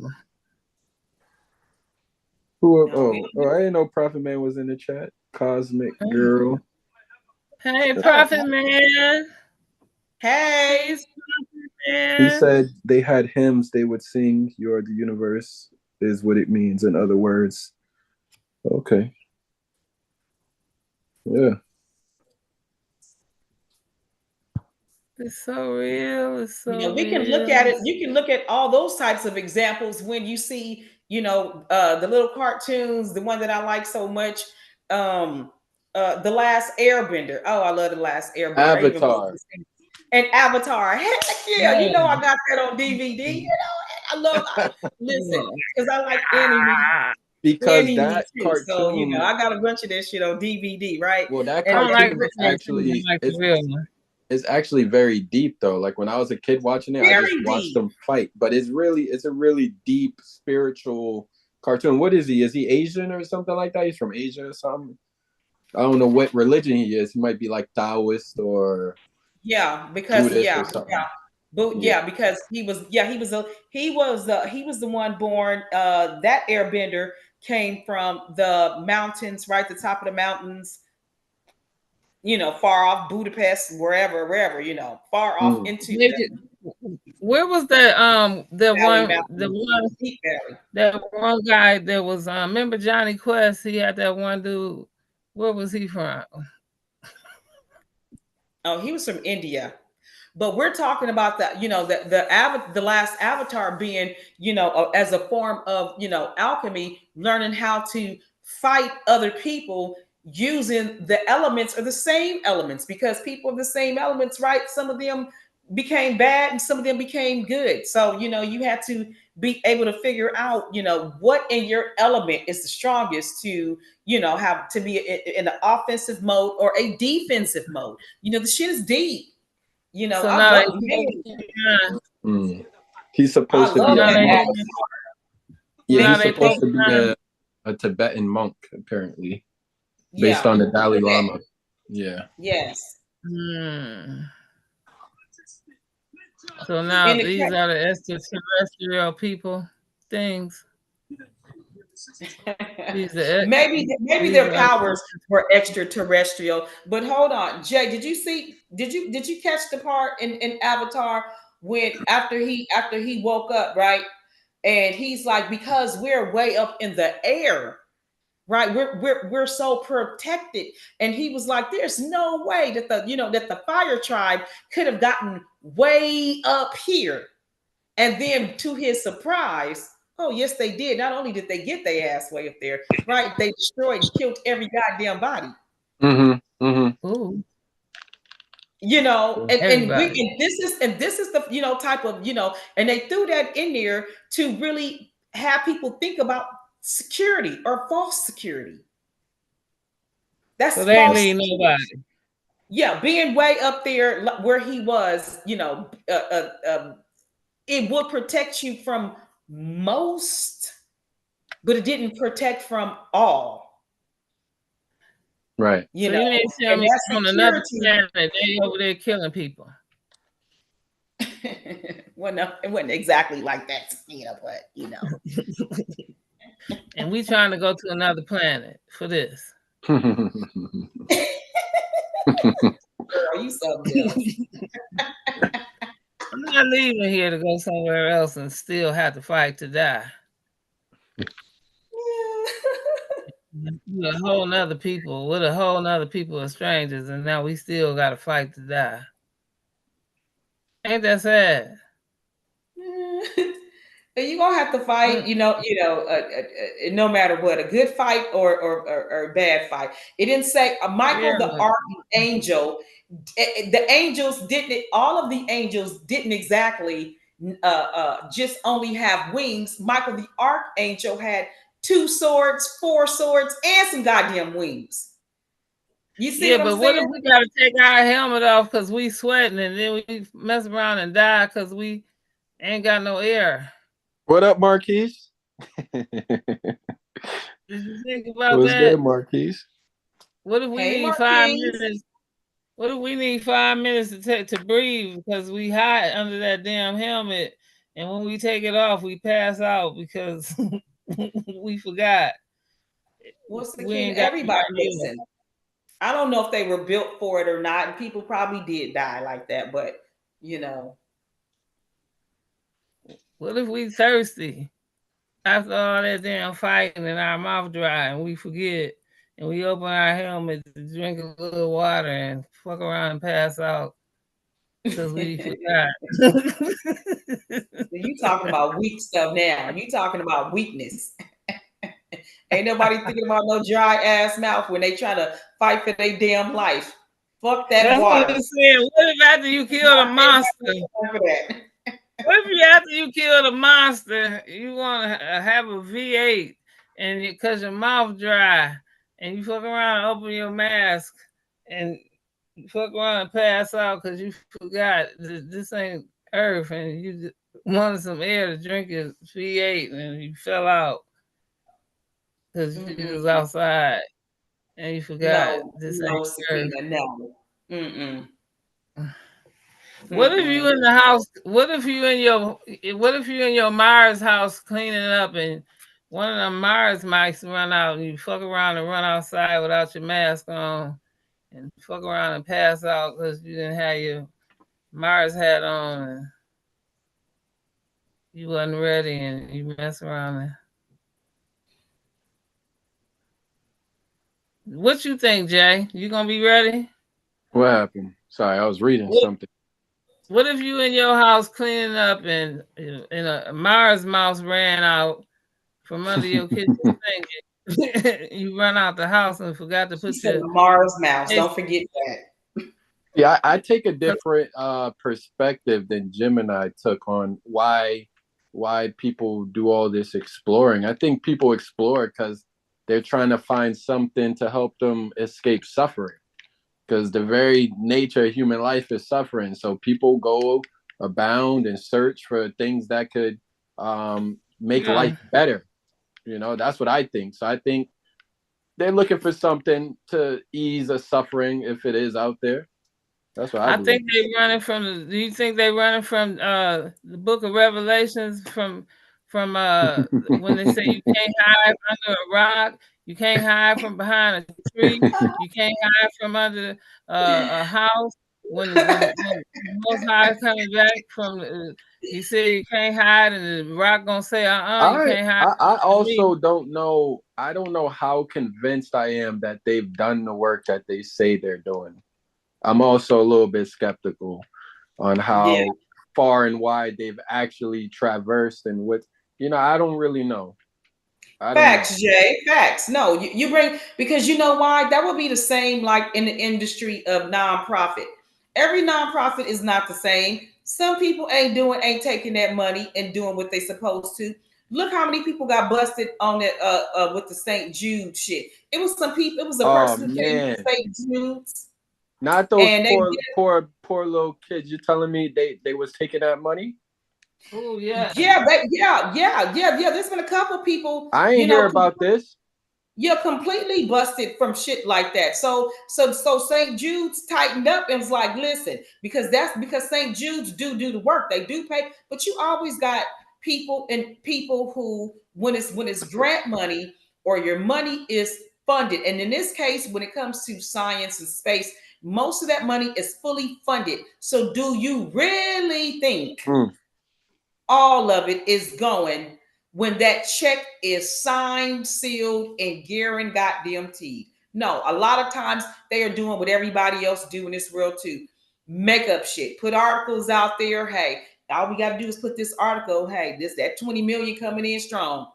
These are smart people. So they're working smarter, not harder. Then you have a few people, and like you do in every industry, that really absolutely cares about the mission and attempts to complete it. So every industry, though, is that way. From the hospital to the government, to space explorations, you're gonna always have that kind of shit where they call it waste. You're gonna have waste in an industry. And especially because that money is guaranteed. Marquis said, I'm finna watch The Last Airbender right now. I love The Last Airbender. Hell yeah. I'm with him on that. I may find it too. As soon as I get off here. Facts. So can I ask y'all what y'all got going on next? And I think y'all schedules every Saturday night, right? Yeah. Yeah. She got every Saturday night. Jay, too, I want to tell you too.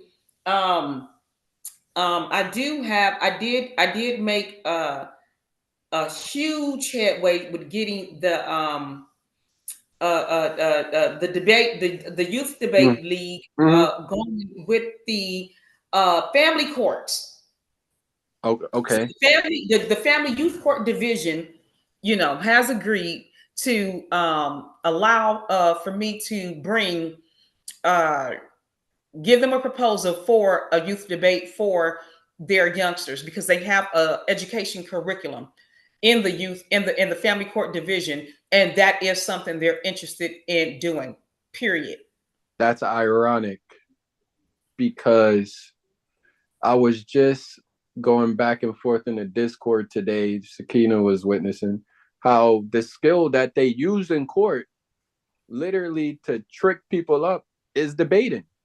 They'll try to convince you done did something you did not do. They're going to try to gaslight you. They're going to try to make you say something you didn't say. That's why I say our discussions is development of a very important skill set. It's so important. So important. Persuasion, critical thinking, swiftness. There you go. That's it. Boom. And that was the first word out of their mouth, was critical thinking. And yeah, that's dope. Yeah, so I'm still working on that proposal, but I have, you down there as a teacher, because you know what, when these kids get ready to pick a debate topic, and I was talking to Sakina about this earlier too, they're still going to need some guidance on how to debate. And then that's where we come in at, right? We come in as the teachers to work with the students on the topic and how to debate the opponent. I can think of so many great topics, man. Especially for kids. Like, should we ban TikTok or not? Is TikTok positive, or is it a distraction for youth? You know what I'm saying? Like, stuff that's relevant to, today, and for them, that's gonna matter in the future. I would love to see that. I think that would be amazing. I would tune into that if it was on. I would tune into that every time. Well, I have you more than tuning in, teacher, because who's going to sit here and show these kids how to debate back and forth? If not you, then who? So you see what I'm saying? So we have 10 kids, right? So let's say we start off with 10 kids, right? And we start practicing with them on debate techniques and debate, topics. Then, I would be like, okay, well, your debate teacher is going to be Jay. Your debate teacher is going to be Sakina.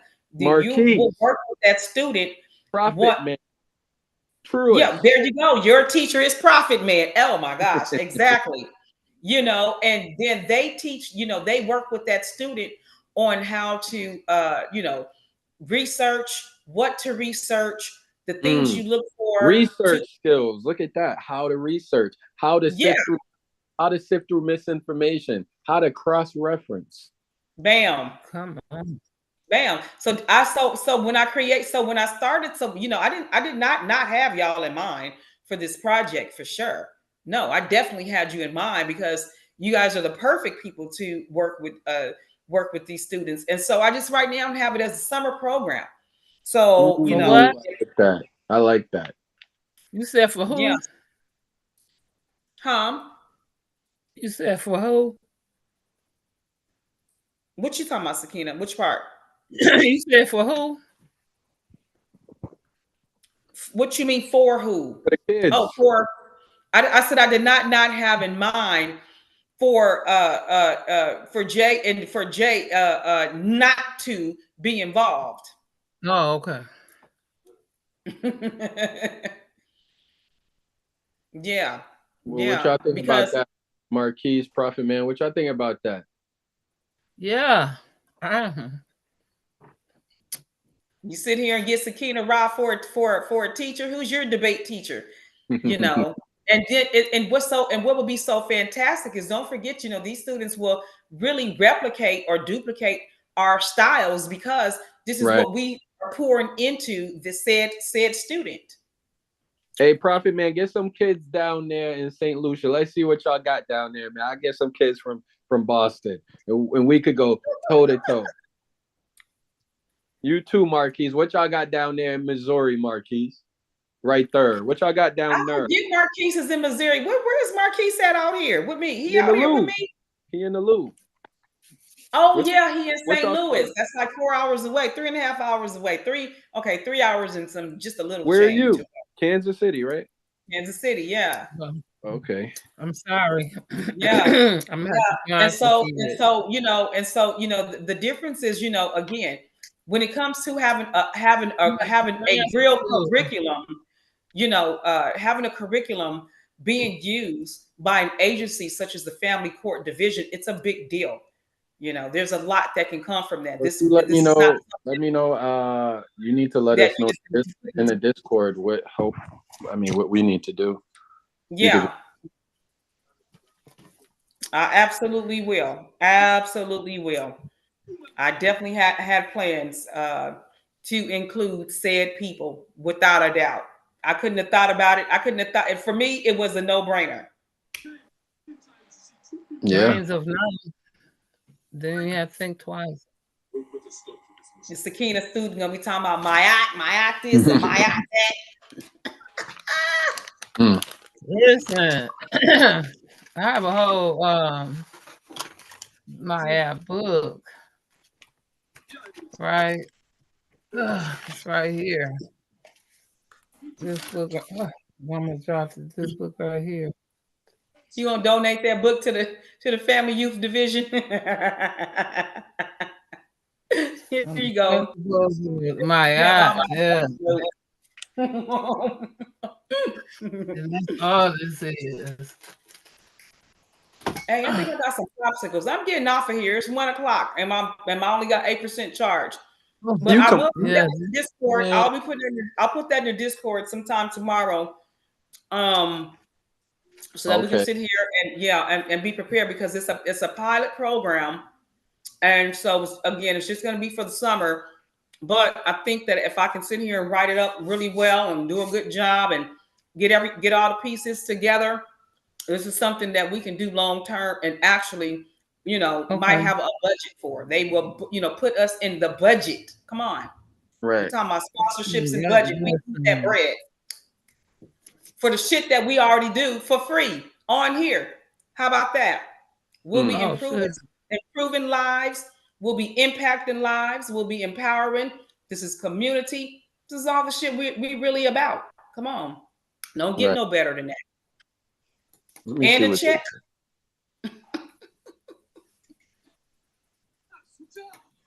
I got to change this up.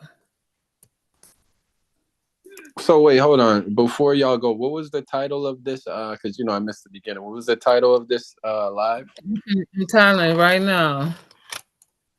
Yeah, It's called change the the title Wow to the wow Signal. factor, to the wow signal. I'm gonna change that title on YouTube too.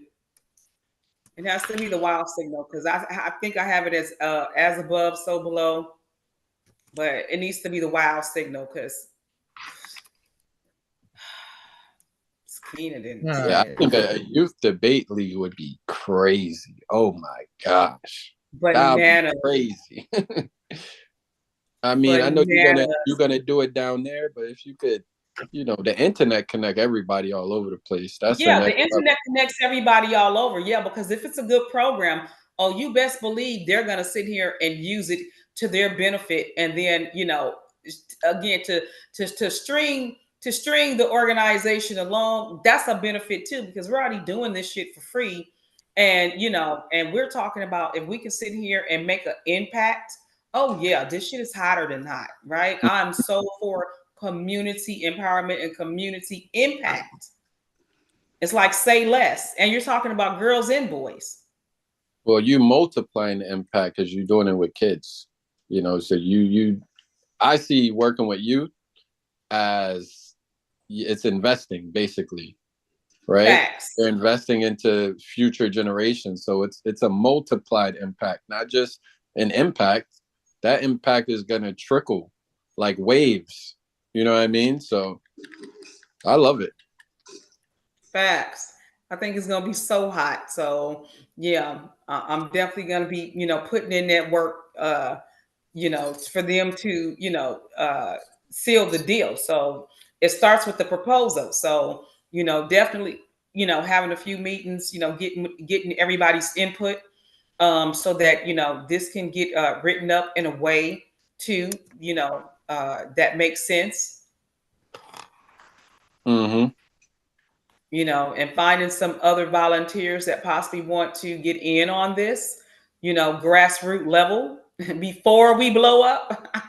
Because I'm already predicting we blowing up from this. This gonna snow. This is gonna turn into something else because it's time.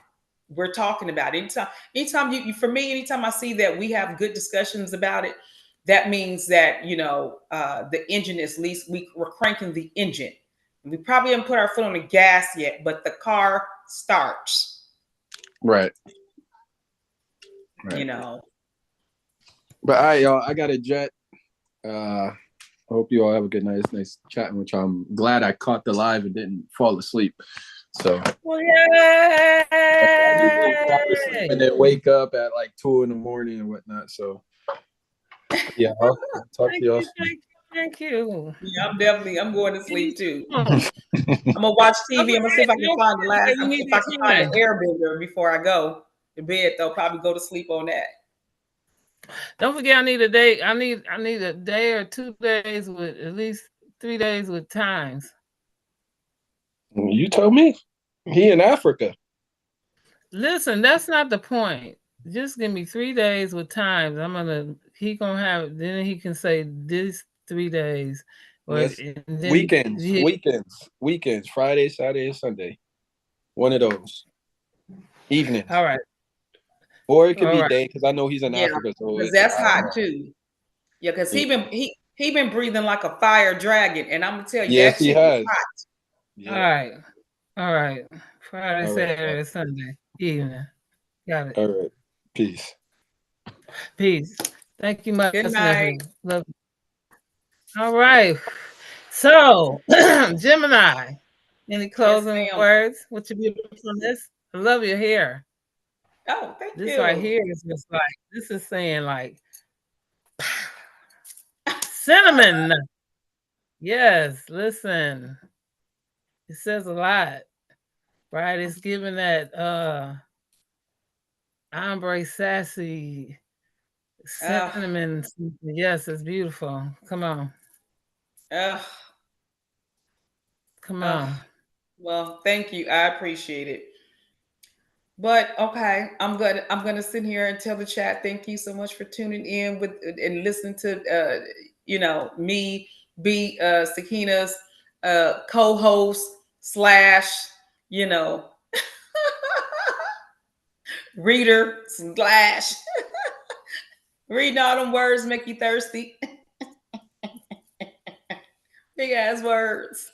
Tongue twister. That didn't say that, Jesse.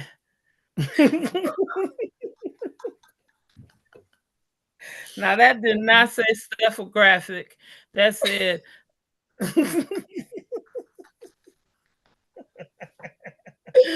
You know what? Listen.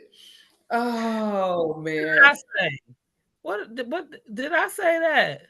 Now, Sakina, that didn't say graphic. That said silicone.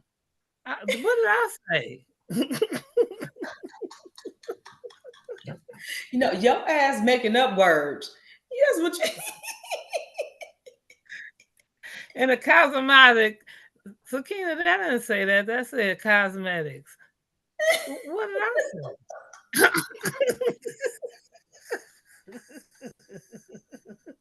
right. Listen, Exactly. I appreciate y'all so much for coming out tonight, listening to the Babylon speech.